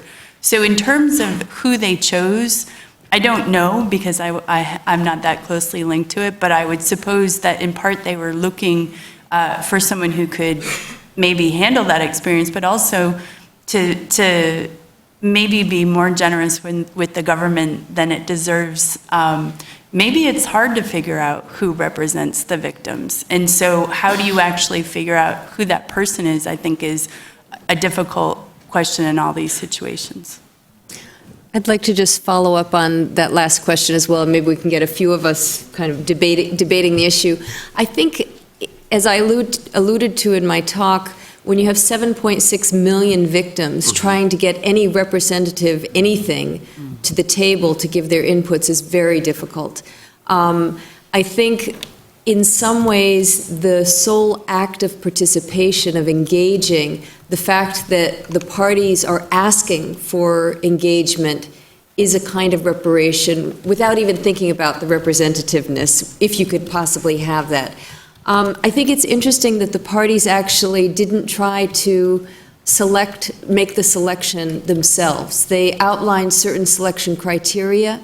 There was a request for diversity of region, of ethnicity, of gender, of different kinds of typologies of the victimization, which would mean, disappearances, torture, the whole variety of different kinds of victimization that have occurred, variation among who the perpetrators were. There were a whole range of criteria, and basically the parties tasked the United Nations, the Conference of Bishops, of the Colombian Conference of Bishops, and the National University with trying to come up with more specific identification of who would fill the criteria that had been outlined to make sure you got a representative sample. It was not perfect, but it was a good try. And it may be that more forums are needed. I think in addition to having the victims going in delegations, there were 5 delegations of 12 victims each. In addition to having those, the UN and the National University were also asked to set up forums around the country. They had 3 sub-regional forums on victims for victims to present proposals that were open to a wide variety of organizations. They had 1 national forum for victims in Cali. These forums had, processes with facilitation where victims were asked basically to present their proposals in the different areas of truth reparations, truth, justice, reparations, and non-repetition. And all sorts of interesting and innovative ideas came out of that. Now, I think the question of selection criteria, the question of representativeness, you're not going to get a perfect answer. I think they did the best that they could under the circumstances that they were given. And they were given the task with a month to prepare to get these delegations going to Cuba. Everybody around them was complaining that the process was taking too long. In fact, some commissioners said to me, everybody wants us to move faster. How can we move faster when we have all these victims coming through all the time? And I think, my reply was, this is an investment in the future. I mean, if victims give their inputs, you're going to have a stronger agreement, and you'll also have more credibility and legitimacy among the victims, who really are the key focus for the peace accord in the end anyway. So I don't know if other people want to make comments on the victims issue in particular. I would just say, a couple of things. I'm sorry, I was just doing it. You mentioned earlier the instrumentalization of transitional justice mechanisms. There's also, crassly put, an instrumentalization of victims when they become political capital for certain NGOs versus other. And I can't help but think about Peru and the audiencias públicas, and there was a tremendous amount of lobbying among NGOs that your victim was going to be one of the people who was placed there. How you avoid this, I think it's something to continue to talk about, because it is absolutely part of the politics of victimhood. And certainly, for people, I agree with you about, obviously I agree about the importance of the participation, but participation also raises expectations. And I think here we are all these years out in Peru, and when I talk with a lot of people about the reparations process, all the expectations raised, because this would be the first time the state actually sent equipos móviles out to rural areas to collect testimony. So this was huge. It wasn't, our 43rd time. Right? This was a new thing in Peru. These expectations that are not met, the reparations programs have been poorly implemented. So it's un engaño más, right? And so that is not helpful in terms of how people see the state and their relationship with it. Secondly, going back to you make me think of Hannah Arendt. Right. In Eichmann in Jerusalem, you can't try anti-Semitism, you can try that man. The shortcomings of trials. Do they yield individual guilt, collective innocence? What can you try, what can you not? I think we're coming up against the shortcomings, and I think many of us have said it, of the criminal approach to framing these problems. I think we shouldn't, I'm going to say this, I can't resist. We shouldn't leave this to lawyers. Lawyers have a role to play, but that's part of it, is I think there's been too much. It's okay. I'm with you. Too much, but there has been. I mean, there's too much of a monopoly of a legal approach in all this. And then finally, you're getting at the realpolitik of the world, which is, when I think about the transitional justice mechanisms I know in final reports, they probably do a better job, if they're going to do a good job, on domestic actors than they do at getting out to the international actors who have played perhaps a very, very ugly role in these, what are, it's termed a civil conflict. Well, how did the internationals didn't just arrive with humanitarians. They didn't just arrive with the surveys from ICTJ. They were there all the time in the first place. So the U.S., I mean, look at the politics of who's a war criminal, who's not, and how far is the reach of these transitional justice mechanisms moving up the line against very powerful nation states. Very tricky.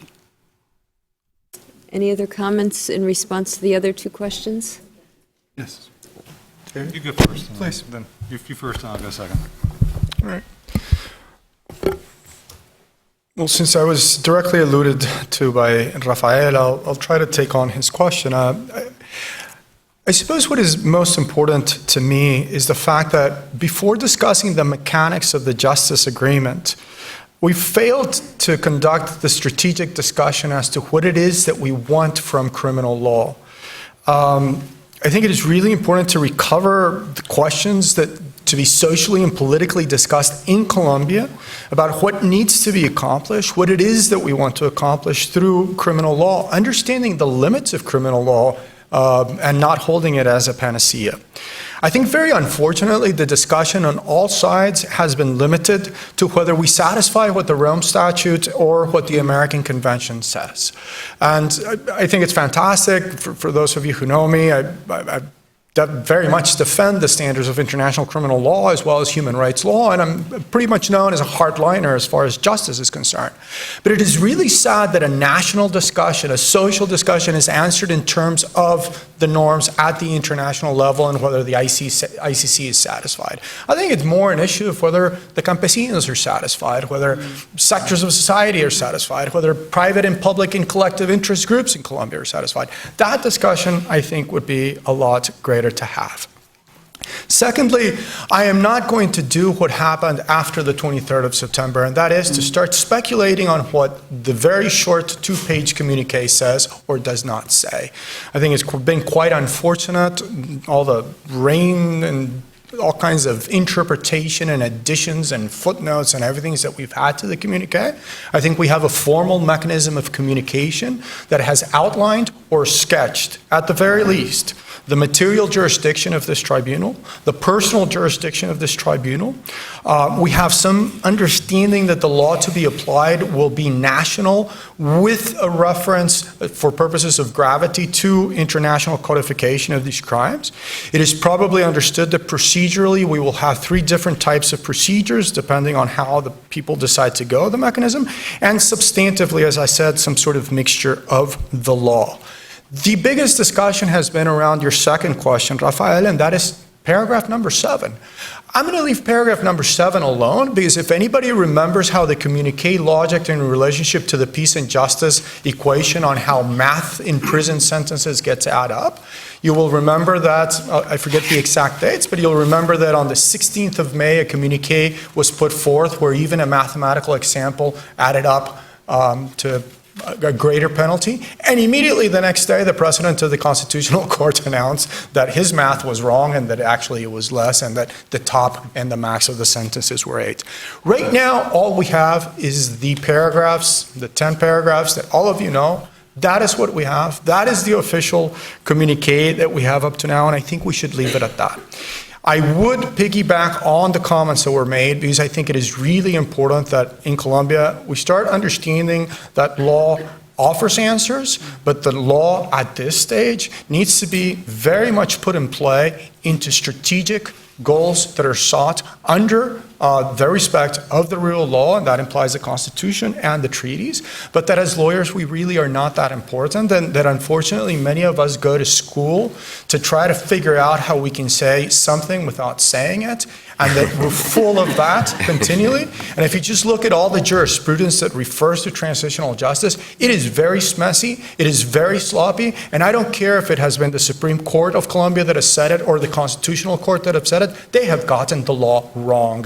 And it is not my opinion, it is just that. The law is not a bunch of truths that are set up there, and I think it is time for the law to serve greater strategic purposes in the moment that we're seeking right now. Whether this system interacts with the ordinary justice system, well, the Prosecutor General himself has given his opinion. It's his. He only is going to be in power until March of 2016. Let's see what the next one has to say. And let's hope that in Colombia, personalities don't take over strategic discussions, and that rather we have institutional designs that are solid enough to go beyond personal wills at this stage. One last question in response to Rafael's question. I presume that there will be challenges to the legality of this special jurisdiction before the Constitutional Court. And I would also assume that the government negotiators contemplated that scenario and felt confident that what they were putting in the Transitional Justice Accord would be considered legal within, and in compliance with the Colombian Constitution. But I fully expect that opponents of this whole process, whether they oppose it because they think the penalties are too minimal or whatever, will formally place this issue before the Constitutional Court, which has proved itself to be very independent.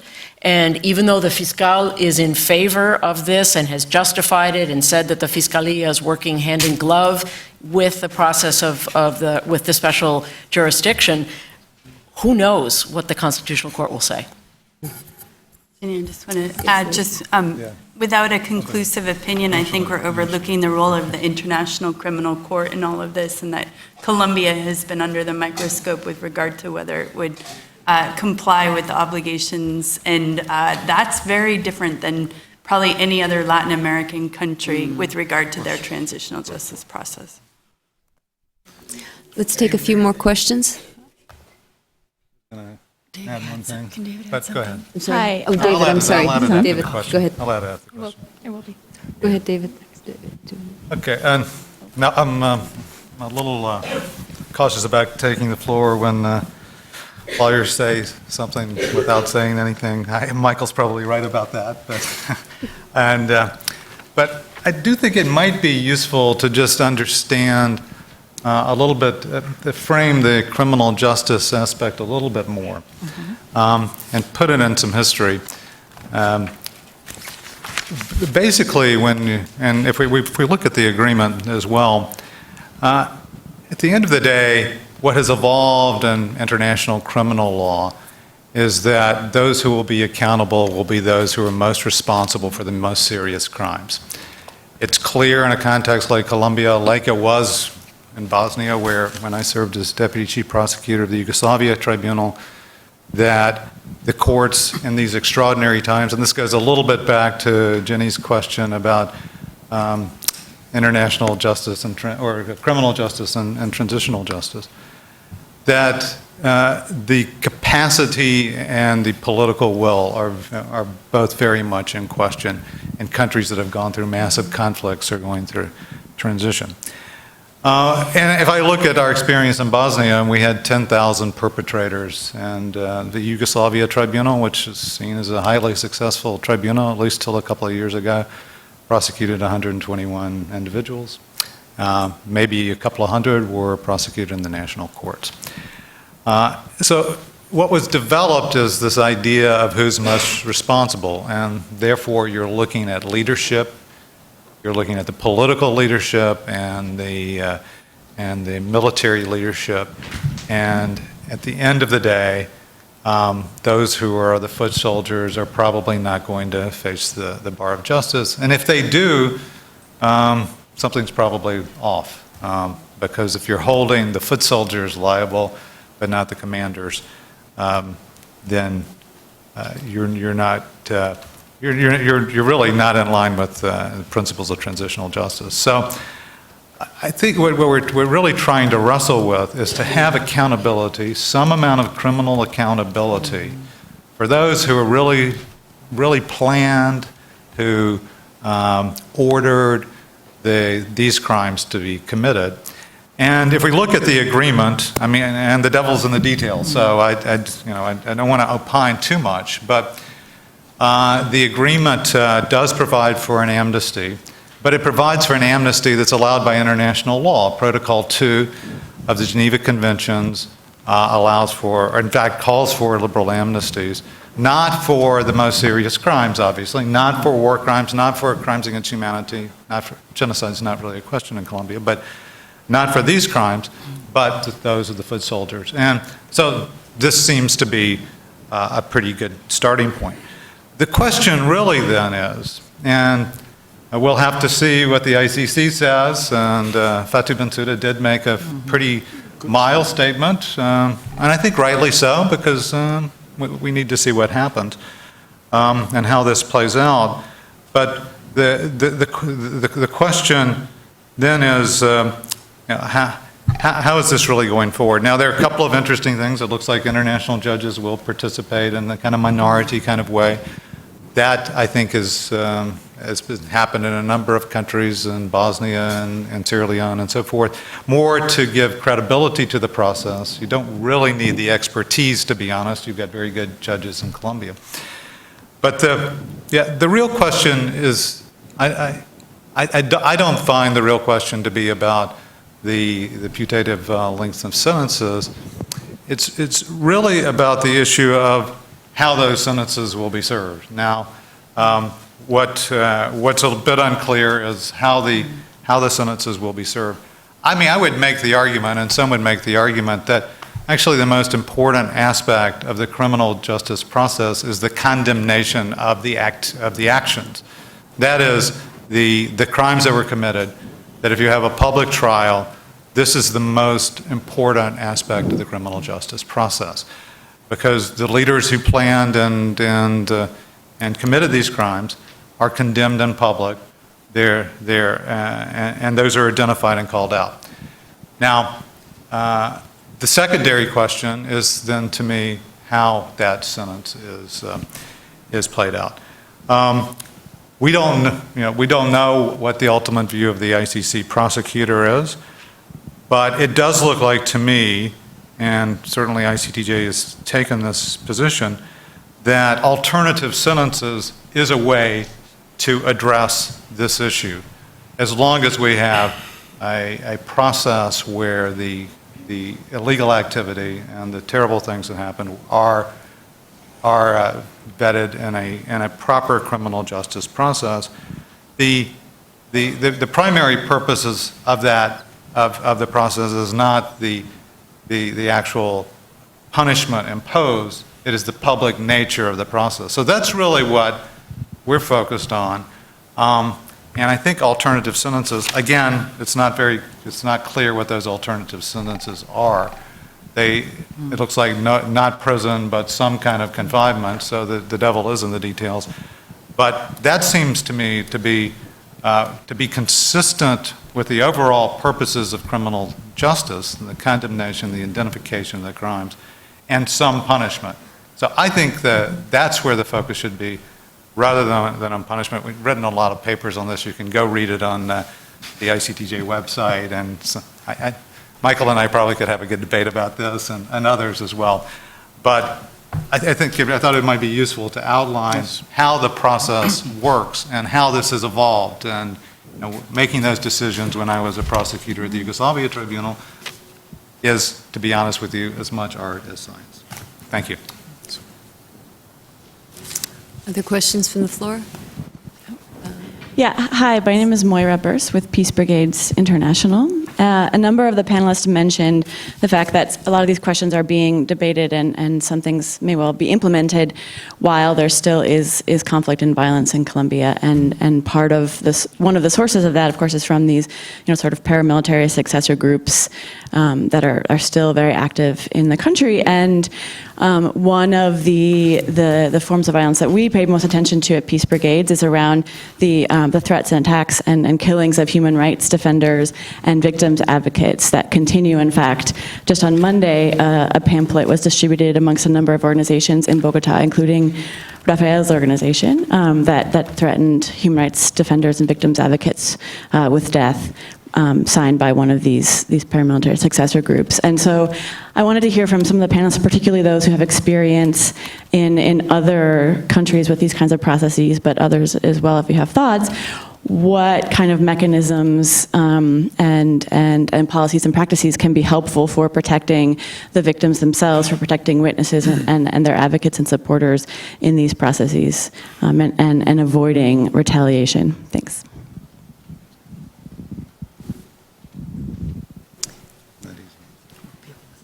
Good afternoon. My name is Jenny Aguilera. I'm a student from Externado University in Bogota and also here in American University. I would like to ask my question in Spanish, given the fact that we're in a conference about Colombia. So, muchísimas gracias. Primero que todo, muchas gracias por haber estado acá, por sus comentarios, porque para nosotros los colombianos es muy importante que así como las armas y la violencia traspasó las fronteras, también el conocimiento y las ganas de construir la paz traspasen las fronteras. Entonces, muchas gracias por estar acá. Mi pregunta va dirigida para Michael, pero si otros panelistas quisieran contribuir a la respuesta, están bienvenidos.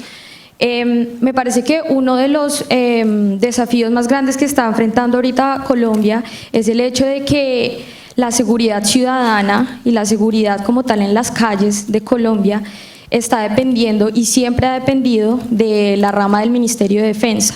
Lo que quiere decir que como llevamos 60 años en guerra, el ministerio se ha enfocado en prácticamente la defensa nacional y no le han dado un lugar grande a la seguridad y la convivencia ciudadana. Sabiendo que en el caso de El Salvador, vimos que después del Peace Building y después del Peace Agreement, lo que pasó fue que el sistema de seguridad ciudadana no estaba listo para un post-conflicto, entonces la violencia se trasladó a las calles, haciendo crímenes comunes, y los excombatientes no estaban listos, no fueron educados de la manera correcta para, de hecho, ir para buscar trabajo, sino que siguieron delinquiendo desde las calles. Y la policía no estaba lista para recibir este tipo de delincuentes y para atender este error que se cometió en el Peace Agreement. Entonces, este problema en la estructura colombiana un desafío para la paz sostenible y qué cambios se tienen que hacer para que lo que pasó en El Salvador no ocurra en Colombia. Y para terminar, quisiera hacerle una pregunta a Kimberly. Sabemos todos los esfuerzos internacionales que se han hecho para hacer que las mujeres hagan parte del Peace Building, incluso Liberia es un caso muy bueno para expresar por qué la participación de la mujer es tan importante. Las resoluciones de las Naciones Unidas, como por ejemplo la 1888, 1889, 1920, la 1325 que usted nombró, han sido esfuerzos internacionales muy importantes para las mujeres y para las víctimas. Sin embargo, en el caso de Perú, vimos que de 6.000 casos, 538 fueron registrados as rape o violencia o violaciones a las mujeres, pero de esos 538, solamente 13 fueron investigados y solamente 16 fueron investigados y 3 fueron condenados. De 538 casos, 3 fueron condenados en Perú. Eso sucedió, según lo que sé hasta ahora, es porque la definición que hay de violación en el Estatuto de Roma de 1998, lo que hace es definir violación con un elemento de conciencia. La conciencia de la víctima, la inconsciencia de la víctima tiene que demostrarse. En Perú, después de que se acabó el conflicto, había mucha violencia doméstica y todas estas mujeres que siguieron viviendo esta violencia, mujeres de excombatientes también, no podían denunciar y no pudieron llevar sus casos a las cortes porque no podían probar el elemento de inconsciencia porque son mujeres casadas. Pero todos sabemos acá que después de un conflicto armado, la violencia contra las mujeres la siguen viviendo las mujeres de casa, que son mujeres de excombatientes o que son mujeres de exmilitares o de personas que estuvieron en el ejército. Entonces, ¿cómo hacer para que esto no vuelva a pasar en Colombia? Para que esto no pase en Colombia. Si sabemos que la responsabilidad para juzgar sigue siendo la responsabilidad del Estado Nacional a pesar de todos los esfuerzos internacionales. Y en Colombia no se ha podido resolver ni en el Estatuto de Roma esa definición de inconsciencia. ¿Cómo hacemos para que las mujeres que van a seguir viviendo, además que Colombia es un país que tiene demasiada violencia doméstica, cómo hacemos para que esto no se mezcle y para que las mujeres no sigan teniendo esta barrera a la justicia y realmente los casos que se tengan que juzgar se juzguen y no pase lo que pasó en el Perú? Muchas gracias. I'm afraid we're out of time. And lunch awaits us. So I would ask those of you who had some very good questions to please feel free to approach the panelists during the lunch hour, and that we might continue our conversation over food and coffee. Thank you very much for your attention this morning. Thank you to all our panelists and commentators for a very exciting intellectual. And we'll meet back here at 2. Get into Nuremberg, sir.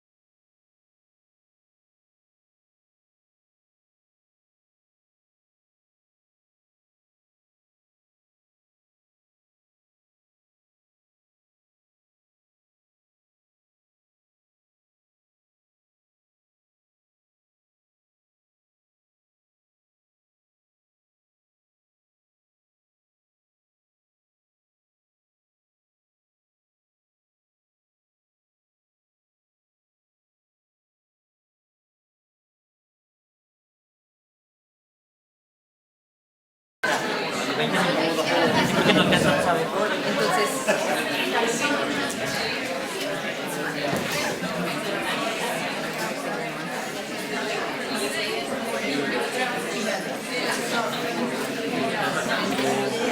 faltando 20, y cuando me queden 10, cuando me queden 5.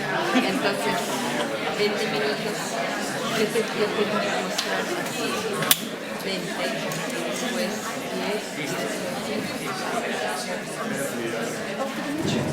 Ay, gracias, Jimmy, porque me encantó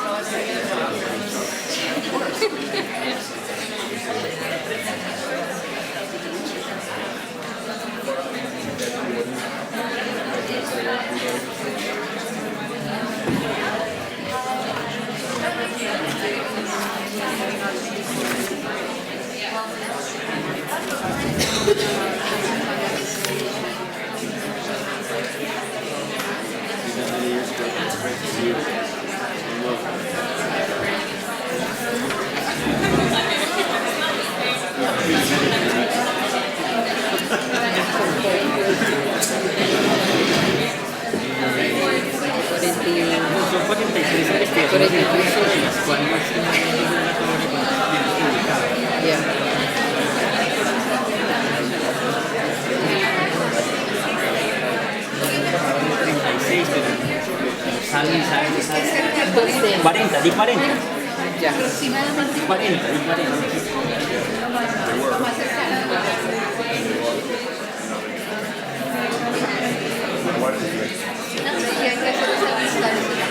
Sí, no, porque yo estaba pensando, yo lo buscaba en la página web, no lo encontré. Es muy difícil acceder, pero una lista hubiera sido interesante para seguir, para poder identificar los temas que les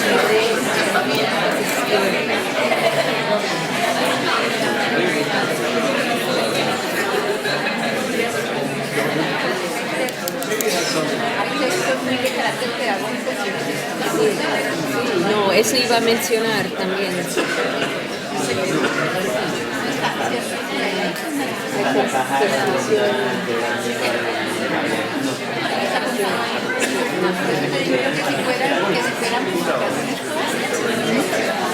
Sí, son muchísimas.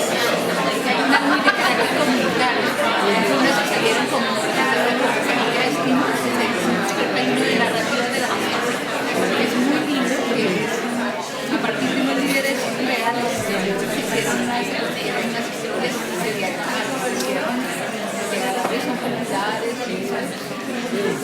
pero eso no es tan Bueno, entonces... Francés, unos fragmentos, como el que trajimos en inglés, son fragmentos, son párrafos.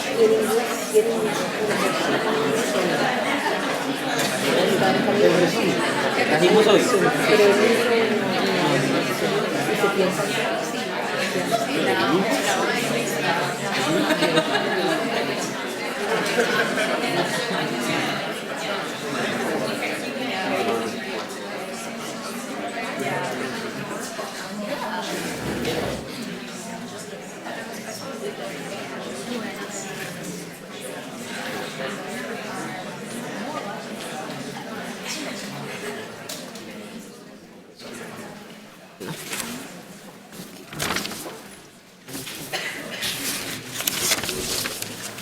Well, welcome back. I hope you all enjoyed your lunch and got plenty of coffee to get us through the rest of the day, because I don't think we have a coffee break anticipated during the afternoon session. I'm just going to say a few words about the Historical Memory Group, now Center. It was set up by the National Commission on Reparations and Reconciliation, which was created by Law 975, the Justice and Peace Law, back in 2005. So this is a process that anticipates the peace process and began much earlier than the peace process itself. The law mandated the National Commission on Reparations and Reconciliation, which was also created at the time, to produce, quote, a public report on the reasons for the illegal armed actors' creation and evolution from 1964 onwards. The National Commission on Reparations and Reconciliation, in turn, tasked an independent academic group, the Historical Memory Group, to produce the report, to dignify the memories of the victims as a form of symbolic reparations, to ensure attention to traditionally excluded, including gendered dimensions of the violence, and to foster long-term reconciliation. The group included a dozen well-respected academics known for their intellectual integrity, as well as teams of talented students and colleagues. The Historical Memory Group sought guarantee. It's actually a very interesting story, and I think it's a good example of how academics have engaged. For how many of you are either how many are from universities here? Just, I mean, quite a few of you. So you can think about the role of the university in a conflict and post-conflict setting, and even a pre-negotiation period. But the Historical Memory Group, the first thing they did, one of the first things, was seek some sort of protection of their autonomy and independence, which I think was a really smart move. This was a committee that was established by a government mandate. And I remember talking to some of the people that had participated in it, and they talked about how they made sure that they would have, that the university that they came from would guarantee their return to the university, so they would have a job to go back to. They asked for guarantees that they wouldn't have to submit anything to prior censorship by the government before they could publish it. I think this question of autonomy, when we think about truth and truth commissions, is a really key one. How do you make sure that the institutions that are created oftentimes by the state, or at least with the support of the state, don't become just vehicles for the state, but they do have an independent kind of moral and ethical position within the society? So I was really privileged to work with this extraordinary team of public intellectuals as they sought to shed light on the Colombian conflict and to create public policy recommendations to ensure that the violence would not be repeated. These academics had produced some 20 books documenting exemplary cases that fed into the production of the Basta Ya, which is the comprehensive work that tried to go back to each of these exemplary cases. I think Andres will be talking to us a little bit about the methodology, so I won't detail that. But I think if you think about it, having teams of independent scholars working independently but also working together and collectively, and finding a process where you can somehow integrate all this knowledge into a final report was a tremendous challenge, and I think they rose to the challenge beautifully. Today they now have between 40 and 50 books that are case studies of research, as well as a really prolific audiovisual project that's turning many of the tomes into material that can be appreciated through films, radio shows, and curricular materials for the classroom. The Historical Memory Center has contributed also to the theoretical underpinnings of the field of historical memory with all sorts of practitioner guides on how to construct historical memory, how to engage communities in constructing historical memory, gender dimensions of historical memory. Some of them are very interesting for those of you in academia thinking about PhDs or projects, writing projects. There's really just a treasure trove of materials waiting to be explored and analyzed, and full of lessons for the rest of the world, I think. Many of their products some of their products have been translated into English and a few in French, but the language barriers continue to be pretty high between Colombia and the rest of the world in terms of the fluid sharing of knowledge across the linguistic barrier. I think it's been one of the challenges in our field, I think, to make sure that the Colombian experiences are shared, but also that the experiences outside of Colombia are shared with the Colombians. And I think in the academic world, this is particularly true because of the language barriers. The historical memory centers and groups' strategies were inclusive, participatory, multi-sectoral, and they really have sought, I think, consciously to contribute to the deeper democratization and practice that most agree is needed for the sustainability of peace in Colombia.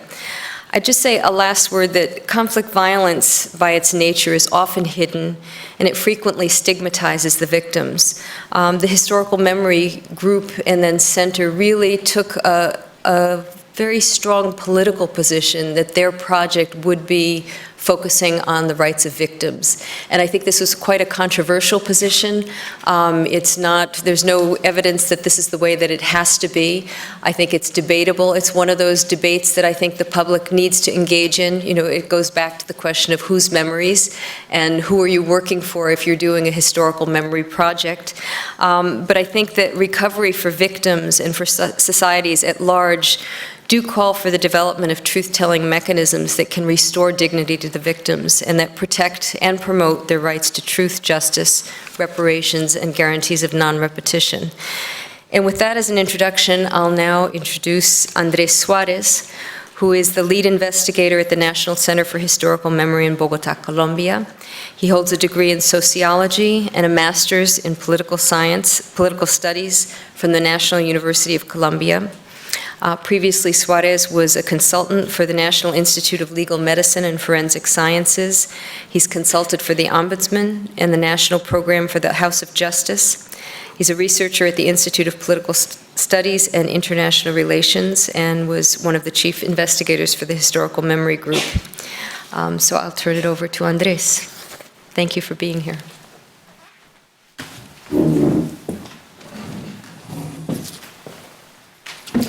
Bueno, muy buenas tardes a todos. Agradecerle a Ginny por la invitación. Como Ginny misma lo recordó, nosotros, Adam Isaacson y Ginny, que nos acompañan en la mesa, fueron miembros del Consejo Consultivo Internacional, que fue un órgano que nos asesoró, que sirvió para varios de los debates que se dieron en el interior del Grupo de Memoria Histórica para realizar este informe. Este informe general, Basta Ya, Colombia, Memorias de Guerra y Dignidad, es un informe de carácter general. Ustedes pueden ver en el título que hablamos de general y no de final. Eso tenía un propósito, una intención deliberada. El mandato legal nos impide que desarrollemos desde el Estado una historia oficial que niegue el principio de pluralismo, de participación y de libertad de expresión de la sociedad.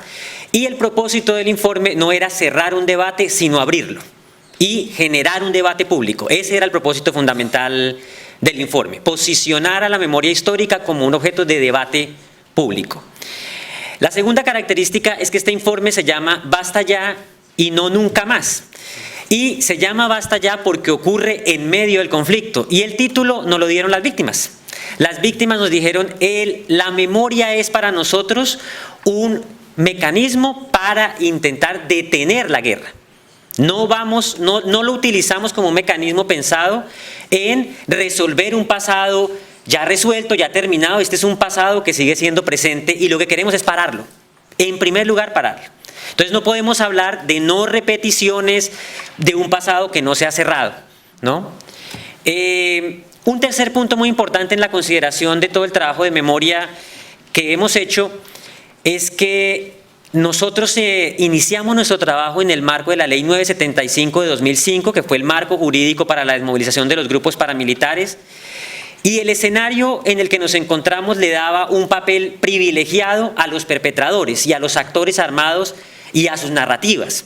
De hecho, la manera en que transcurrieron muchas de las versiones libres le daban una enorme centralidad en términos de puesta en escena, de visibilidad a los perpetradores, en este caso a los paramilitares que se estaban acogiendo a la ley, y había un gran espacio de difusión pública en los medios de comunicación.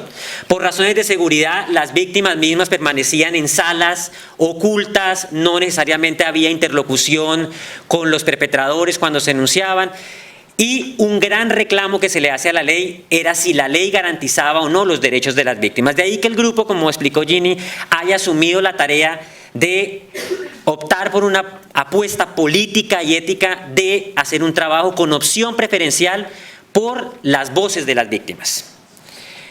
Porque considerábamos que en el conflicto colombiano teníamos una sobrememoria o una memoria excesiva, si se quiere, de los actores armados, pero carecíamos de una memoria de las víctimas. También es importante señalar que estas demandas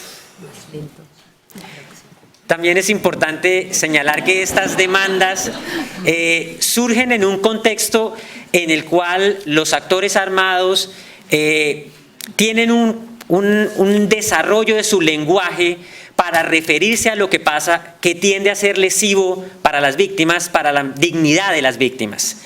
Entonces, nos encontramos frente a un conflicto armado, primero, que cuando iniciamos nuestro trabajo en el año 2007, no se llamaba conflicto armado, se le llamaba amenaza terrorista. Ya desde la sola forma de denominarlo teníamos unas estrategias de ocultamiento, no un tema menor. Segundo, muchos actores armados, y nos ha pasado también en la negociación reciente con las FARC, pero ocurrió con los grupos paramilitares, recurren a un lenguaje eufemístico que también tiende a invisibilizar.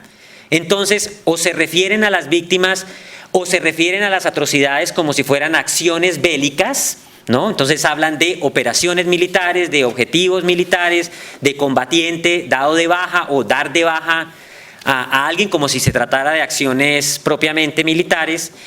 Y la otra dimensión a la que nos enfrentamos es al tema de que ese lenguaje eufemístico también tiende a negar la manera en que ha sido afectada la población civil en el marco del conflicto armado. Entonces, todas las partes dicen, y esto lo repiten al unísono en varias ocasiones, cuando hablan de afectación a la población civil se refieren a errores militares, se refieren a errores militares, se refieren en otros casos al daño colateral o se refieren a conductas individuales. Me gusta decir esta frase, pero porque se la escuché a un desmovilizado de los grupos paramilitares, me parece que recoge con mucha fuerza la manera en que estos discursos son enunciados y son comunicados a la sociedad. Nosotros somos miembros del grupo en el combate, pero somos grupo en el combate, pero en las atrocidades son individuos, ¿no? Y esto lesiona profundamente la dignidad de las víctimas. Y de ahí que una de nuestras prioridades en nuestro trabajo fuera tratar de, con la información disponible, y esta es la primera parte de mi presentación, está en la introducción, no crean, no es desarrollo, tratar de abordar el tema de las dimensiones de la violencia, de las características de la violencia y de aportar al debate público un primer esfuerzo que nos permitiera ver qué sustento o no podía tener ese discurso de los actores armados. Y de ahí que les vaya a explicar en esta primera parte un poco esas características de las dimensiones, de las características de la violencia que se ha desarrollado en el marco del conflicto armado, de los lugares donde ha ocurrido, de cuándo ocurrió, de cómo ocurrió, de quiénes fueron los que la padecieron y quiénes fueron los perpetradores, o por lo menos con la información que ya conocemos. Hay que decir en este punto que uno de los hallazgos más importantes del Basta Ya, en primer lugar, fue haber logrado la documentación. Hasta ese momento estas cifras han crecido, de 220.000 víctimas fatales del conflicto armado, de las cuales 180.000 eran civiles, era población civil, y 40.000 eran combatientes. Ese primer dato refleja la centralidad del reclamo por las víctimas con la memoria y con la verdad que se le quiera contar. Es decir, esa cifra es contundente ya de que no pudieron ser 180.000 civiles que cayeron por una acumulación de errores o por hechos aislados o que no hubo un ataque sistemático contra la población civil. De ahí la importancia del tema de la verdad y del tema de la justicia para las víctimas. Cuando tratamos de aterrizar esas formas de victimización letal de los 180.000 civiles que han sido afectados de manera letal, nos encontramos con formas de violencia que revelan planeación en su ejecución. Es decir, si los actores armados quisieran decir la víctima estaba en el momento o en el lugar equivocado, fue un hecho aislado, fue producto de un error militar o de un daño colateral, uno esperaría que la mayoría de esas víctimas las encontráramos en hechos violentos como las acciones bélicas. Y en las acciones bélicas no tenemos más de 2.000 víctimas fatales. Podrán ustedes ver, no más de 2.000 víctimas fatales frente a 180.000, quiere decir que aquello a lo que llamamos error no se sustenta. Y las demás modalidades que prevalecen, las masacres, los asesinatos selectivos, y otras modalidades violentas como los secuestros o la desaparición forzada nos ponen frente a eventos en los cuales hay planeación y hay una planeación y una ejecución deliberada de la violencia contra la población civil. Esta cifra de los 220.000 muertos causó mucho impacto en la sociedad colombiana porque en el país se logró derribar. Digamos, esta cifra interpeló a la sociedad porque en Colombia durante mucho tiempo hizo carrera la idea de que el conflicto armado era marginal. Ni siquiera en los trabajos académicos, digamos, los más arriesgados hablaban de 100.000 muertos provocados por el conflicto y generando profundas polémicas. Creo que en el mundo académico cometimos un error por estar tan imbuidos en el trabajo de la violencia y fue confundir los hechos conocidos con los ocurridos. O sea, subestimamos a la guerra y su capacidad de invisibilización o de ocultamiento, ¿no?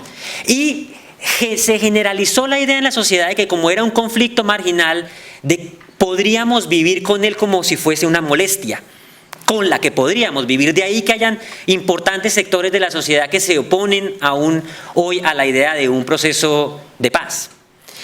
Encontramos también que esta cifra nos ponía de manifiesto entonces unas estrategias de ocultamiento e invisibilización muy fuertes por parte de los actores armados, que fueron facilitadas, en nuestra opinión, por tres factores fundamentales. El primero, por los mecanismos a través de los cuales se desplegó. Nosotros hablamos de una violencia de alta frecuencia y bajo perfil. ¿Y a qué nos referimos con eso? A una violencia que invadió la cotidianidad de hechos violentos de carácter individual. No eran hechos masivos, colectivos, identificables, ocurrían todos los días, pero eran de uno, de dos, de tres, ¿no? Eso también va a explicar la naturaleza de los daños que va a provocar el conflicto armado. En contextos, y esta es la segunda razón de la invisibilización, consideramos nosotros, en contextos locales y regionales, que es donde se produce el grueso de la violencia. En el país rural es donde ocurre gran parte de la violencia en Colombia. Donde hoy vive el 30% de la población, se produjeron el 80% de las víctimas. Y es ese país rural. Y es un país rural que no siempre es reconocido, la mayoría de las veces no es reconocido por el país urbano. Parte de la indiferencia del país urbano, también con la guerra, tiene que ver con que esa guerra no es mía. O son los problemas mismos nuestros de conformación de nuestra comunidad nacional. Esa no es Colombia, o esa no es la Colombia que me toca. De hecho, el país urbano se movilizó cuando algunas modalidades de la guerra lo tocaron. ¿Por qué el país urbano se moviliza tanto contra las FARC? Porque el secuestro es el que lo toca, fundamentalmente. Las modalidades más letales, porque esa es una característica de los actores a la hora de ver las responsabilidades que ya les contaré, es que lo más visible no fue necesariamente lo más letal, ¿no? Y a la inversa, pero lo más visible sí ha condicionado mucho a la opinión pública en la manera en que incluso interpreta el conflicto y atribuye responsabilidades. Y una tercera razón muy importante para la invisibilización es el carácter que nosotros llamamos con mucho respeto, permítanme la expresión, anónimo de las víctimas. La mayoría de las víctimas son campesinos, son obreros, son empleados, son personas de este mundo rural que probablemente no ocupan un lugar central por sus crímenes en una primera página de un periódico, no son los políticos, ¿no? No son figuras de un alto reconocimiento, que las ha habido, afectadas también en las regiones, son víctimas de la vida cotidiana, engranajes de la vida cotidiana, con un gran poder cuando son atacados de desestabilización. Nosotros le decimos a gran parte de nuestros auditorios, un líder comunitario cuando es asesinado puede no salir en la primera página de un periódico, pero su asesinato puede incluso tener efectos devastadores superiores incluso a veces a las masacres, puede desestructurar todo un tejido social, generar un desplazamiento masivo, como ocurre con otro tipo de perfiles de víctimas dentro de la confrontación. Y el cuarto punto tiene que ver con el tema de las responsabilidades. Les decía ahora, una de las particularidades también de este informe es que nosotros imaginábamos que por tratarse de un conflicto prolongado en el tiempo, los actores se iban a indiferenciar en sus medios, ¿no? Dijimos, al final, tan prolongado que es, todos van a usar los mismos métodos violentos y medios violentos. Se van a igualar en los medios, aunque probablemente en los fines reivindiquen diferencias o proyectos de sociedad distintos. Y lo que encontramos es que no ocurría así, que hay una diferenciación en relación con los mecanismos de victimización, con las modalidades de violencia, con las prácticas de violencia que constituyen sus estrategias, hay una clara diferenciación. Y para nosotros eso es muy importante porque significa, incluso en un contexto de justicia transicional, que las responsabilidades no pueden ser igualadas, que hay responsabilidades de todos, pero responsabilidades diferenciadas. Desde el punto de vista político, ético, moral, es importante marcarlo. Y entonces encontrábamos que aunque todos recurrían a todas las prácticas violentas, habían asimetrías muy marcadas entre los actores respecto a algunas prácticas. Entonces era evidente que en el tema de las masacres los grupos paramilitares son los principales perpetradores de esa modalidad de violencia, que en los secuestros los principales perpetradores son la guerrilla. De hecho, en el informe hicimos, si me permiten la expresión, una diferenciación de repertorios de violencia por cada actor por el tipo de prácticas que vimos que prevalecían en ellos. Entonces, eso nos llevó a decir, la violencia más letal está del lado del paramilitarismo y curiosamente es la menos visible. Y porque ocurrió en el país rural y porque emergió y pudimos conocer sus dimensiones a partir de la Ley 975-2005. Yo escuchaba en la mañana en las intervenciones que se hablaba mucho del miedo que aún prevalecen las víctimas en Colombia, pero quiero decirles que cuando se abre la menor ventana de oportunidad, las víctimas se movilizan masivamente. La Ley 975, que era el marco jurídico para la desmovilización de los grupos paramilitares, ocurre en un momento de importante intensidad del conflicto armado, se está desmovilizando un grupo muy importante, pero la guerra entre el Estado y la guerrilla es muy intensa y sin embargo la población, las víctimas salieron masivamente y ahí empezamos a ver estas dimensiones que incluso creo que nos sorprenderían que ocurran en medio del conflicto armado. Cuando se inicia el proceso de paz con las FARC y ya está el proceso de la ley de víctimas, siguen saliendo más víctimas. Cuando les dije al comienzo los 220.000, esa es una cifra que 2 años después nosotros mismos como Centro de Memoria, quizá el otro año vamos a actualizar las cifras y creo que nos vamos a acercar a los 320.000 víctimas, ¿no? Y el nivel de esclarecimiento cuando termine la guerra vamos a poderlo ver en todas sus dimensiones. Entonces encontrábamos además que la violencia más visible, que es la de las guerrillas, que son los ataques a las poblaciones, que son los atentados contra la infraestructura, que son los secuestros, no era necesariamente la más letal. Encontrábamos esa simetría y ocurría mucho en el mundo urbano y era lo que más se veía en el mundo urbano.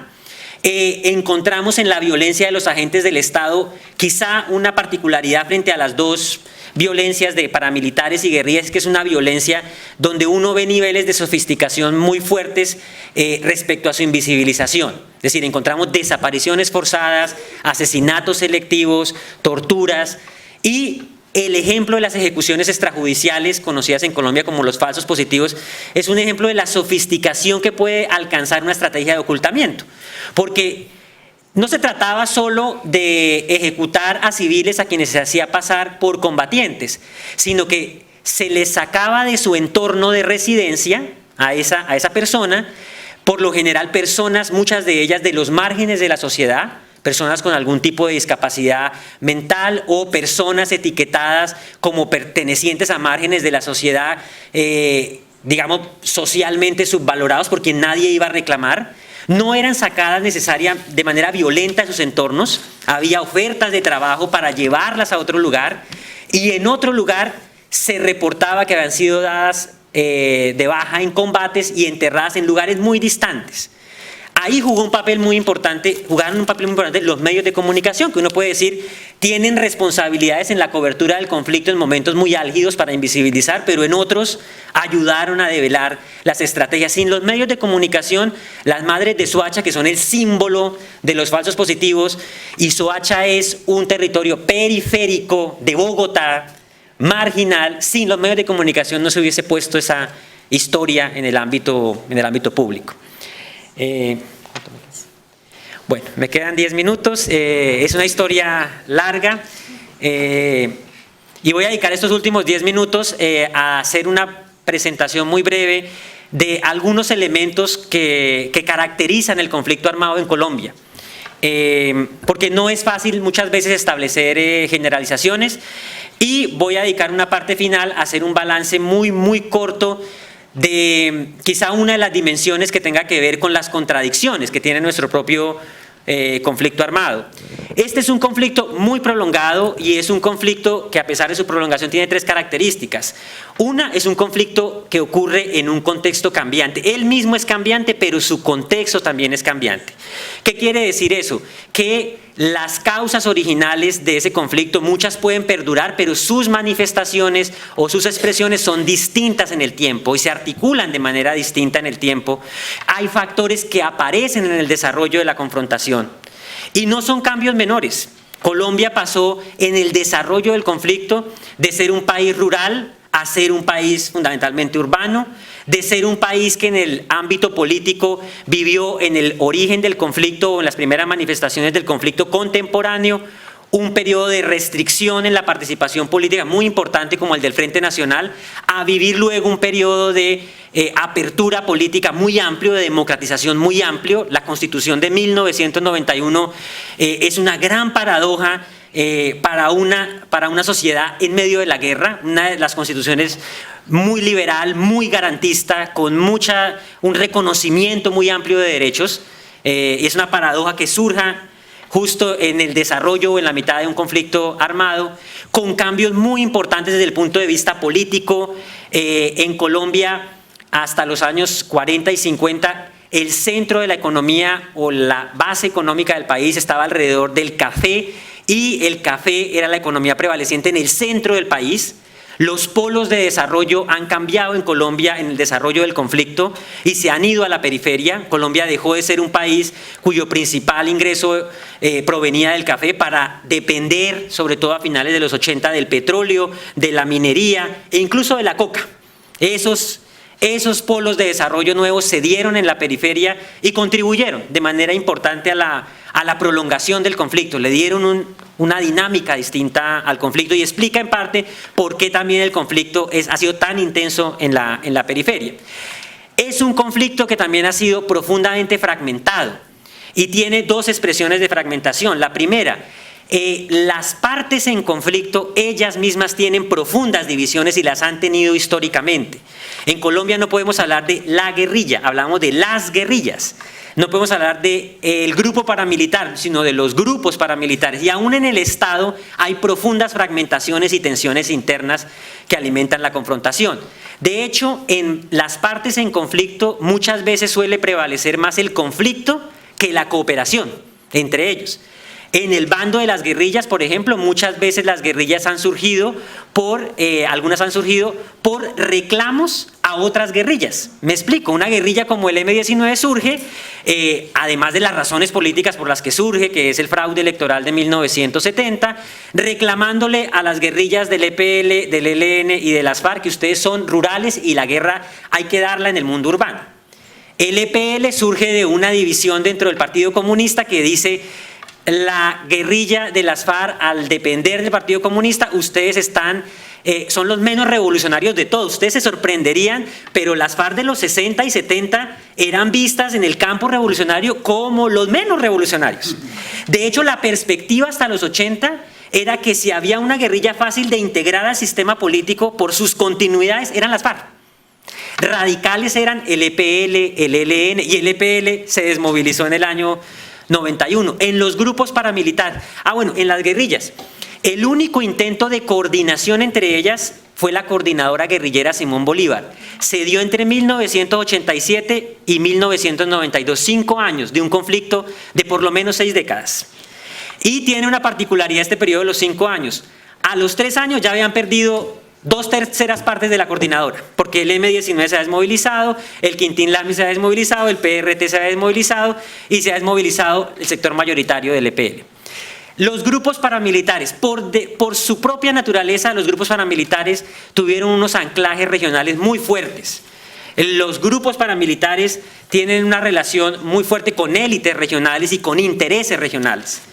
Tuvieron una experiencia de coordinación que fue las Autodefensas Unidas de Colombia, que funcionó bajo la sombrilla de una confederación, cada quien tenía autonomía, con un impacto muy fuerte en el conflicto, si no lo podemos negar, del 97 hasta el 2001, y terminó llegando a la negociación en medio de profundas fracturas. Parte del proceso de paz y del desarrollo que tuvo la negociación política con los paramilitares tiene que ver con las fracturas con las que llegó la aparente unidad de la Confederación. Y dentro del propio Estado persisten profundas tensiones entre distintos sectores. El Estado a nivel nacional puede promover un conjunto de políticas que entran en discontinuidad o en tensión con las políticas que se implementan en el ámbito local o en el ámbito regional. Los arreglos institucionales, incluso del Estado, tienen profundas tensiones. Entre el poder militar y el poder civil ha habido profundas tensiones desde 1982, cuando el Ejecutivo inaugura en Colombia los procesos de paz. Porque este es, como nos ha tocado vivir así la manera de salir de la guerra, nos ha tocado salir de a poquito, de a pedazos, ¿no? Creímos todos que en el 91 era el momento para terminar, ¿no? Pero hemos ido saliendo poco a poco. Guerrillas, luego paramilitares, y aún si llegamos a feliz término en el acuerdo con las FARC, nos queda el ELN, ¿no? Y nos quedan los fenómenos de rearme paramilitar.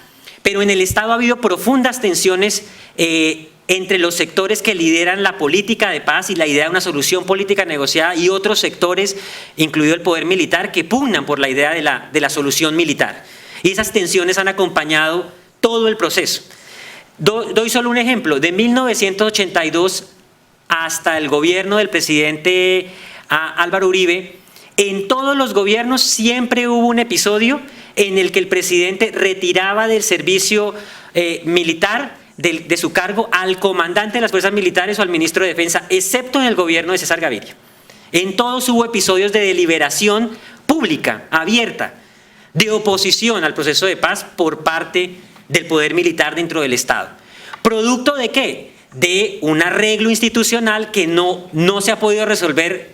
Llevamos 20 años intentando resolverlo, y es el tema de la concesión de la autonomía militar para el manejo del orden público y para el tratamiento del orden público.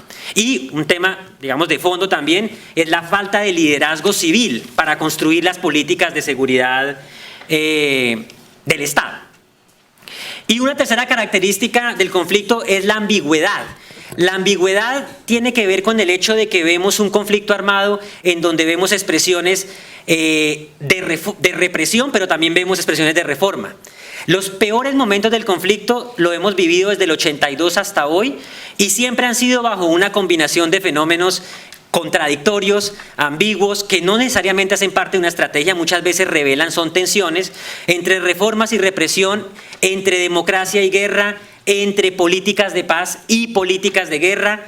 Todo el tiempo la hemos vivido, entre una justicia que es protagónica en el ámbito nacional, que produce impactos importantes, pero que en el ámbito local y regional o es cooptada o es debilitada de manera profunda. Y esa ambigüedad, que les digo, en algunas ocasiones es estrategia, en otras, en la mayoría, revelan profundas tensiones, generan un juego de pesos y contrapesos en el marco del conflicto que también explica la prolongación del mismo.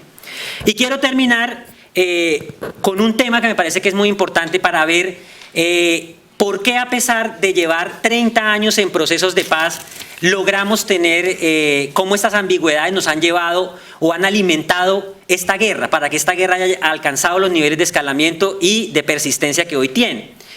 Una de las manifestaciones de esa ambigüedad y de esa contradicción es que Colombia, a partir del 82, con las políticas de paz, pero también con políticas muy importantes de democratización política, como la descentralización política y administrativa, que buscaba que la gente eligiera a sus alcaldes y a sus gobernadores, que hubiese recursos públicos mucho más robustos en lo local y lo regional para recuperar la legitimidad del Estado. Luego la Constitución del 91, esa democratización que apuntaba a quitarle espacio a la guerra, que apuntaba a debilitar a la guerra, terminó siendo absorbida por la guerra por una contradicción institucional muy fuerte. A la vez que hicimos la democratización política, privatizamos la estrategia contrainsurgente. Hicimos lo que nosotros hemos llamado una democratización violenta. Si yo abro el sistema político, sé que van a haber competencias, necesitaba un Estado más fuerte que fuera garantista, y sin embargo entregué a los particulares las armas para desarrollar la estrategia contrainsurgente y le entregué las armas a quienes iban a competir incluso políticamente. Por eso no nos puede sorprender el exterminio de la Unión Patriótica, no nos puede sorprender el exterminio de Esperanza, Paz y Libertad o el arrasamiento de la institucionalidad estatal en lo local y en lo regional. Ese es solo uno de los puntos y dejo ya aquí para que mi colega Marta Nubia hable de las otras dimensiones del informe.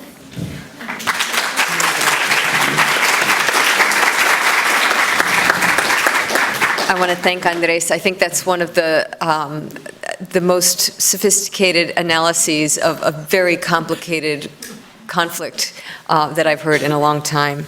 And I should just say, there was a little negotiation that was done that this hour would be split where Andrés would have the bulk of the hour. So those of you who are watching me send signs. I was asked to let him know so that he wouldn't overstep his time. Now I'd like to introduce Marta Nubia Bello. She's the current director of the project to create, design, and construct the National Museum of Memory in Colombia, which will be based in Bogota. For over 20 years, she's been recognized as a spokesperson on topics related to memory and the armed conflict in Colombia. She's made significant contributions to conceptualizing and positioning historical memory, to understand the impacts and the damages of the armed conflict, and to contribute to reconciliation and peace building in Colombia. With the National Center for Historical Memory, she's led academic and research processes, including the coordination of the huge comprehensive tome Basta Ya, Colombia Memories of War and Dignity, and of various regional research projects as well in Bojayá, Comuna 13 in Medellín, and San Carlos in Antioquia. She's been a researcher and commentator on national research projects on forced displacement, forced disappearances, kidnappings, and forensic anthropology. We're delighted to welcome you here today, Marta Nubia. You now have the stand.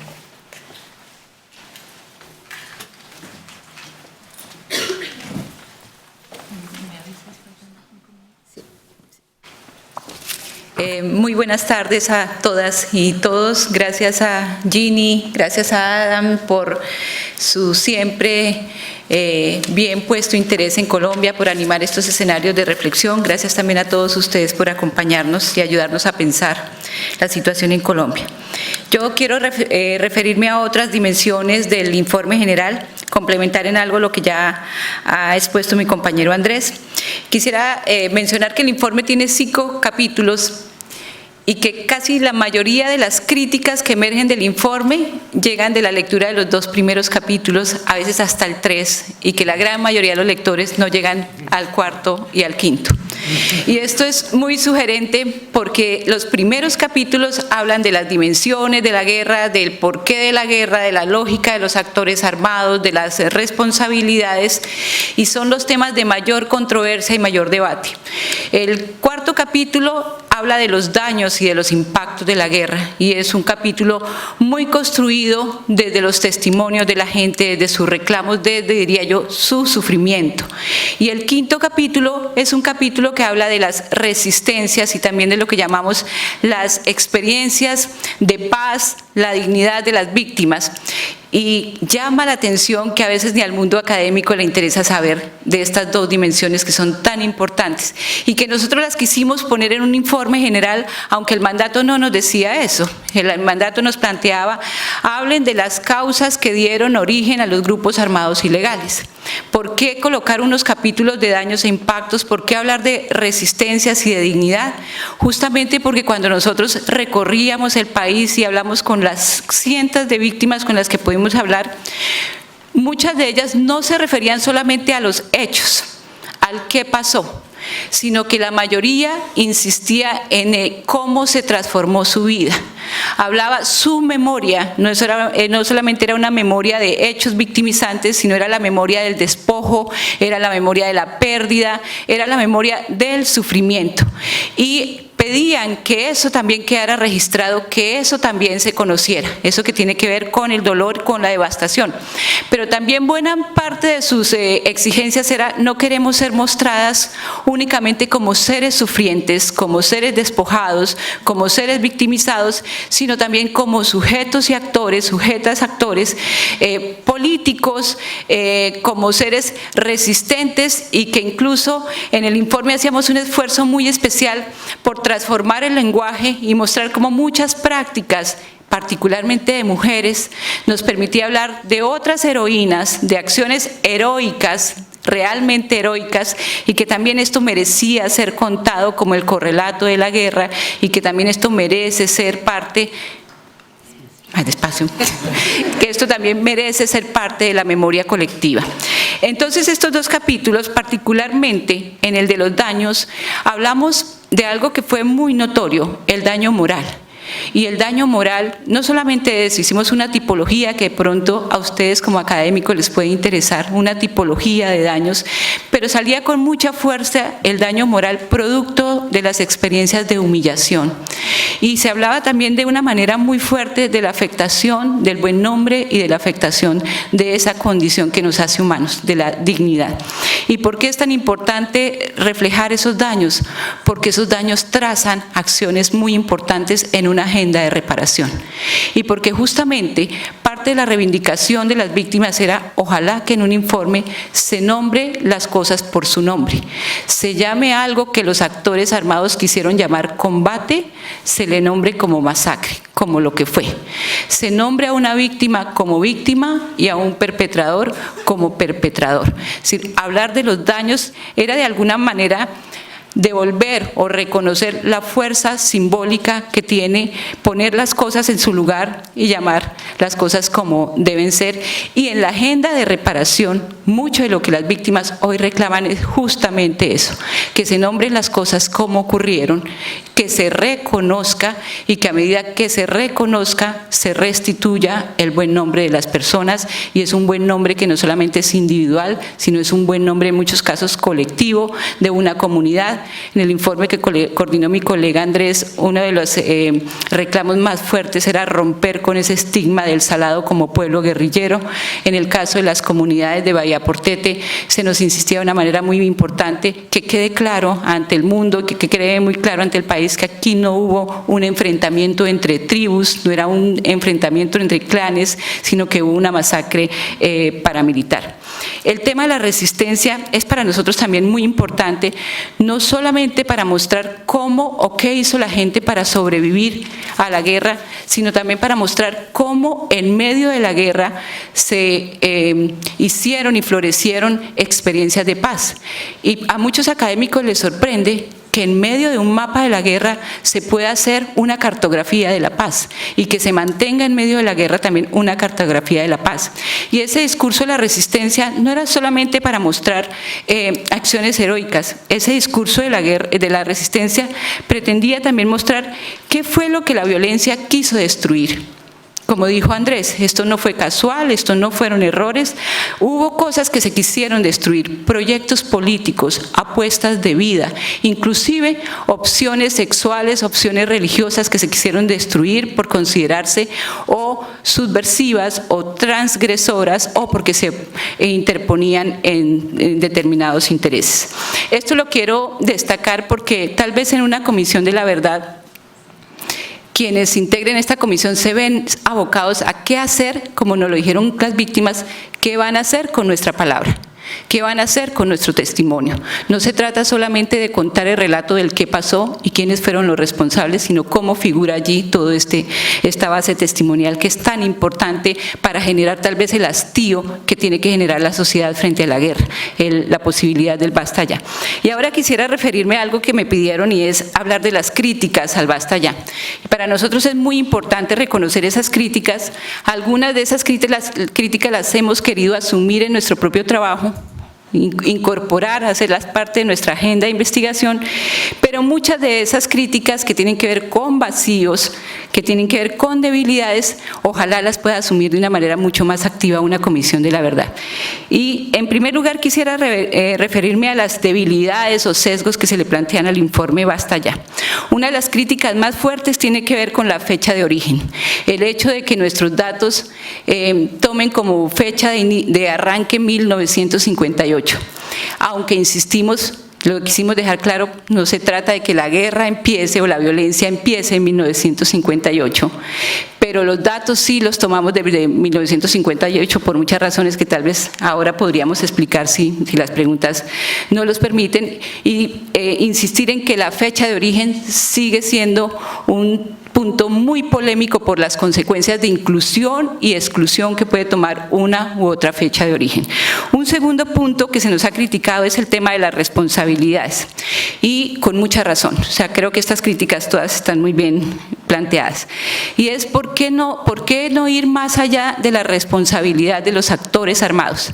Nosotros claramente con los datos hablamos de responsabilidad de guerrillas, de paramilitares, de agentes del Estado, pero es claro, y todos lo sabemos, que las responsabilidades trascienden a los actores armados, que están las responsabilidades de los empresarios, que están las responsabilidades de los políticos, que incluso hay unas maneras de explicar la guerra que tendrían que estar mucho más relacionadas con los modelos económicos, es decir, que el informe es débil en articular esa relación entre política, economía y guerra, y seguramente así es.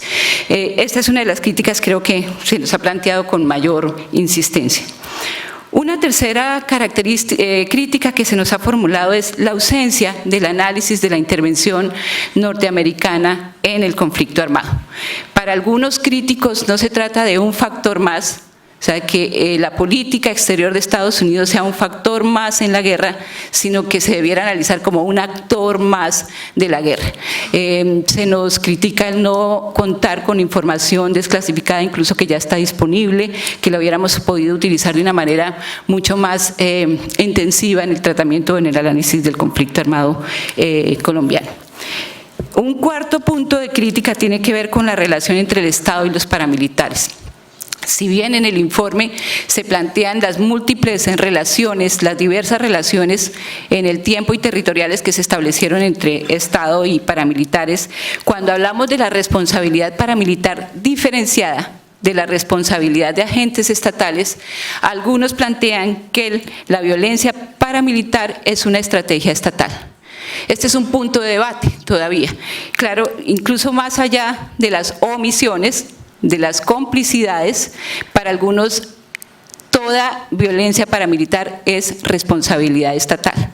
Y este es un punto que vale la pena todavía seguir discutiendo. Un quinto punto crítico tiene que ver con el poco peso que en el informe se le dio al tema del narcotráfico. Nosotros no quisimos narcotizar el conflicto, quisimos digamos, frente a la tesis muy fuerte de que el narcotráfico explica nuestra guerra, ¿sí? Quisimos distanciarnos de ahí, pero es tal vez cierto que merece una mayor profundización el tema del narcotráfico. Y un sexto punto que quisiera mencionar, son mucho más, yo aquí solamente tomo algunas de las críticas, pero por tiempo, por suerte, no los puedo nombrar todos. Tiene que ver con la ausencia de la responsabilidad de los medios de comunicación en el conflicto armado. Y este sí que es un tema de interés, en cuanto y de qué manera los medios han contribuido a intensificar la guerra, a tergiversar la guerra, a descontextualizar la guerra, y seguramente un análisis serio de nuestro conflicto pasa también por la participación de los medios de comunicación. Ahora quisiera centrarme en otro tema que también nos parece muy importante, y estas son críticas más del mundo académico, del mundo de las organizaciones de derechos humanos. En estos 5 minutos que me queda quisiera hablar de las críticas que vienen más de las víctimas, que para nosotros son supremamente valiosas. Y esas críticas uno podría recibirlas más como reclamos de las víctimas al Basta Ya. Y esos reclamos tienen que ver con ausencias. Las víctimas se buscan en el informe, ¿sí? Cuando leen el informe se buscan allí. Muchas se indignan cuando se ven nombradas en un párrafo, con razón, ¿sí? O más aún cuando dicen ustedes tienen 2 pies de página en las que se refieren a un tema tan grave como por ejemplo la violencia sindical. O cómo es posible que en su informe el tema de violencia sexual tenga unas 5 páginas en un informe que tiene 400, ya no sé cuántas páginas tiene, pero las víctimas se buscan allí y algunas se indignan mucho más porque no se encuentran en el informe. Y yo quisiera presentarles muy rápidamente dónde están esas ausencias, porque tal vez una comisión de la verdad va a tener una responsabilidad enorme en darle respuesta a estas exigencias que se están planteando las víctimas. Son ausencias territoriales. Es decir, nosotros hicimos un trabajo muy fuerte en Costa Caribe, algo en Costa Pacífica, trabajamos hacia los Santanderes, pero las víctimas del sur del país nos han dicho, allá ustedes no han ido, no han hecho un trabajo. Hicimos 2 trabajos importantes, pero seguramente se requerían más. Ustedes no han estado en Casanare, no han estado en Arauca, no han estado en San Andrés y Providencia, eso también es Colombia. Entonces, esa queja territorial que nosotros estamos intentando remediar con los Basta Ya regionales es muy importante. No solamente no estamos, sino un informe nacional oculta unas particularidades regionales.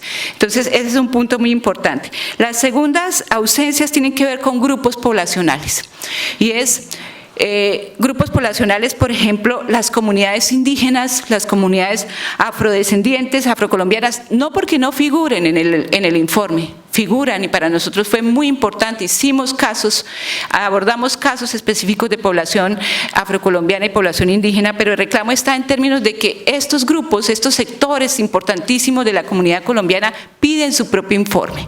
Si no nos sentimos recogidos en un informe nacional, se debe hacer un informe sobre la violación de los derechos humanos de las comunidades afrocolombianas, debe haber un informe, separado sobre el caso de las poblaciones indígenas, y por nombrar los más fuertes, pero también, por ejemplo, la población LGBTI la nombramos, y sí que nos plantearon un reclamo, ¿no?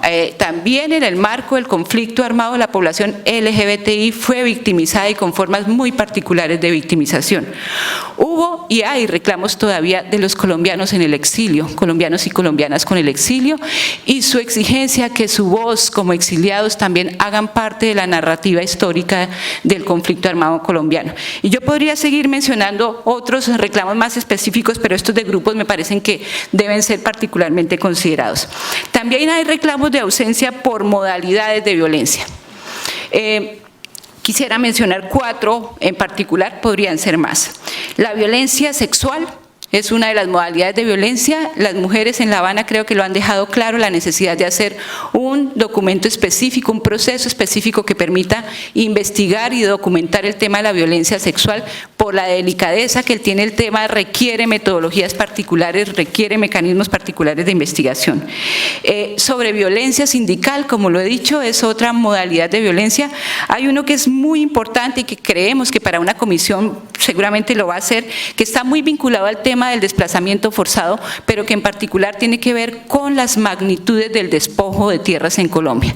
Un informe, muchos nos han planteado, es necesario contar con un informe que dé cuenta clara de cuál es la magnitud del despojo de la tierra, pero que vaya más allá, no solamente que plantee cuánta tierra se despojó, sino quién tiene las tierras hoy en Colombia, qué se ha hecho con esas tierras, quiénes usufructúan esas tierras hoy en Colombia, y esa es una demanda también muy concreta, y aunque el Centro de Memoria Histórica ha tenido toda una línea en el tema de tierras, esto requiere unos mecanismos muy específicos de investigación y unos accesos a información que con los que nosotros no hemos contado.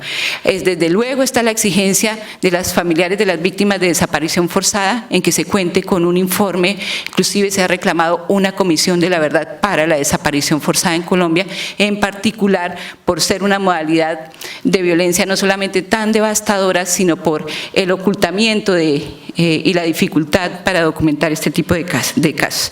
Yo diría que esas son como las reclamos, exigencias, críticas más fuertes. Quisiera tomarme un minuto, creo que me queda, para plantear, se nos ha pedido a Andrés y a mí que aprovechemos este espacio justamente para poderles poner a ustedes de conocimiento la difícil situación que se está atravesando en toda la costa pacífica colombiana, en el Chocó, y me siento también muy responsable de hacerlo. Cuando vamos a la región y las víctimas nos dicen, ustedes en los foros, ustedes en el mundo universitario gastan horas discutiendo cuál sería el modelo de justicia perfecto. no queremos un modelo de justicia perfecto, ¿sí? E incluso hay un lema que se ha puesto en grafitis en las paredes en Colombia que dice: preferimos una paz imperfecta a una guerra perpetua, que está circulando muy fuerte. Y tal vez mientras discutimos y nos ponemos de acuerdo, nosotros podemos discutir, las balas allá siguen pasando. Este año han sido asesinados 69 defensores de derechos humanos en Colombia. Entonces hay cierta urgencia, y esa urgencia nos hacía sentir a nosotros profundamente emocionados el miércoles pasado, ¿no? Cuando hay un acuerdo, todos nos decía optimismo moderado. Yo por lo menos no podía ser moderada en mi optimismo, porque sí pensamos que estas muestras de que es posible llegar a algunos acuerdos con toda la imperfección que tenga, puede significar la posibilidad de parar la guerra, que creo que es la urgencia real que tenemos en este contexto colombiano. Gracias.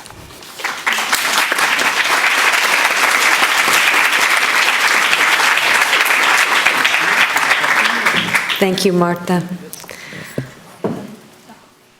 There's so much that can be said, and I'm hoping that all of you are keeping your questions alive for after our next set of panelists. We've asked four colleagues to comment on the presentations and on the report. I'd like to introduce Anthony Wenis St. John, who'll be our first commentator. He's the director of the International Peace and Conflict Resolution MA program at American University. He researches international negotiation, especially military negotiations, ceasefires, humanitarian negotiations, and peace processes. He's created several advanced courses on negotiations, ranging from interpersonal skills and analysis to more complex multilateral challenges for AU's School of International Service. He's also done some really interesting research on the role of civil society in peace processes that I think has opened new terrain for other researchers to get in and add new case studies and so forth, but he was one of the pioneers in that field. So I'd like to turn the podium over to Anthony. It's okay.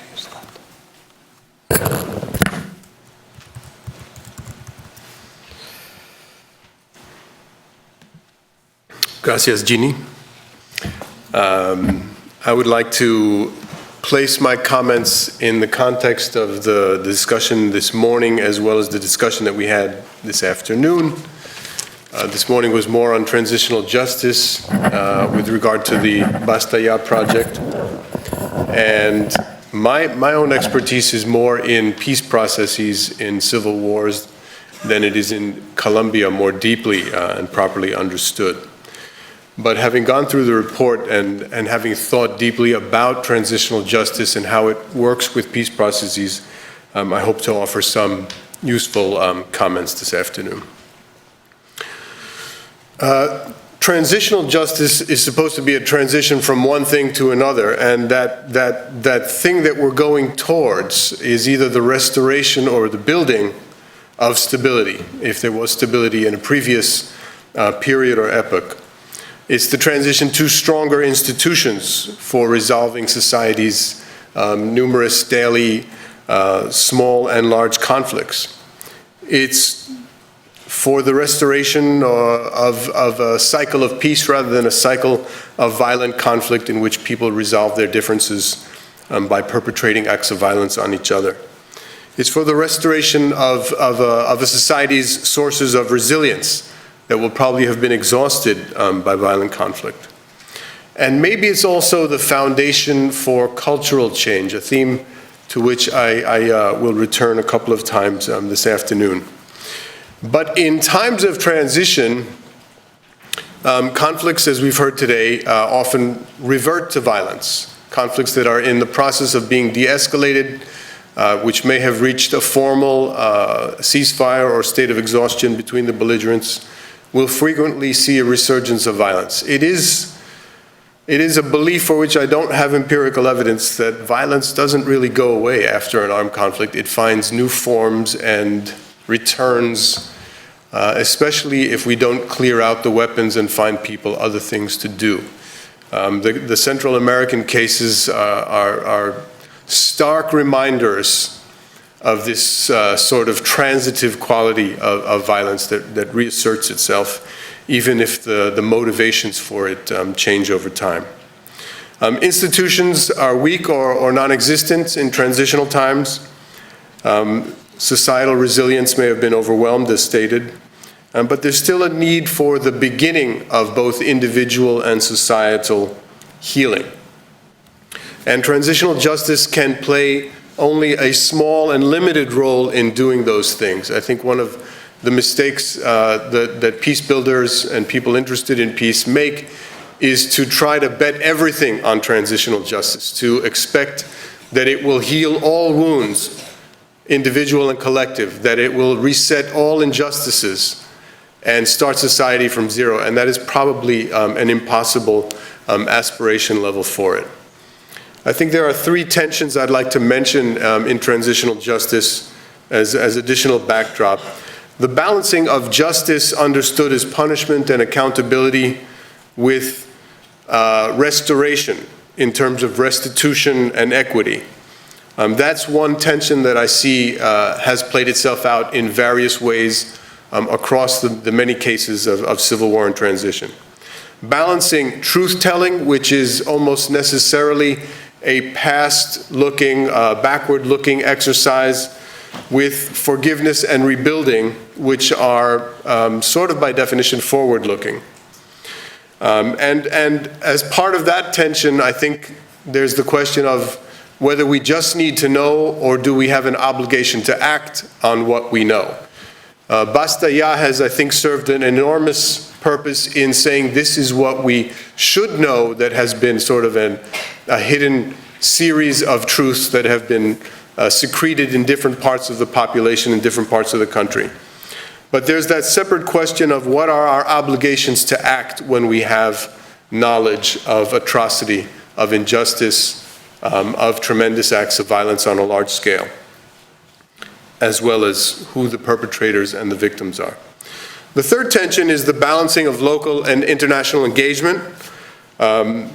We've seen a lot of, in the past 2 decades, transitional justice mechanisms have been almost externally imposed because of the insufficiency of local institutions. And over time there has been a sort of reaction to that as it's been critiqued as the sort of, disparagingly, as the liberal peace-building project by the critical peace-building school of thought, who have at first proposed local indigenous mechanisms and then later said, well, none of them work anyway. So that's what the critical schools like to do. But there will continue to be a need for hybridization, for rescuing what is local and what can be used to really bring healing and closure to people, as well as some use of international mechanisms and norms so that they do, at a larger global scale, reduce impunity. A couple of tests, I think, at any transitional justice project should pass, especially one that is focused on the narrative dimensions. And these are just my own. Nobody has said that they're important or anything except me. Is transitional justice one component of a fuller set of post-conflict peace-building actions, or is it a standalone project? In my mind, it should be a component of a fuller set of actions, or lead or have connections to. In this case, Basta Ya obviously has a number of different connections. Does it, as the Spanish verb asks us to do, esclarecer? Does it clear things up? Does it bring to light what has been in the dark? Basta Ya certainly does that. Does it name names of both victims and perpetrators? Or perhaps even those who have moved between those two categories, as can sometimes be the case in the wars that we have today. Basta Ya does that very clearly. Does it dispel myths and propaganda narratives with data? Does it help us to reinterpret our own partisan historical narratives in a new way? It seems clear to me that Basta Ya certainly does that as well. 3 other tests. Does it give a voice to those who have been voiceless or who have felt that their narratives were untold for one reason or another? We've heard our colleagues, Martha, take on a number of the criticisms that have come out. Probably there will be a lot of people who say, well, my narrative wasn't heard enough. but certainly I think that there has probably never been a more comprehensive telling of truths than this one. Does the Transitional Justice Project connect to reconciliation and healing so that it is not mere catharsis and narrative building? That's probably something that remains to be seen by the nature of the Basta Ya project, which anticipated rather than followed a peace agreement. Finally, is it seen as legitimate across society?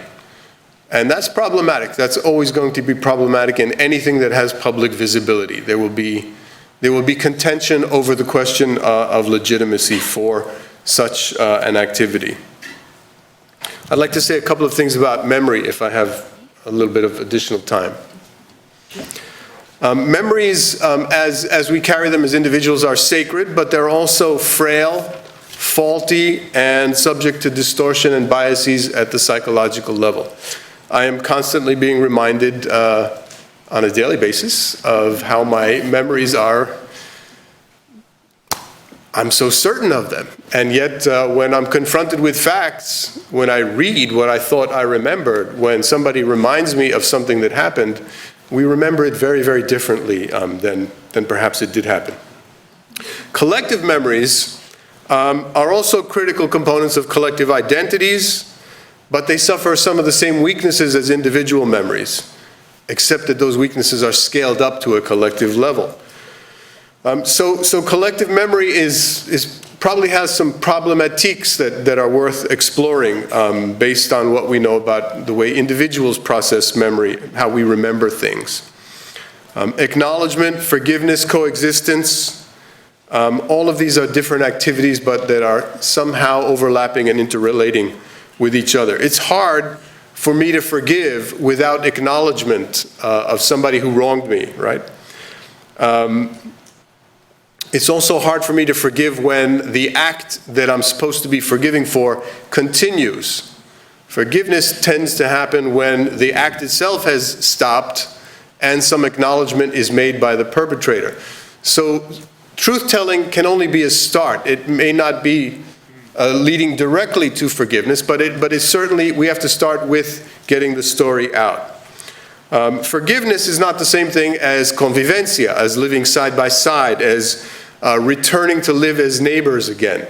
That's a more difficult task that we didn't think about 60, 70 years ago in the aftermath of the Second World War. Forgiving is probably a precursor to living side by side, but it will still be, I think, there will still be local preferences as to with whom one may choose to want to live after having lived through violence on the scale of the wars that we see today. Moving on beyond a sense of shared grievance should probably be accompanied by some, at least, modicum of a view towards altering the structural violences that gave rise to the situations that we have today. In plain English, what I want to say there is that we need to question ourselves as societies why things happened and why we did what we did. A lot of narratives that we have in political discourse in the United States, around the world, are discourses of blame. They are rarely discourses of contribution. This is what we contributed to our problem, or this is how we participated in the acts that we suffered through and lived through. And we heard a little bit of that this morning, that blame is certainly the prevailing currency in discourses and narratives. But it begs the question, what lets a society degenerate into so many people being willing to kill so many other people? Were we all forced to do what we are saying happened? Or are there additional factors that facilitated them that we are as yet unable to explore?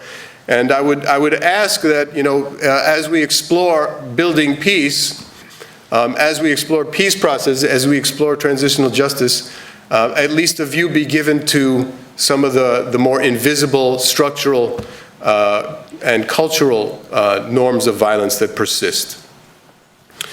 The deeper change is probably in the unwritten norms a society lives by. Transitional justice can't fix that alone, but it can at least do as Basta Ya did, which is to start conversations about where we've gone, to make sure that we're not going to stop at just institutional fixes, as essential as they are, but try to find a way to resort to other means of resolving differences than violence. A couple of thoughts to conclude on Basta Ya's sequencing in terms of the peace process in Colombia. I've heard it both ways, as they say. It should have come after an accord. It's fine to have come before an accord. I'd like to say a couple of things about the beauty of having it come before an accord. And I'm surprising myself as I say this because I've traditionally thought that this sort of an exercise should come after a peace agreement is finalized. Having it stand alone has probably meant that it was not held hostage to the bargaining between government and armed groups. It stood alone and was free to do its work without being traded away. Its mandate was stood up and then let to exist. Had it been part of a negotiated process, and I believe in negotiated processes, something would have been given up for something, or at least there would have been demands made. Yes, you can do your truth-telling, but we want to make sure certain of our people are not mentioned, or certain acts are sort of covered up. So it is a possible. There are many ways to look at this, but it seems to me that there is a hidden advantage in having this stand alone and in anticipation of, rather than the follow-up to, a negotiated accord. And I think I'll end my comments there, and thank you all very much this afternoon.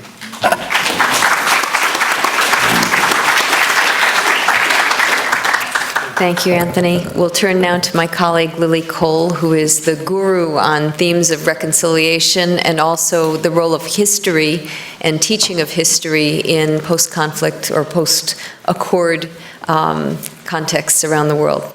Lily. Oh, thank you very much. Ginny, do I have 10 minutes? You have 10 minutes. Okay. 10 to 15. Okay.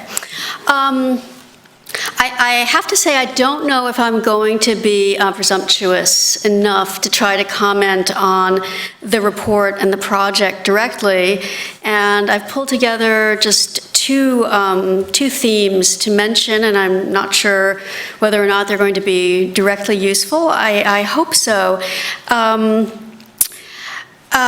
First of all, the stakes are very high when we're talking about the period of recovery after a conflict. Of course, that implies a sequence here that we've all been questioning, but I'm talking about reconciliation. It's usually post-conflict recovery.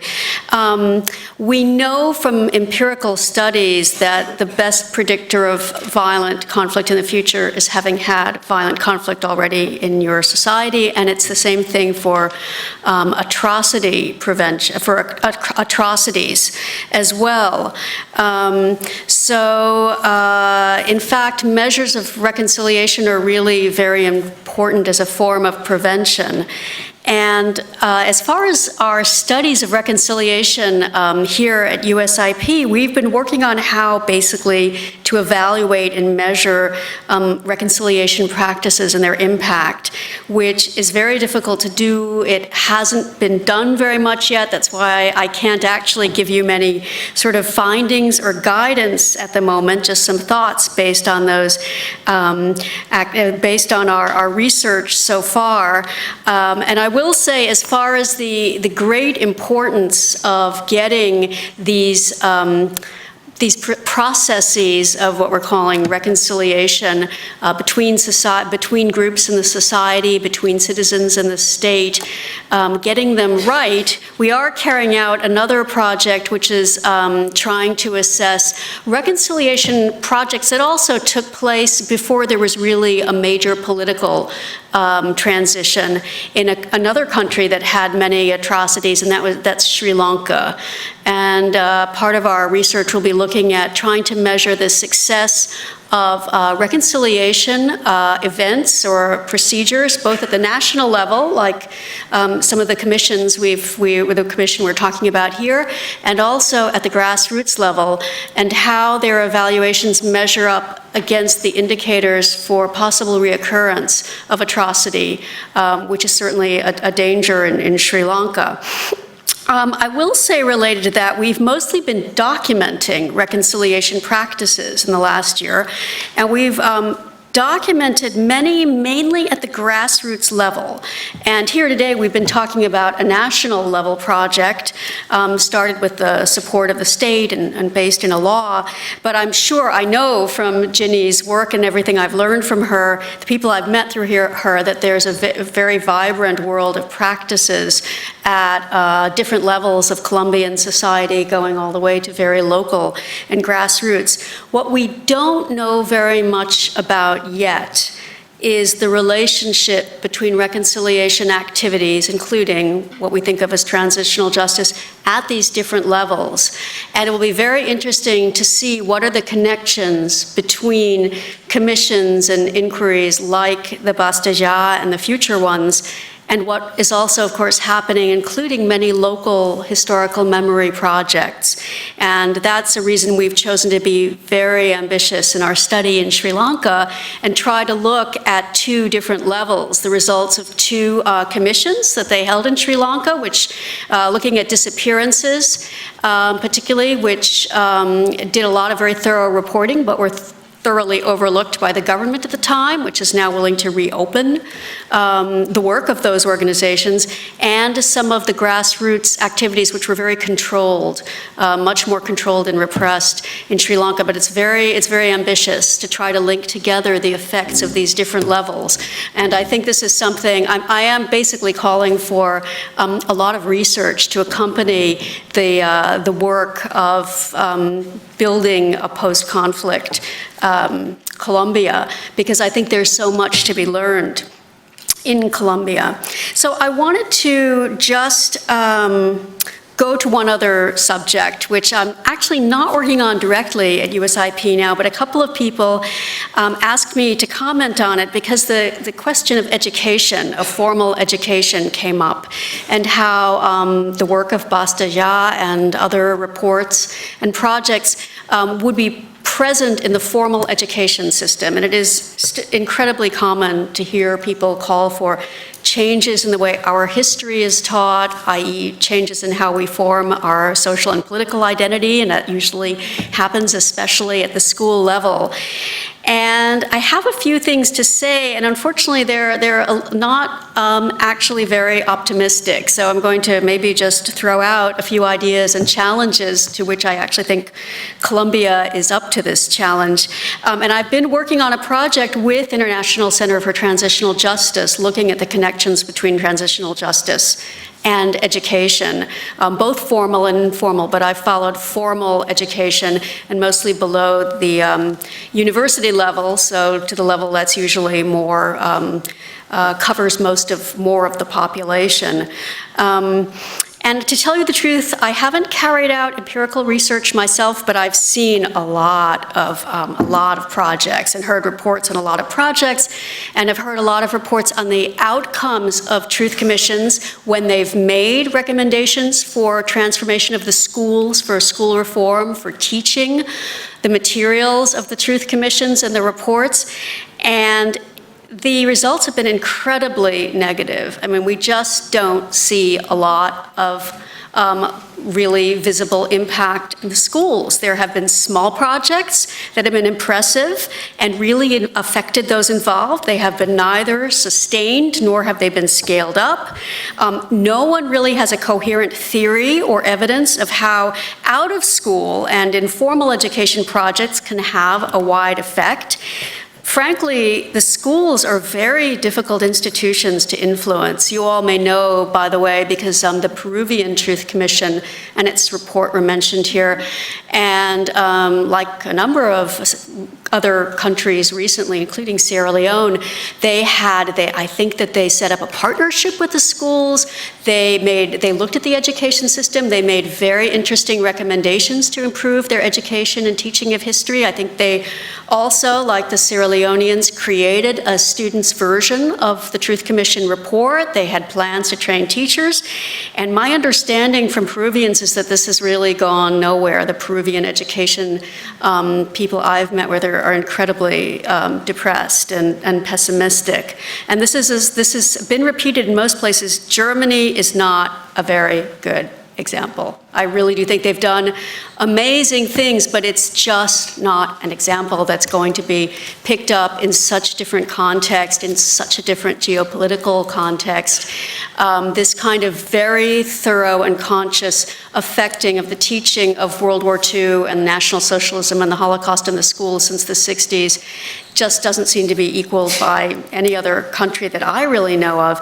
And I should say that there was a lot of a long story that seemed very positive in South Africa. My understanding is that the apartheid period is required teaching together with a module on the Holocaust to make interesting comparisons in high schools in South Africa. And we just had the premier social scientist who's done polling and surveying on the after effects of the Truth Commission in South Africa and on this topic, understanding of the past ever since. And he was just complaining bitterly that he was interviewing young people around Cape Town, and he said they're not learning about apartheid in schools. They know nothing about it. It's not taught in the schools, and they claim reconciliation is impossible. Well, that's actually pretty depressing because, again, I don't know exactly who he was polling. Maybe it was impoverished youth who are not getting a formal education, but theoretically, this is supposed to be taught in the schools. So we don't know, are the students just not listening, which is very possible because history itself has been shown repeatedly to be an unpopular and boring topic. So the history textbooks are symbols for the political elites. They are not meaningful or memorable to students from anything we can discover. Education has its own limitations and its own tasks, especially in resource-challenged countries. It really gets into development issues well beyond justice, about the capacity of the classroom, the size of the classroom, especially the capacity of the teachers to teach this difficult and contested material. So I think what I would just say in conclusion is that actually, first of all, Colombia, my understanding is Colombia has a very impressive record in experiments, again, echoing the line that Colombia is a very creative country in many social institutions. And I've heard of very impressive pioneering programs in their school system, including the civic competencies, the Competencias program, which was very thoroughly and very well thought out, though I understand that it's been de-emphasized, and I think, as I understood from the person who created it, that's not for political reasons, but because a new Ministry of Education came in with new priorities, which is a very common situation. And the other thing in Colombia that's been very striking is the creation of alternative schools for people who lost the opportunity to go to regular schools.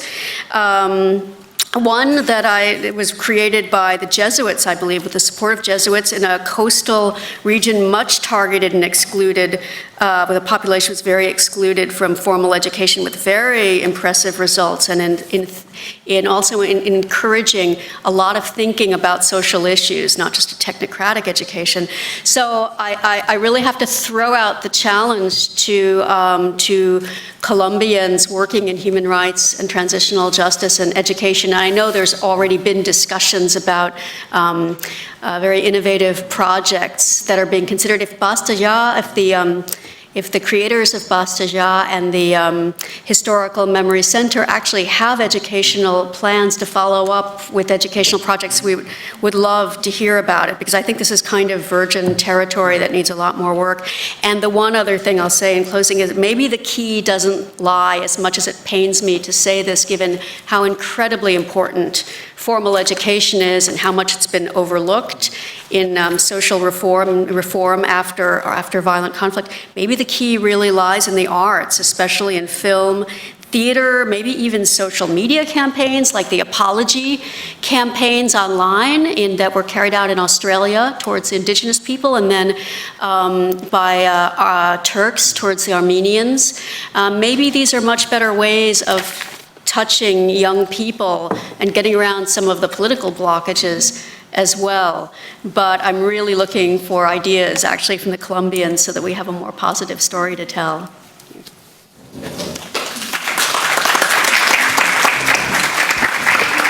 Thanks so much, Lily. And we will give our guest speakers who presented from the Historical Memory Center an opportunity to address some of the questions that are coming up from our discussants. Our next discussant probably needs no introduction in this room. It's Adam Isaacson. He's been following the Colombia beat for many, many, many years. He's currently the Senior Associate for Regional Security Policy at the Washington Office on Latin America and a leading expert on defense, civil military relations, and U.S. security assistance to the Americas. Welcome, Adam. I will turn the podium over to you. Many thanks, Ginny, and congratulations for putting this together. This has been a fantastic day so far, although a very serious day. And Colombia is in a pretty serious moment. I mean, if there is a peace accord in 6 months, ojalá, it's going to be a very challenging panorama for everybody, but especially for victims in the country. Think about it. You're going to enter a phase in which there is no longer a national insurgency, a national political armed group. Instead, the big challenge, and it could be a generator of more violence than what we're seeing now, is organized crime. And the overlap between organized crime and the state, which continues at a local level and even a national level in many parts of the country, similar to the problems we see in many parts of Mexico and Central America. You're going to see a moment in which a lot of power centers, let's call them that, are feeling cornered, where people who have long gotten away with almost everything with impunity, be it corruption, be it sponsorship of paramilitaries, other human rights abuse, are suddenly going to be held more accountable than before. So far it's been the paramilitaries and a few politicians who helped them, but it could be broader. This, to me, may be one reason why we're seeing human rights defenders under more threat already. It's also going to be a moment when people in many parts of the country who for decades have been quietly burying their dead and not saying a word about what happened because of fear, they're going to be coming out in many parts of the country, talking to, they maybe not, wouldn't have talked to the commission before or the center before, but will now, coming forward. It's also, and we're already seeing it in the accords, it's a time when big promises are being made. And Michael Reed and others have talked already about the difficulty often of seeing these big promises actually get fulfilled and implemented. So, I mean, what does that mean for the center? What's next for the center? How do we evaluate the work that the center's been doing? I mean, I don't really know. My experience, actually, this month, 20 years of working in the NGO sector in Washington. I'm not proud of that, but it does give me at least some yardsticks by which to talk about maybe what has been successful and what hasn't for in my sector. And you know, obviously the National Center for Historical Memory is not non-governmental. It is officially governmental, which I think makes its job harder in some ways.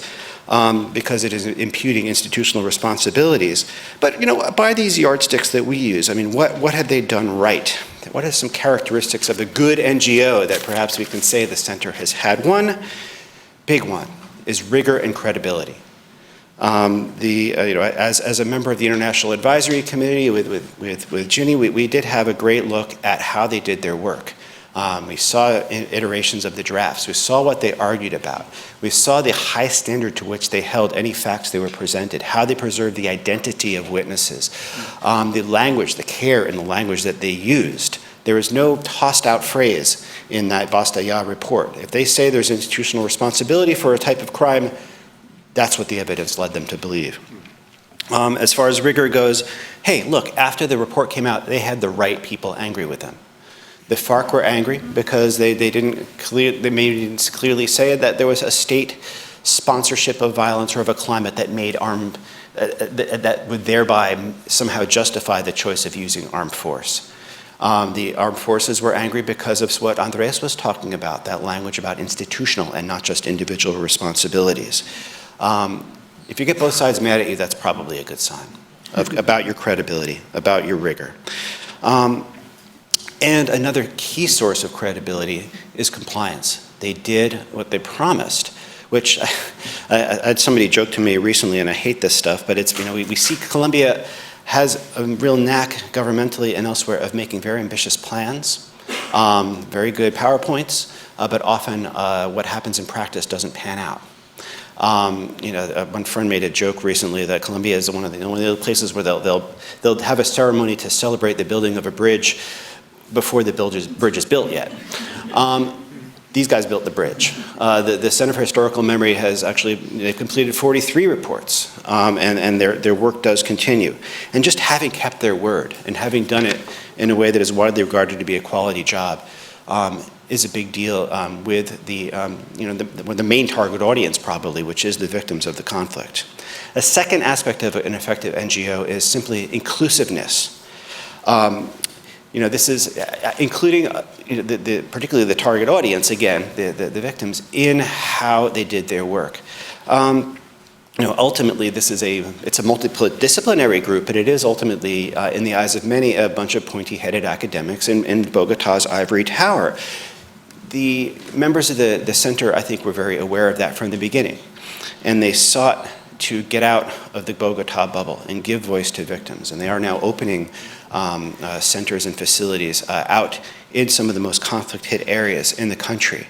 And that, I think, was a big boon to the success of their work so far. Another third element, I think, that has been crucial, these initiatives are often only as effective as the leadership they have. And they were lucky enough to have some strong personalities and some creative leadership along the way. If you look at the Law 975, which created them, and then the regulations that were drawn up to implement Law 975, they're not very specific. It's a couple paragraphs about, there will be a center for historical memory or a group of historical memory at first. They did kind of make up a lot as they went along. The fight from the very beginning to guarantee that they had autonomy and therefore credibility was all part of the effort of that leadership from the very beginning. Leadership, credibility, inclusiveness. Now, there are some aspects of successful NGO work that could use some improvement, I think. One has already been touched on. It's in Spanish, difusión, or marketing, or getting the word out to many audiences. They were very effective at getting the word out to victims, to getting the reports in the hands of victims. The reports about individual cases are closely held and completely read and shared by victims' communities. However, in this 70 to 80% urban country, that probably has not, where people really haven't felt the impact of the conflict very directly for a long time, except that it's something you see on TV, these reports probably haven't had the impact that they should. Ultimately, they're written in a journalistic style, not a very jargon-filled academic style, but still, for your average reader, it's a bit like eating your vegetables. Even if all 43 of them are available for free online at an easy-to-navigate website, I think getting it in front of sort of a mainstream audience continues to be a challenge. Getting beyond that highly educated urban core or people who already live in spaces of Colombia that are already democratic and open enough that that they can have such an open discussion. So getting beyond that first sector of the bell curve, and I don't have great suggestions. Lily's suggestion about schools, I know some work has been done on high school curricula, and that should be a greater focus. I grew up in the 1970s. I was a little kid in the 1970s.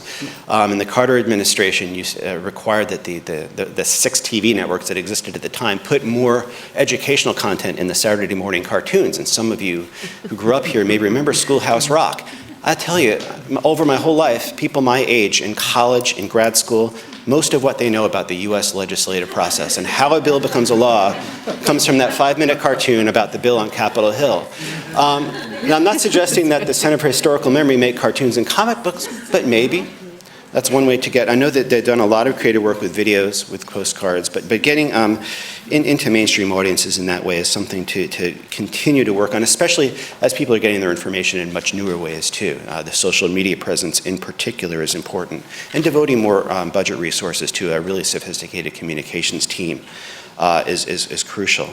Another element that we always need more of is simply protection. This is going to be badly needed because even though the center is part of the state, it is a part of the state that is contesting space on behalf of victims with other parts of the state. And that contestation is not between the government and guerrillas as much as it is between those who hold a lot of de facto power in Colombia, those who have a lot of resources, probably have done some bad things in the past, can still have a great ability to get out the vote on election day, but who want to deny memory. And on the other side, the victims and those who are advocating for them in the center, in the justice system, in the victims unit, and in the Congress and elsewhere. Those who are on that second side need a lot of protection, even, or maybe especially during the post-accord period, which will be a very tense moment for a while, especially in between when you've got an accord and when you actually have the beginning of implementation. It's not just physical security, it's securing against attempts to discredit their work. Often those attempts may involve hacking or wiretapping. And it requires a lot of open, unabashed support from the international community, states in particular, especially the US government, whose word does have a lot of weight in Colombia whenever there is such an episode arising against the center or similar groups. Just making clear that they view their work as credible.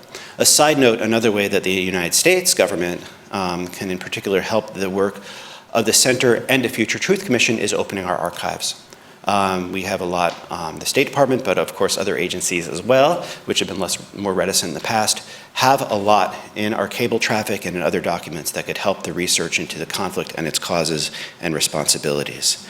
And a final element of effective NGO work that will probably be relevant to the center as well is mission relevance.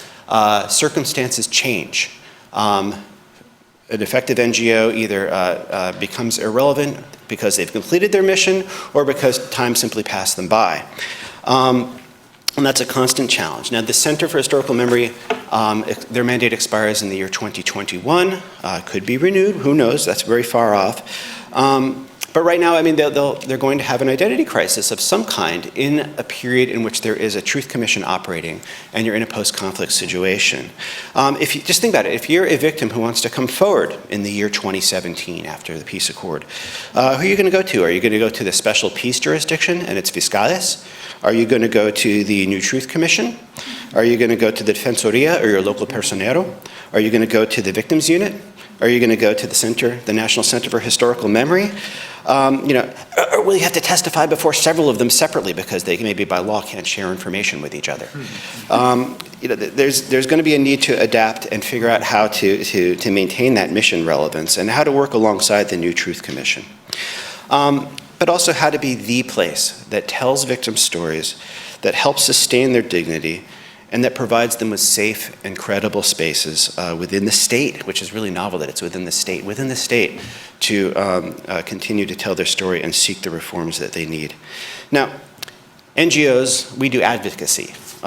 We try to do it based on really rigorous work, but we do advocacy. Is the work of the center advocacy?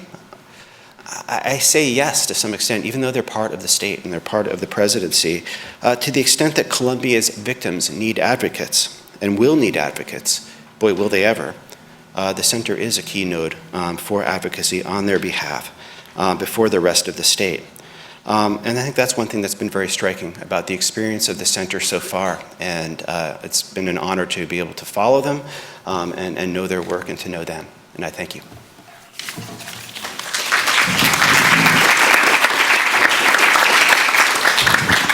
Thank you, Adam. Now we'll turn to our last speaker, Juan Mendez.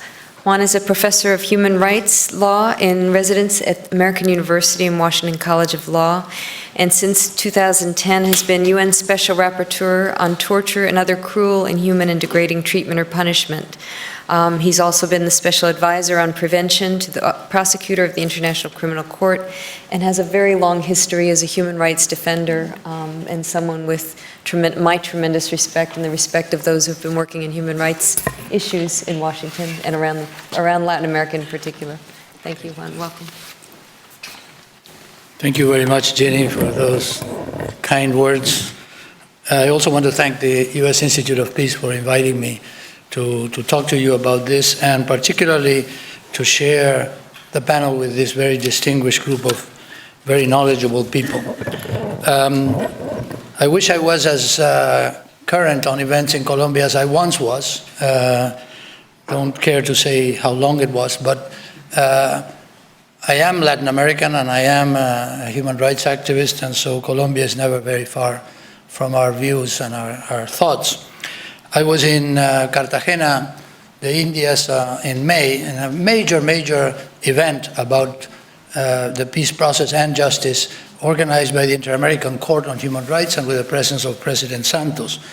And I took, when my turn came, I criticized the concurrent opinion by Diego Garcia Sajan in the case of, in the Inter-American Court of Human Rights, in the case again called El Mozote versus El Salvador, in which he tries to distinguish, legacies of human rights violations by dictatorships from legacies of human rights violations in the context of peace processes and conflicts, armed conflicts. And I very forcefully said that his opinion was wrong on the law and also did not set precedent. And I was very embarrassed a few hours later when almost the same verbatim arguments were made by the Procurador Nacional, Dr. Ordóñez. But I think the audience was a large audience, but because they were Colombians, they could tell the difference of when someone criticizes a peace accord from the perspective of supporting it, and when one criticizes it because he wants to destroy it and to make peace impossible. Colombians are sophisticated that way, and they are sophisticated in that they know what transitional justice is, they know what the international law precedents are, they know what are the obligations of the state, more so than any country that I have seen and visited in the course of my work in international human rights law, and particularly with transitional justice. And that's why that sophistication leads all Colombians to understand that transitional justice is first and foremost about justice. It's not, obviously some of us in the field put more emphasis on the transition, and some of us put more emphasis on justice. But I want to stress that transitional justice is not justice cool, justice light. It's not a kind of a poor relative of justice. It's the justice that can be achieved in a moment of transition. And transitions from dictatorship to democracy and transitions from conflict to peace are no different from the perspective of the obligations that states have to fulfill. So in that sense, Colombia has made contributions to transitional justice that even before reaching a final agreement on the conflict are very welcome and very important for the future of international law. And not the least of that is in the area of truth-telling, because the project of historical memory is showing the way to how we can improve on the experiences of other societies in truth-telling as one aspect of transitional justice by, on the one hand, being very rigorous about social science research and field research. And second, by making a big effort to unearth all the unreported human rights violations that unfortunately in conflicts, as we heard a little while ago, that happen mostly in rural and marginal areas of the country, they do go unreported. And also, and most importantly, for trying to represent the voice of the victims in a much more sophisticated setting than a truth commission that holds a hearing and invites people to listen to it. Important as those efforts have been in different countries around the world, I think this effort at truth-telling that the project of Memoria Histórica has conducted is a step above and possibly an example for other people to do it.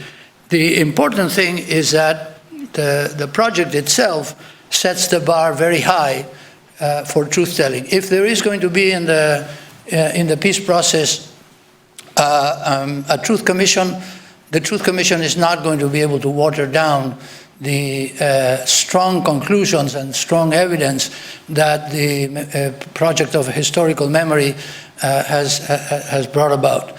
And just like in the Southern Cone in Argentina and Chile, the justice phase was made possible by the truth-telling that happened before, by the Rettig Commission in Chile and the Sabato Commission in Argentina. Without those early exercises, the prosecutions would have been very different in those countries as well, because they turned public opinion towards on the one hand, the need for justice, because the more you know about what really happened, the more that you understand that there are some injustices that cannot be left unpunished. And also turn public opinion towards making justice in the sense of criminal prosecutions inevitable, and to break down the obstacles to those prosecutions. So my next point is reconciliation. I mean, we have, in Latin America, the word reconciliation has had very bad connotations because it has mostly been used by people who almost use it as a substitute for impunity. And it is, telling the victims you can't ask for justice and you can't ask for truth and you can't ask for reparations because we are reconciled. You are reconciled with us. So that is the kind of thing that we, among those who work on transitional justice, have had to contend with. Telling victims that when we say reconciliation, we don't mean you are reconciled. We mean we'll get through a process in which the society will be reconciled. And it's important to insist on reconciliation between warring factions as something different from imposing reconciliation between the torturer and the tortured person, between the person who conducted a massacre and the families that were left without their livelihood and their loved ones. That's not the reconciliation that international law and transitional justice require. But if we distinguish reconciliation, of course, reconciliation between the warring factions, of course, reconciliation in the sense of overcoming long conflicts of an ideological or political nature and letting the conflict be resolved by peaceful means, by participation in the democratic process, then of course we are all for that reconciliation, and that is what should be pursued. After all, we are talking here about war crimes and crimes against humanity. When it comes to war crimes, there's no question that international law, the law of armed conflict, requires an amnesty at the end of the conflict. That's in Protocol 2 of the Geneva Conventions, Article 6, Paragraph 5. But we have to be reminded all the time that that amnesty is not amnesty for war crimes. It's amnesty for the crime of rising up in arms against a state. The crime of sedition or rebellion or treason, however it's called in the domestic jurisdiction, is eminently subject to amnesty at the end of a conflict. Not only that it's possible and legal to do it, we should forcefully propose it, promote it, and seek amnesty for those who participated in the conflict but didn't get their hands dirty with the blood of innocent people. But at the same time, we should make it clear that the limit to that amnesty is that war crimes are not included in the amnesty, and that crimes against humanity are not included in the amnesty. I don't have to tell you, I don't think, what are war crimes and what are crimes against humanity. Just refer you to the Statute of Rome for the most clear definition of them. But I do want to stress that when it comes to certain human rights violations, like war crimes and crimes against humanity, but also in single episodes of torture or forced disappearances, international law requires that the state investigate, prosecute, and punish the act and the perpetrators. And this is an absolute obligation, one that unfortunately, in the case of torture especially, is not fulfilled even by very powerful nations like the United States, and that unfortunately is more observed in the breach by all around the world. But nevertheless, it is an obligation, and it's a clear standard that many countries have adopted, and I would submit it applies to all countries because it's customary international law that goes beyond signing and ratifying a treaty, which, by the way, Colombia is a party to the Convention Against Torture, for example. What does it mean that something is a war crime or a crime against humanity? It means, one, that there is that obligation to prosecute and punish. That means also that amnesties that have the effect of preventing that obligation, and also other obstacles, like the Inter-American Court said in Almonacid Arellano versus Chile, other obstacles like statutes of limitation, like pardons, like just prosecutorial discretion, all have to be removed. There has to be investigation, prosecution, and punishment. But the category of crimes against humanity and war crimes also require certain other actions by the state. And we mentioned already truth-telling, but also reparations to the victims and measures of non-repetition by way of institutional reform. It's in all of these areas where one has to be optimistic about what has been announced, but also carefully cautious about what the end result will be. As we heard this morning, the devil will be in the details, and so we don't know where it's all going. But in the course of supporting the peace process and the agreements that have already been tentatively reached, we should remind ourselves of this, that it is possible in Colombia, as it is possible elsewhere, to prosecute those bearing the highest responsibility, to do so with utmost respect for fair trial guarantees and for due process of law, and to do so by giving the victims an opportunity to see justice done. That is what is the requirement of international law, and it's not impossible to obtain.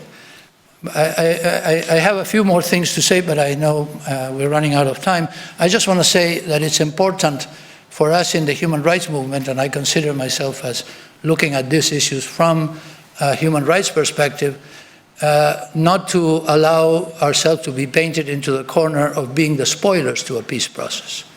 The fact that we insist on justice doesn't mean that we oppose peace. On the contrary, it does mean that Colombians now have an opportunity, perhaps the most important opportunity that we'll see in a long time, to do justice, to find the ways in which peace does not trump justice, but that peace and justice nurture each other and support each other.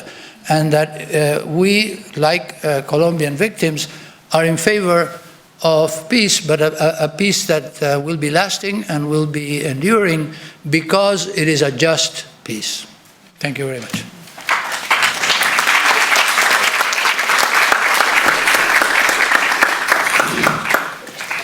Thank you, Juan. I'm going to turn the floor over to Andres and Marta and see if you want to respond to any of the questions and comments that were raised by the commentators. Quisiera referirme a dos temas, al tema de la educación y también un poco al último tema que trabajaron los dos ponentes sobre reconciliación. En el tema de educación somos conscientes que uno de los retos más fuertes que tiene el centro es la difusión de sus informes y la capacidad que puedan tener estos informes para atravesar los currículos, la formación de los y las niñas en Colombia. Esto requiere aliados muy fuertes institucionales como el Ministerio de Educación, el Ministerio de Cultura, y ahí hay un reto. Hemos hecho cosas muy importantes, se está formando, está contribuyendo a la formación de maestros y maestras, dándoles herramientas metodológicas para que ellos también construyan memoria histórica y herramientas para que puedan trabajar con sus alumnos los textos que produce el Centro de Memoria Histórica. Pero realmente ahí hay muchas cosas por aprender. Yo diría que tal vez las comunidades son mucho más creativas que nosotros. Quisiera poner un ejemplo, ya que Lili nos pedía ejemplos, hay muchos a nivel local. La comunidad de San Carlos usaron el informe de San Carlos, hicieron el currículo de enseñanza de la historia local con base en el informe de San Carlos, trabajaron todas las competencias que establece el Ministerio de Educación con base en ese informe, produjeron informes, programas radiales, dado que hay un alto consumo de radio en esta región del país, y creo que estos son ejemplos locales que pueden ser muy útiles para el contexto nacional. Las víctimas de Buenaventura en Colombia acompañaron la producción de un informe escrito con una obra teatral. La obra teatral se llama Tocando la Marea y es un guión de teatro que de alguna manera recoge lo más determinante del informe en ese lenguaje artístico. Entonces creo que hay muchos ejemplos, muchísimos, donde se busca educar no solamente en el aula, sino educar por fuera del aula, educar con el arte, educar con muchos recursos, y yo creo que aquí hay cosas para aprender. Pero sí, las víctimas nos han dicho muchas veces, si nuestra memoria no es pública, no será memoria histórica, y sabemos que ahí el reto es enorme. Frente al tema de la reconciliación, quisiera plantear que también, obviamente, Colombia es un país con una heterogeneidad territorial enorme, y hay experiencias de reconciliación supremamente interesantes en algunos municipios colombianos. Pasa mucho por si el actor armado o los perpetradores eran de la región o no eran de la región. Cuando son de la región se generan unas experiencias interesantes. Una madre en concreto en San Carlos, Antioquia, me dijo, ¿qué hacemos con ellos? ¿Les decimos que se vayan o son los hijos de mi vecina o intentamos aquí hacer algún proceso de vivir juntos? Entonces creo que localmente también hay que aprender de las experiencias de reconciliación. Yo finalmente diría que hay muchísimas víctimas que nos han dicho de manera muy contundente, yo no conozco al victimario, nadie me ha pedido perdón, ¿con quién me reconcilio? Y creo que esto es masivo en el caso colombiano, y que hay cientos de víctimas que no saben quiénes son. Entonces es un perdón abstracto, es perdonar a quién, es perdonar al Estado colombiano, es a quién perdono si nadie me ha solicitado ese perdón público, si yo no conozco, y creo que aquí también hay un reto muy importante. Muchas víctimas nos han dejado clara la lección de que más que una política de reconciliación requieren condiciones para la convivencia, ¿sí? Convivir más que reconciliarse. Las condiciones de convivencia a veces pasan por permítame vivir para poder convivir, es decir, permítanme vivir sin miedo, educar a mis hijos, y entonces puedo pensar en convivir con otros, pero sigue siendo una palabra muy abstracta, con una carga moral y religiosa muy fuerte, que a veces se vuelve más otra forma de presión sobre las víctimas que una condición para la construcción de paz. Yo complementaría lo que plantea Marta, que Adam planteaba lo de las historietas, y debo decir que la historia gráfica es una opción, una herramienta pedagógica que está explorando el Centro Nacional de Memoria Histórica, porque sabemos que son los tipos de lenguajes como les podemos llegar a los jóvenes. Entonces se está explorando esa opción, no con propósitos de caricaturización, pero sí de una forma comunicativa para poder llegar a los jóvenes. Ha sido muy importante en el trabajo de difusión, diría yo, En eso nosotros mismos como académicos hemos reconocido que tenemos un profundo apego a un libro, entonces que hay que diversificar los lenguajes.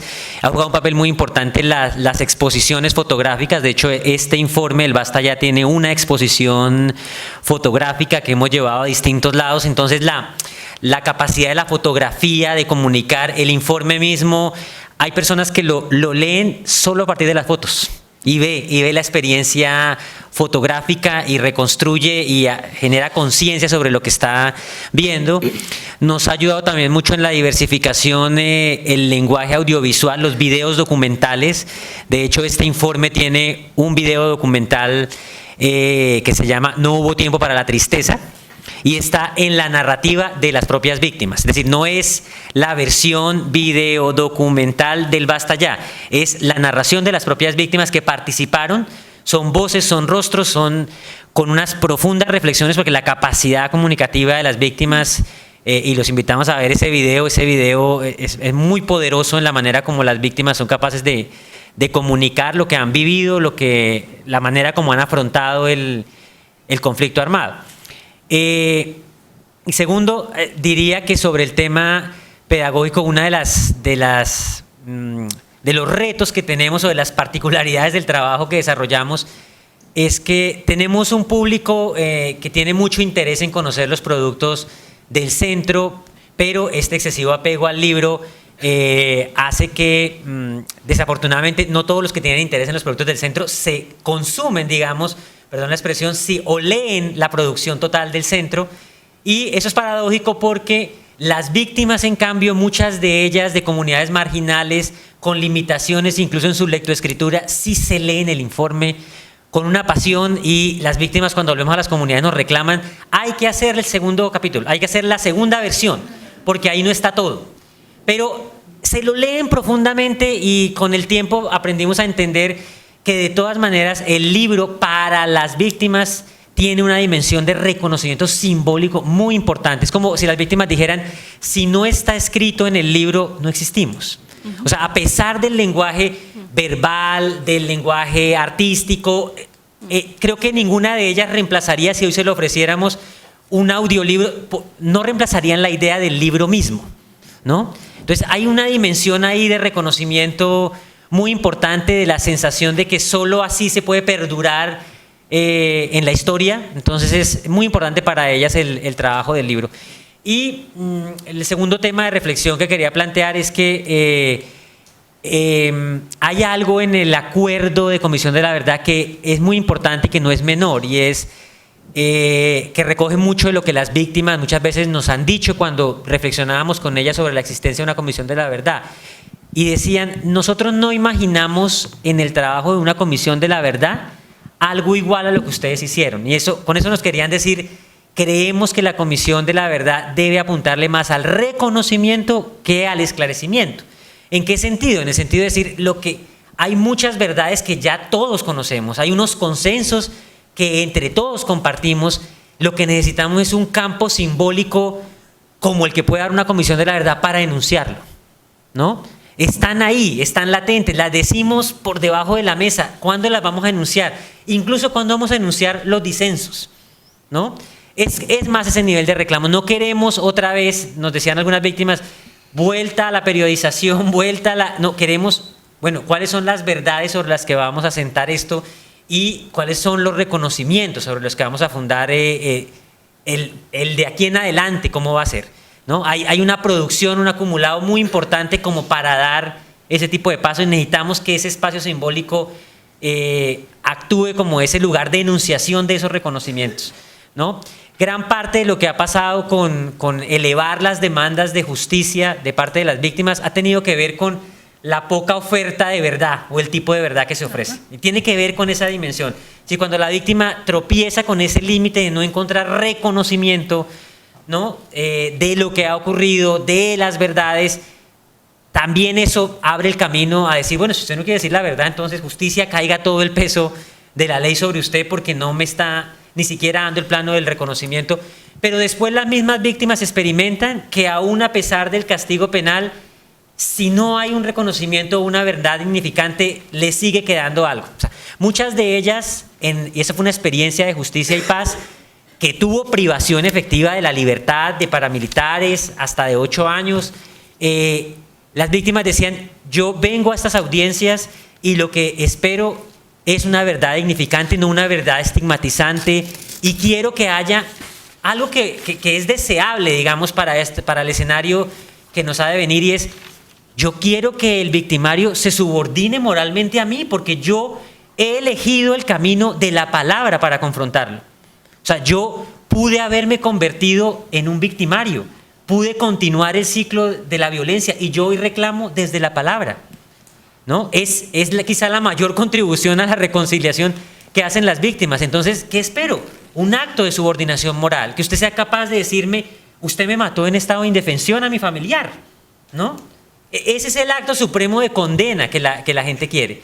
Entonces, va a ser muy importante en la Comisión de la Verdad esto que se habla de los espacios donde las víctimas puedan hablar y de que los victimarios entiendan que en la transición la condena sobre los medios violentos es muy importante, ¿no? Porque sobre ella se funda la transición. Los perpetradores siempre viven con la pretensión de decirle a la sociedad, no importa lo que haya hecho, lo importante es por qué lo hice. No, un momento, sí importa lo que hiciste, eso sí que es importante, porque el posconflicto, la reconciliación, las nuevas bases democráticas las tenemos que fundar sobre una condena explícita a los medios que usaste, porque los fines, tus discursos, vas a poder hacerlos en la arena política, ¿no? Pero los actores van a tener que entender eso, que se necesita no dar explicaciones, que se vuelven justificaciones. Es reconocer de manera simple, pero con una potencia moral muy grande, sí, yo maté a alguien en estado de indefensión, ¿no? Y no recurrir a discursos eventualmente justificadores. Pero todo esto es para el tema de lo importante que es el reconocimiento sobre un conocimiento ya acumulado, y por eso fue muy importante que en el mandato de la comisión se hablara no solo de esclarecimiento, sino de reconocimiento y de condiciones para la convivencia. Great. Thank you, Andrés and Marta. There's several themes that I just want to kind of put in conversation with each other and then open it up to the floor.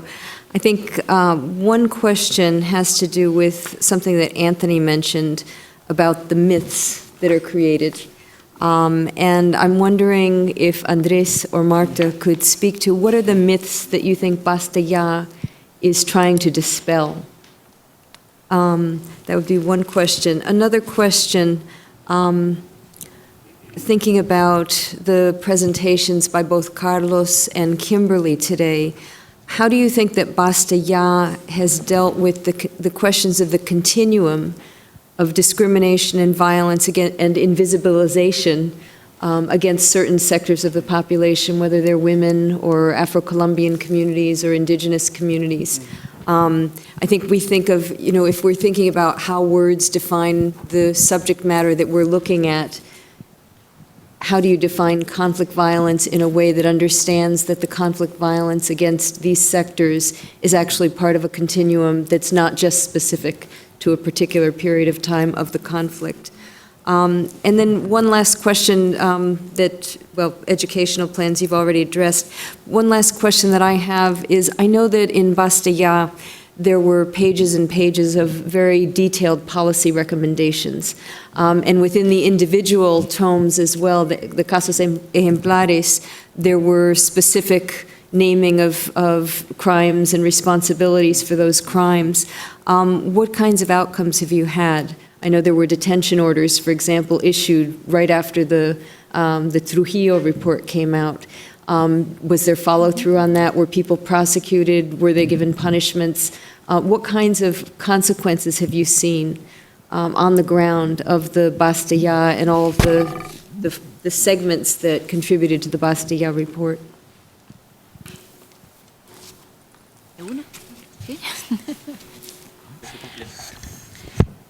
Bueno, yo me voy a referir a tres mitos que creo que intentó tratar el informe. Uno lo mencionó Andrés, el tema de que la violencia en el marco de los muertos por la violencia en el marco del conflicto armado eran marginales. una violencia entre más, es 1 de cada 10 muertos, se decía en algunos casos. Hay otras violencias más importantes. Claro, es difícil de decir cuál es pero lo que sí podemos demostrar es que no es una violencia marginal, es que 1 de cada 3 muertos en Colombia se ocasionan en el marco del conflicto armado interno, y eso también le da más importancia al tema de la paz. Es decir, si lográramos frenar esa violencia, estaríamos quitando uno de los factores que más causa muertes en Colombia. Un segundo mito es el que todos los actores armados son iguales, ¿sí? Creo que trabajamos muy fuertemente en mostrar que, como lo dijo Andrés, todos hicieron de todo, pero no son iguales, ¿sí? No son iguales ni en sus fines, no son iguales ni en sus métodos, no son iguales en sus responsabilidades. Y ahí tratamos de mostrar un poco, no solamente de que la responsabilidad en términos de lo que se pudo argumentar cuantitativamente, sino la responsabilidad que le cabe a cada cual dependiendo del lugar que ocupa en la sociedad. Creo que este punto es muy importante. De la mano de ese mito diría el tema de todos somos culpables, que alguien lo mencionaba, esta forma es la manera más, creo que es una de las formas más eficaces de impunidad, es decir, todos somos culpables. Lo que tratábamos de argumentar bastante en el informe es, todos somos responsables, indudablemente, pero no todos somos culpables, y las culpas se tienen que también señalar de una manera clara, de una manera concreta, de una manera específica para que pueda haber realmente acción de justicia. Yo me referiría inicialmente a esos 3 mitos, no sé, Andrés. Gracias. Sí, no, yo complementaría que uno de los mitos que creo que el Basta Ya intentó controvertir tiene que ver con una crítica, que es el tema del papel del narcotráfico. Porque nosotros, efectivamente, como dijo Marta, quisimos desnarcotizar el conflicto armado, porque la interpretación sobre el papel del narcotráfico en el conflicto armado se puso, primero, mucho en términos económicos, muy fuerte. La idea de el narcotráfico es el combustible del conflicto armado llevó en Colombia a interpretaciones que nos ponían en el ámbito de que aquí no hay naturaleza política en el conflicto armado, aquí lo que hay son una cantidad de empresas criminales que se están alimentando del conflicto, y lo que nosotros quisimos mostrar en el informe es hay un peso importante del narcotráfico, pero no es lo único, y hay que tener cuidado de que el narcotráfico nos invisibilice otras responsabilidades. Me gusta dar siempre un ejemplo concreto alrededor de ello, siempre se ha asociado al narcotráfico con el paramilitarismo, y por supuesto que hay una influencia importante con el paramilitarismo. Y se dice cuando irrumpe el narcotráfico aparece el paramilitarismo, se desborda.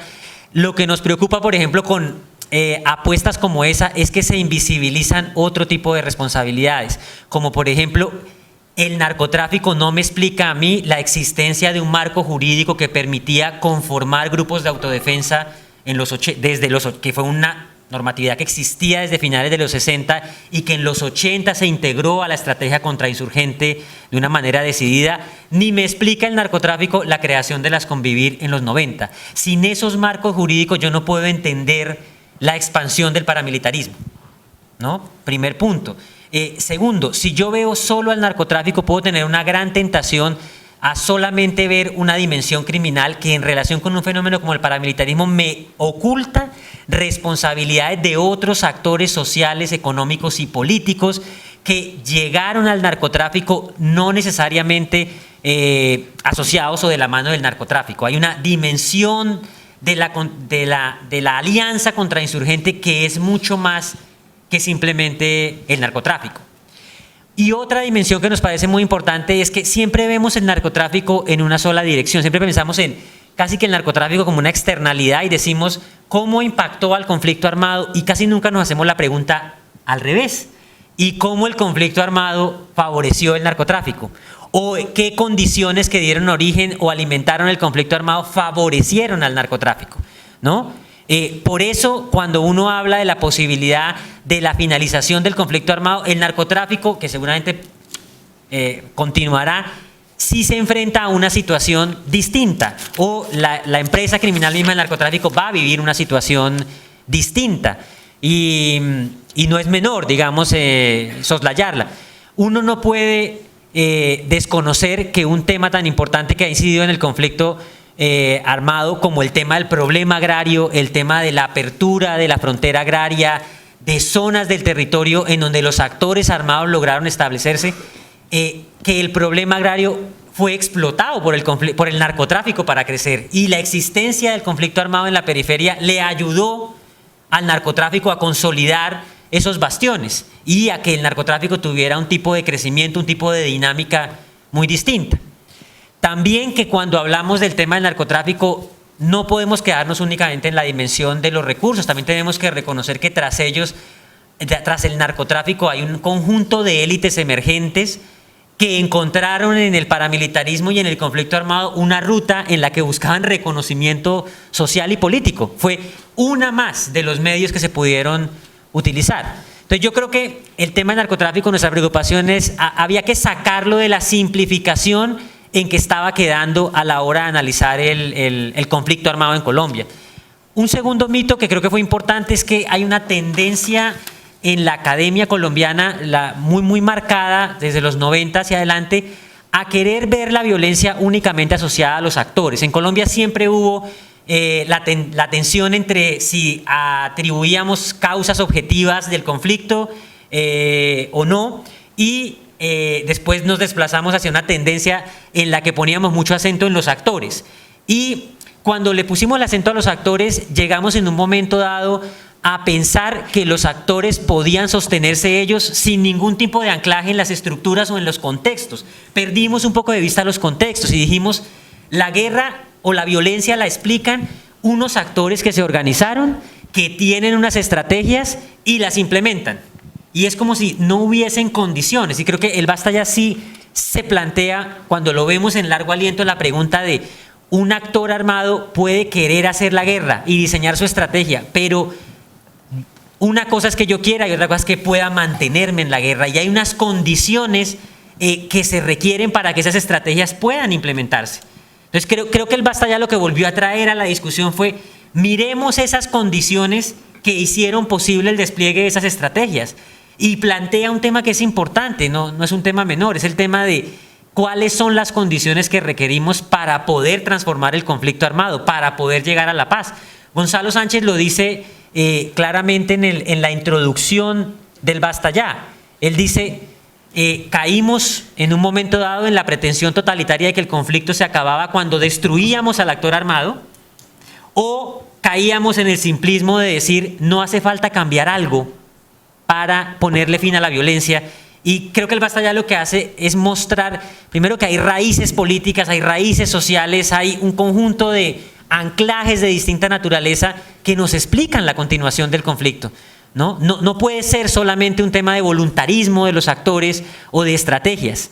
Si no hay un actor armado, no puede mantenerse en un conflicto si no encuentra oportunidades políticas, si no tiene recursos económicos y si no encuentra anclajes sociales en los cuales poder desarrollar su actividad armada, Y eso creo que aplica para todos los actores del conflicto armado. Entonces creo que fue importante el informe porque volvió a traer a la discusión la necesidad de cambios, y que no era solo un tema relacionado con actores o que dependiera únicamente de voluntades.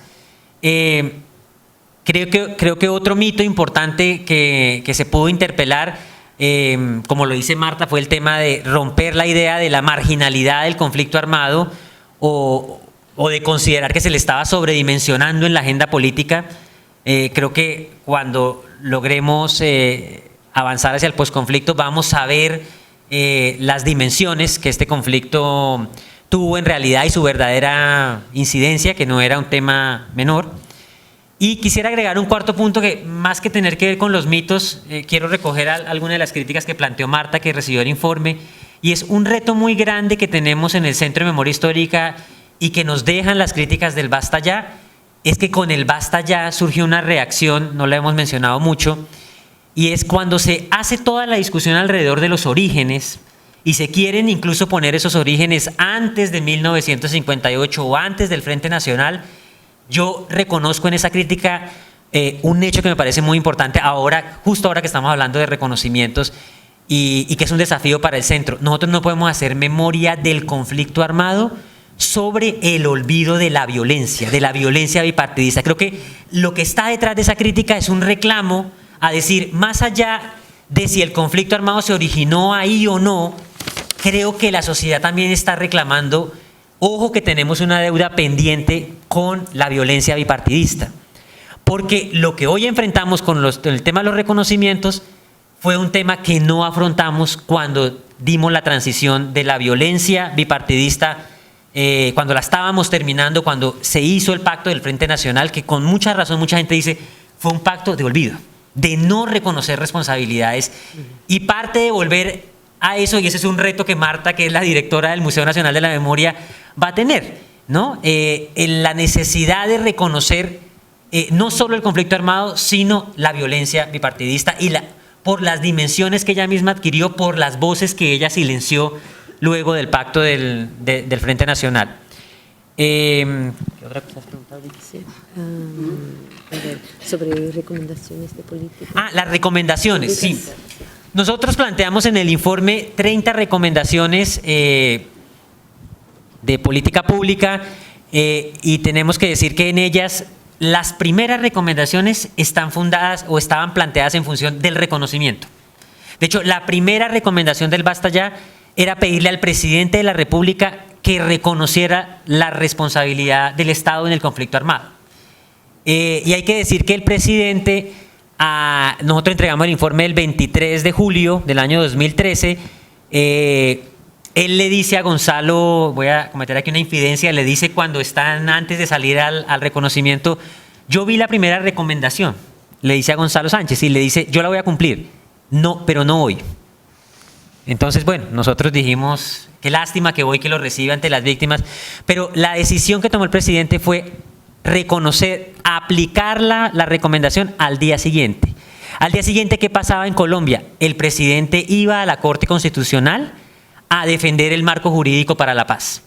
Que el marco jurídico para la paz es el marco a partir del cual él puede trabajar el tema de las negociaciones de paz. Y el presidente reconoce en ese momento la responsabilidad del Estado.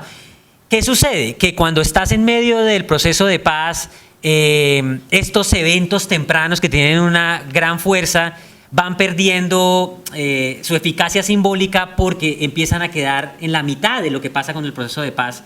Y de hecho ahí va a ser el reto, decíamos, solo cuando estemos en Comisión de la Verdad, cuando termine eso que ya se olvidó un poco, hay que volverlo a poner en la escena, hay que volverlo a rescatar.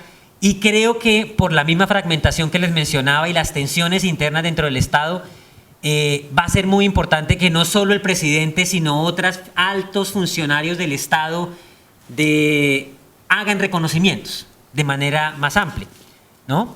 Y eso puede incluir, por ejemplo, al Ministerio de Defensa, puede incluir a las fuerzas militares. La gente está esperando también un reclamo de reconocimiento en ese sentido. Nosotros, en ese primer paquete de recomendaciones, en la primera parte, le decíamos a los grupos armados ilegales lo mismo. Hagan un acto de reconocimiento de sus responsabilidades, ¿no? Porque fue parte del reclamo de las víctimas todo el tiempo, de esa dimensión simbólica del reconocimiento.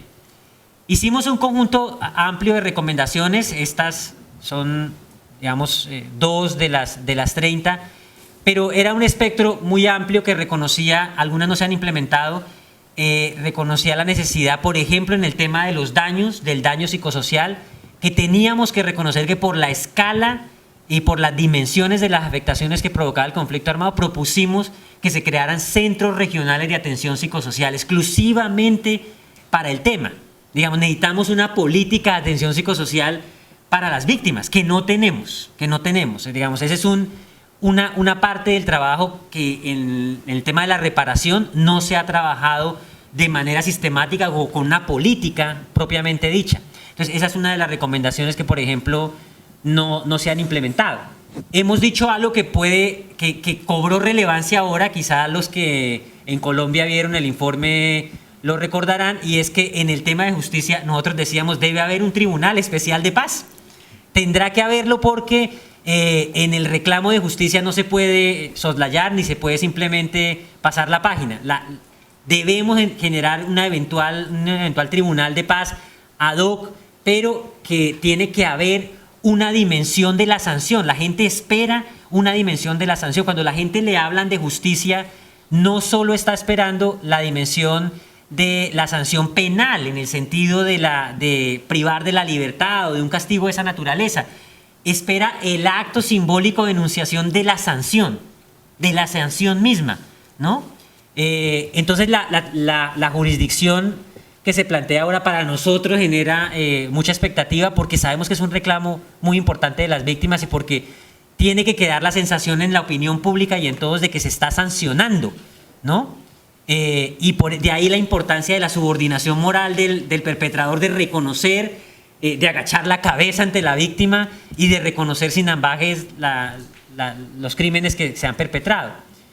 También hicimos recomendaciones porque sabemos que estos procesos de desmovilización son complicados, acerca de que tenemos que hacer un balance de toda la política de desmovilización que se ha utilizado en procesos de paz anteriores, ¿no? Ahí hay un tema que es muy importante, porque en estas estructuras jerarquizadas el flanco o el punto débil suele estar en los mandos medios, por ejemplo. ¿Cómo garantizas que estos procesos de desmovilización sean exitosos cuando, como nos lo contaban algunos desmovilizados del EPL, por ejemplo en Urabá, ellos nos decían, mire, las estructuras o las políticas siempre han pensado en las cabezas y en la base. En la cabeza, o los que están al frente de las organizaciones, van a la política y tienen un lugar en la política.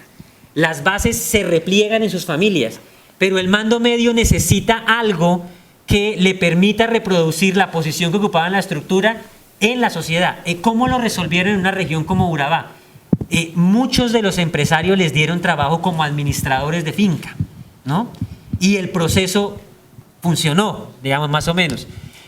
No, fue exitoso, digamos, con la desmovilización del EPL. Esa es una pregunta aquí muy importante, el tema de cómo garantizas réplicas de alguna manera de las estructuras para que los actores puedan integrarse a la sociedad, porque en un conflicto tan prolongado para muchos la guerra es el oficio que aprendió.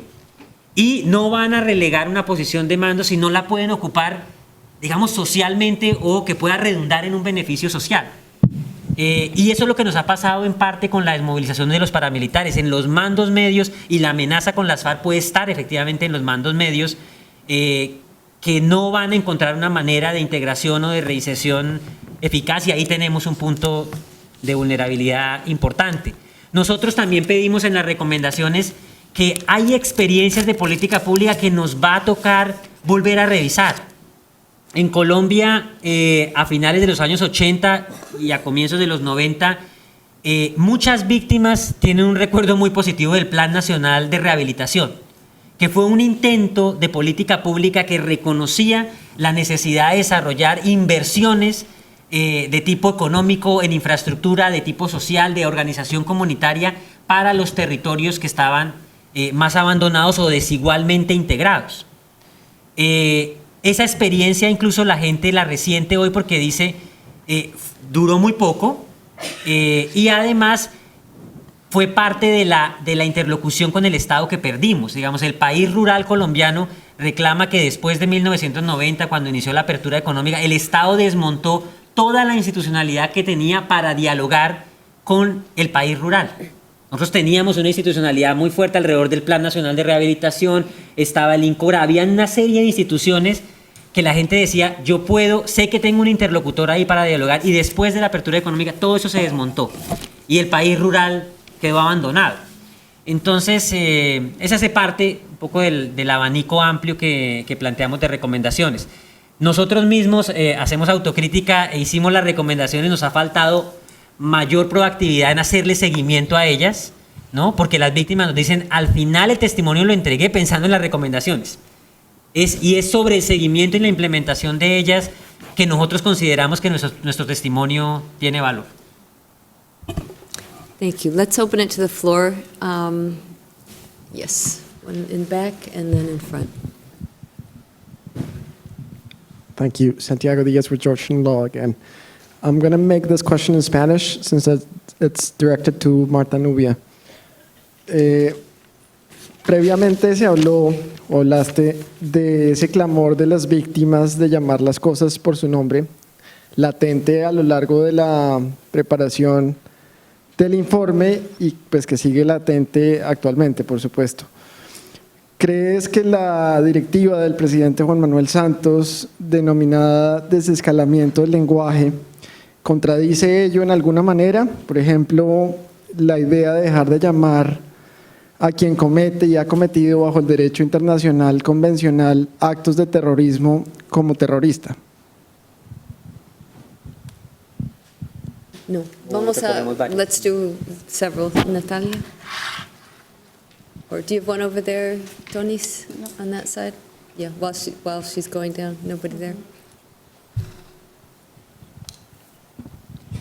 Natalia Tejada, del Banco Mundial. Ya que la pregunta es para Marta Nubia y Andrés, la voy a formular en español.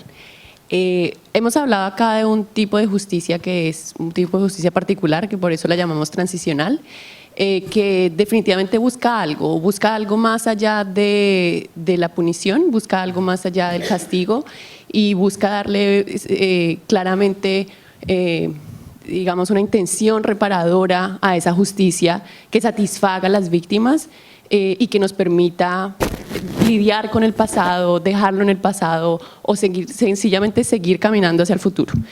Y en eso, al parecer, la reconciliación y, digamos, todos los mecanismos de justicia transicional existentes y la reconciliación como que no se llevaran muy bien, que esa palabra casi que no gustara dentro del contexto, del escenario, pues digamos por toda la dificultad de definirla, de ponerla en práctica, pero que digamos tan necesaria para nombrar algo que el país también pide, ¿no? Y entonces pues yo quería de pronto que ustedes comentaran sobre cuál es ese potencial, porque evidentemente al parecer lo que hemos tocado tangencialmente es que existe un potencial para crear unas condiciones de convivencia, llámese reconciliación política, nacional, interpersonal. Existen unas potencialidades en los mecanismos de justicia transicional, particularmente lo que hemos hablado acá de las comisiones de verdad. ¿Cómo potencializar la posibilidad de reconciliación en las prácticas de los mecanismos de justicia transicional? ¿Qué pasa por allí? ¿Qué tendríamos que hacer en términos de discursos? ¿Qué tipo de comunicación? ¿Qué tipo de interacción? ¿Qué tipo de relación nos permite aumentar ese potencial para la convivencia y para la reconciliación de una justicia transicional? Gracias.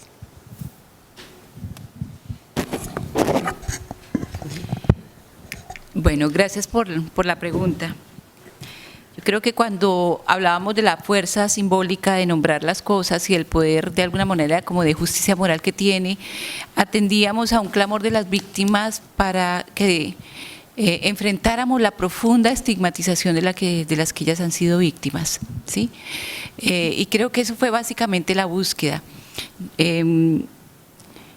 En el proceso de movilización de los paramilitares pasaron muchas cosas que valen la pena tenerlo como ejemplo y del poder del lenguaje. Yo recuerdo en una audiencia, en una versión libre, que estaba una jueza, uno de los paramilitares dijo: di de baja al bandido, y la jueza le obligó a decir: asesiné a una persona en estado de indefensión, ¿sí? Y eso es muy, muy importante. Cuando hablo del poder de llamar las cosas por su nombre, es obligar a que se reconozca que hubo violencia, obligar a que no se justifique ni se culpabilice a la víctima. Y eso es un esfuerzo enorme. A veces los mismos desmovilizados se necesita decírselo, repetírselo para que caigan en cuenta de esto que están haciendo. Ni qué decir de la violencia sexual, como por ejemplo las declaraciones de Hernán Giraldo en el Magdalena. No admitía que llamaran violación a las prácticas sexuales que cometió con niñas de 9 años, 11 años, y no admitía que se llamaran violación porque los hijos habían sido reconocidos por él. Entonces, le costaba admitirlo. O sea, esto se inscribe en unos patrones culturales de mucho tiempo, donde toda la sociedad, todos nosotros hemos caído en justificaciones, en banalizaciones, no condenamos un asesinato, sino dependiendo de quién es el muerto. No hay una condena radical, si condeno la muerte, condeno el asesinato, sino depende quién lo mató y por qué lo mató, entonces me pronuncio o me callo. Y a eso creo que es un poco con lo que nos referimos al lenguaje. La pregunta específica que tú me haces del desescalamiento verbal, yo creo que tiene que ver un poco con intentar disminuir la polarización social, con intentar disminuir en este momento también la exacerbación que tiene el uso de ciertos términos hacia la violencia, y creo que es necesario. Y eso no implica disfrazar las cosas, eso no implica lenguajes falsos. Creo que es necesario en este país, y es necesario para mí, para los maestros, para todos los ciudadanos, no solamente para los actores armados. Tenemos un lenguaje profundamente guerrero, ¿sí? Tenemos un lenguaje profundamente polarizante. Entonces ese llamado no es solamente para los actores armados, es para todos los que estamos metidos en la guerra. Y yo diría un poco frente a tu pregunta, que me parece tan importante, las comunidades nos dan unas lecciones impresionantes. Si uno tiene de verdad la capacidad, la posibilidad de abrir sus oídos, ¿sí? De bajar la arrogancia que a veces nos da la academia, ¿no? Llevamos las medidas, nos vamos a las comunidades diciéndoles, así se hizo en Sudáfrica, así se puede hacer aquí, así dijo las comunidades proponen, nomás el video que les invita a ver Andrés, la sabiduría que hay allí en las propuestas de convivencia, porque la gente en últimas se identifica en el sufrimiento que han vivido y en el afán, como digo, de vivir para poder convivir. Yo diría que en Colombia la posibilidad de escuchar, por ejemplo, el tratamiento del pasado que hacen las comunidades indígenas, ¿sí? Ellos nos dicen, se va al pasado para cerrar, ¿sí? Para cerrar y para sanar. Nosotros a veces no lo pensamos siquiera así. Entonces esta posibilidad de abrirnos a escuchar en una sociedad además que es profundamente diversa en lo cultural, evitar importar propuestas descontextualizadas. O sea, una propuesta si no reconoce los marcos culturales fracasa. Entonces, escuchar con cierta sensibilidad también todo en perspectiva de esa característica cultural puede ser muy útil para pensarnos una justicia transicional a la colombiana, como tal vez habría que pensarla. Y yo agregaría respecto a la inquietud que nos plantean sobre el lenguaje, diría que hay que tener, digamos, algunas consideraciones. Una, los eufemismos no solo han sido usados por los paramilitares o agentes del Estado, también han sido usados por las guerrillas. Para nosotros es claro que un secuestro es un secuestro y no una retención. Por ejemplo, que cuando se hace una interpelación a la guerrilla, porque la guerrilla dice, yo usé el cilindro bomba y mi intención no era darle a la comunidad, sino que llegara al objetivo, que era una estación de policía, luego entonces yo lo nombro como daño colateral. Nosotros decimos, esos son temas, cuando tú nombras como daño colateral algo, estás eludiendo la responsabilidad o la intencionalidad, y uno puede interpelar diciendo, el uso de un arma no convencional que tenía problemas de precisión me es suficiente para decirte, tú no me puedes decir que en tu cálculo no estaba que eso podía ocurrir. Puede ser que ese no fuera tu objetivo, ¿no? Pero no me puedes alegar moderación o atenuante a la responsabilidad por haber hecho uso del medio, así ese no fuera mi objetivo final, ¿no? Cuando nosotros hicimos el informe de Basta Ya, por ejemplo, lo que constatamos con mayor horror fue darnos cuenta que no se trató de una pipeta que cae en el lugar equivocado, sino que habían sido lanzadas 2 antes y después de esa otra. Y que en la interceptación de las comunicaciones, el guerrillero que estaba con la plataforma lanzando le decía al comandante, esto está en medio de la población civil, no importa, la prioridad es el blanco militar, la prioridad, sígalo haciendo, ¿no? Entonces, aún en esos casos, esos son los ejemplos, por ejemplo, del daño colateral que uno no puede, bajo ese eufemismo, ocultar en términos de reconocimiento de responsabilidad. Lo mismo que pasa con la retención cuando se deja de mencionar el secuestro. Si yo digo retención en vez de secuestro, estoy lesionando la dignidad de la víctima, ¿no? Porque me están maquillando, me están decorando algo que no tiene que ver con lo que ocurrió. Con el tema de terrorismo, la dificultad grande que encontramos es que cuando yo pienso en la manera en que se nombraba la situación general de la violencia de los actores armados en la década de los 2000, cuando llamaron amenaza terrorista lo que ocurría en Colombia, en vez de conflicto armado, el efecto práctico que se produjo fue decir que solo existían víctimas de la guerrilla y no existían víctimas de los demás, ¿no? Y la noción de terrorismo también terminó teniendo un uso más que para captar fenómenos concretos de la realidad, para descalificar, porque alguien nos decía con toda razón, terrorismo también es una masacre, ¿no? Y terrorismo son también otras modalidades de violencia. Entonces, el uso político del concepto de terrorismo mismo ha contribuido él mismo a desdibujar situaciones o a captar situaciones, ¿no? Entonces, y tuvo ese efecto específico en la década del 2000, de la negación misma de una situación de facto que después reconocimos, ¿no? Que es el hecho de reconocer que en el conflicto está el Estado, que están los grupos paramilitares, que están las guerrillas, ¿no? Entonces, digamos, sobre ese tema del lenguaje, esas son mis consideraciones. Sobre lo que planteas de reconciliación, ¿qué es lo que pasa en Colombia con el tema de reconciliación? Pasa que la expresión ha estado muy mediada por el tema religioso.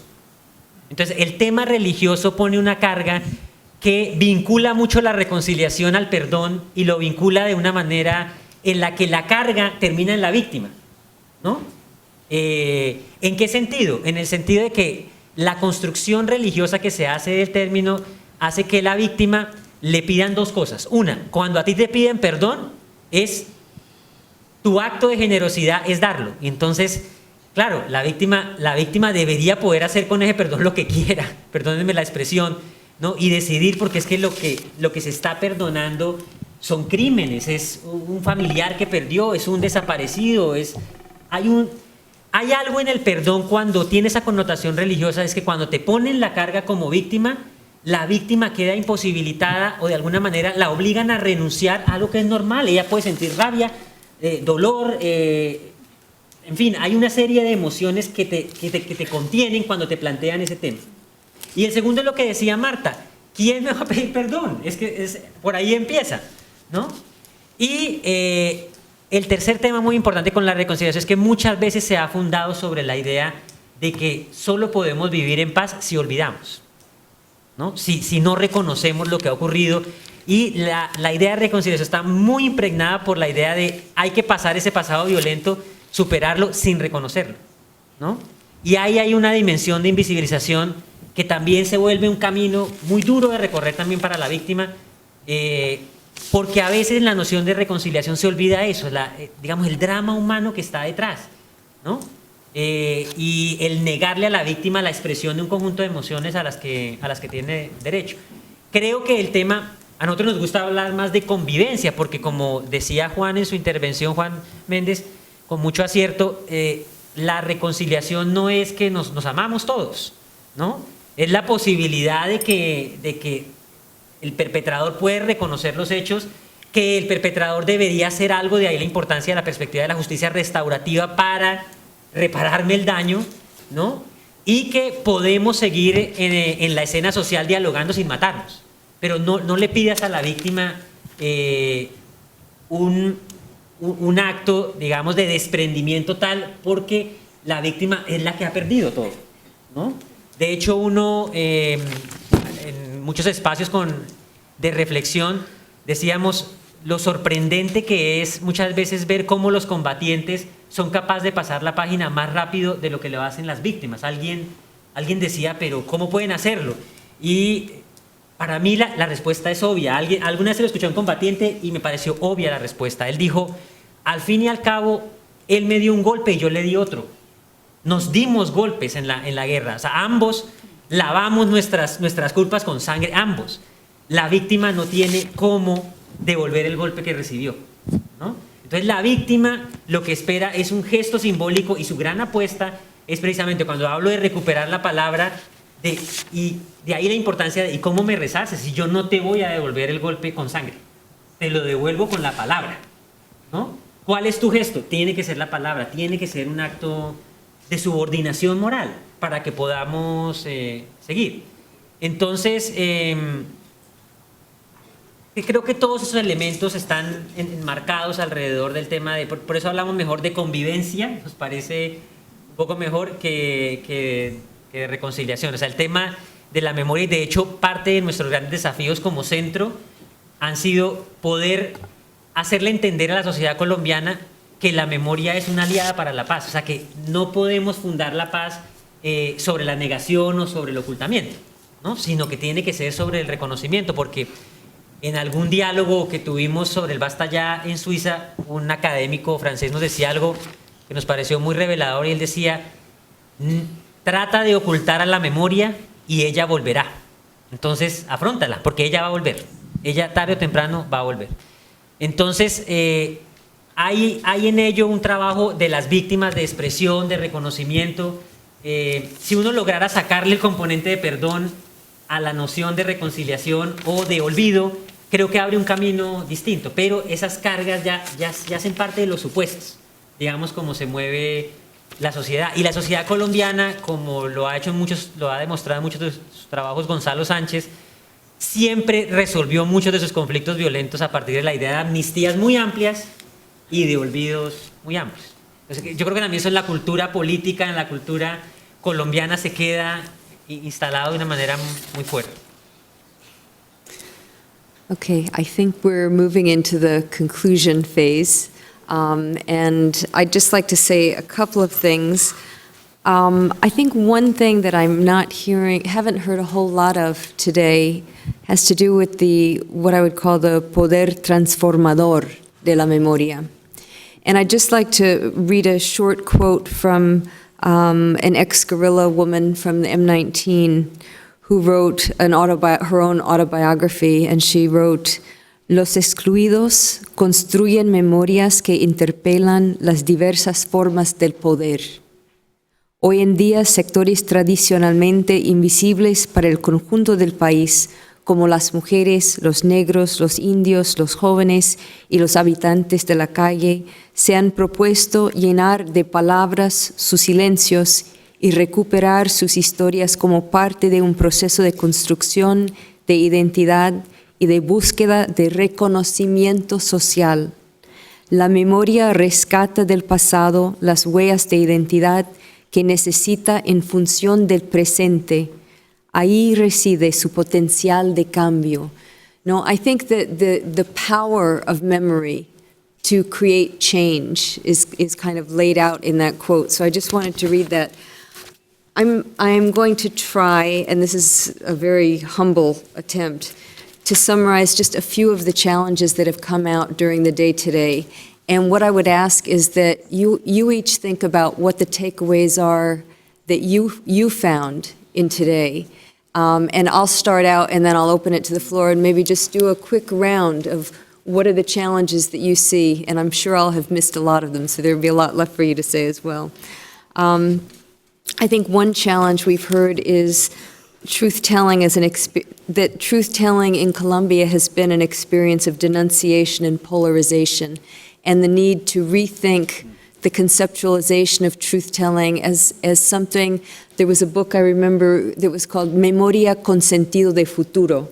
You know, how do you channel these memories and these truth-telling efforts toward the future, toward a future that, you know, the word reconciliation we've talked about is very debatable, but how do you think about it in a positive frame as leading the society toward a place where violence is not going to return?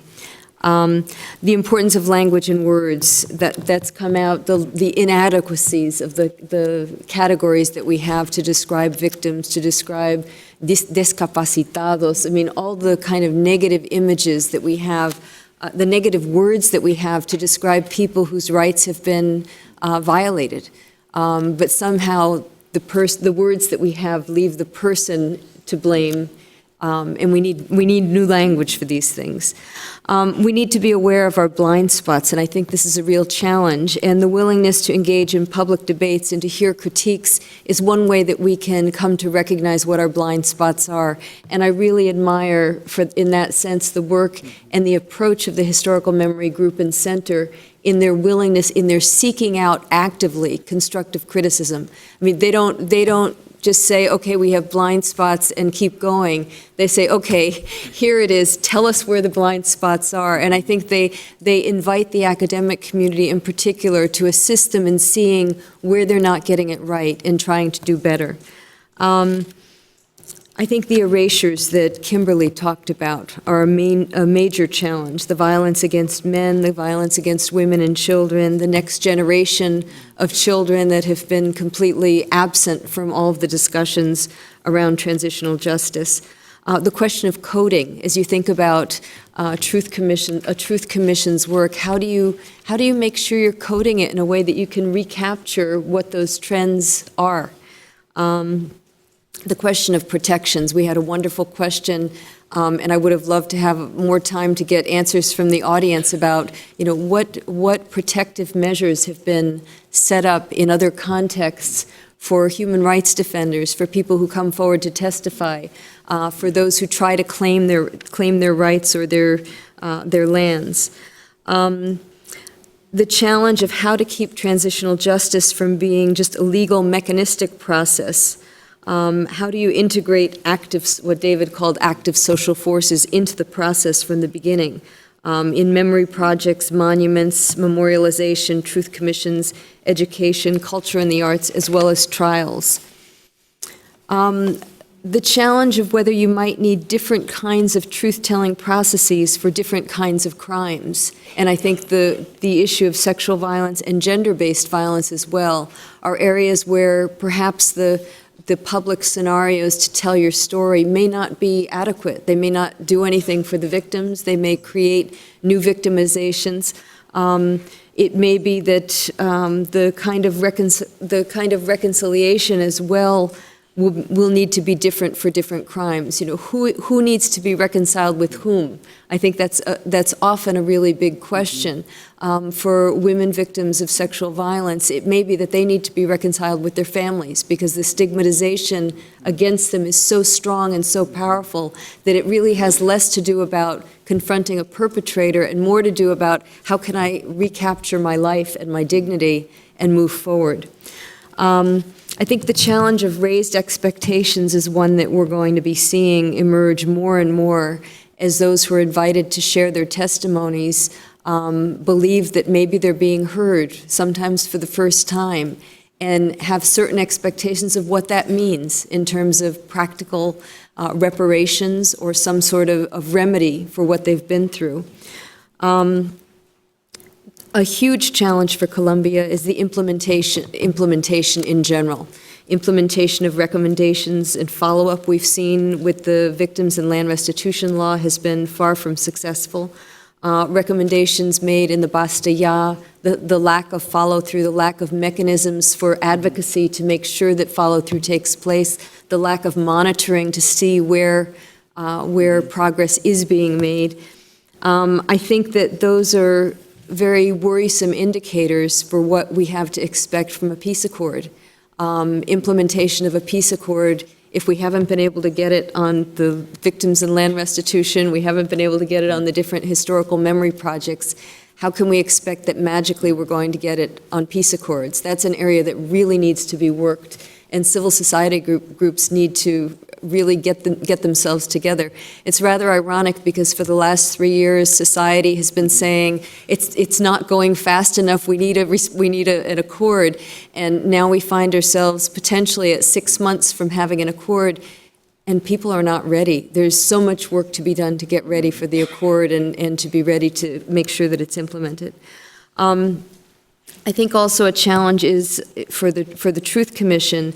Maybe a lesson learned from the experience of the Historical Memory Center is the importance of having some sort of a plan of distribution and thinking about organizational advocacy structures that can help move those recommendations, but also get the information and the analysis out into the public more quickly and more deeply.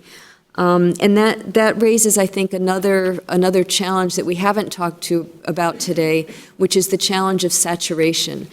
How do you ensure that these stories are heard and that people don't either move into, you may be able to move past denial, but how do you make sure that people don't just close their ears to it because they've heard it all before? So you want to maintain the integrity of the stories, maintain the dignity of the particular victims, but you also, if you have 7.6 million victims whose stories need to be told, how do you carry on with that?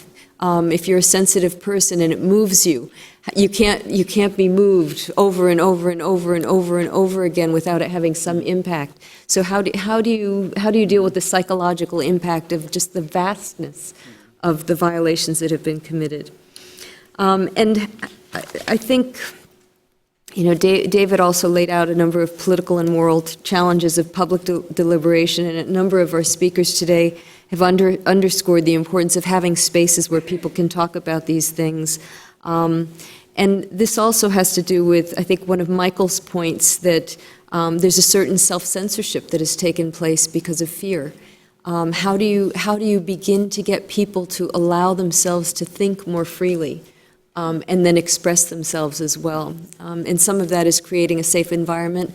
And I think Juan's comments about the integral nature of human rights and peace kind of speak to that point. If you have an environment where people aren't afraid that they're going to be carted off to jail or attacked or killed or receive death threats for speaking out when something's not right, you need that kind of environment to be able to sustain the peace.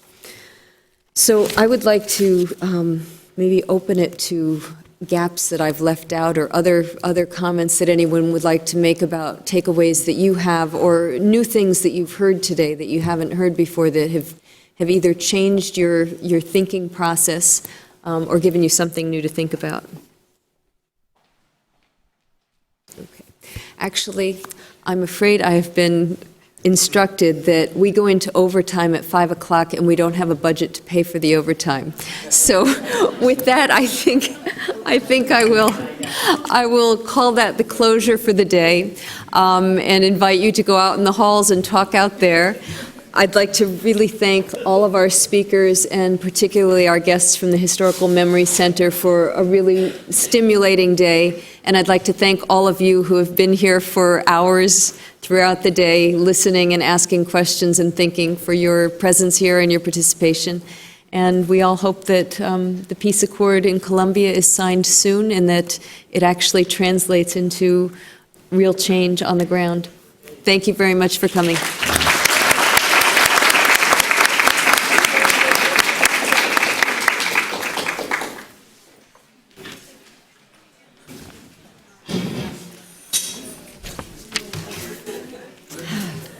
Muchas gracias. ¿Qué les parece? Por el espacio. De nada.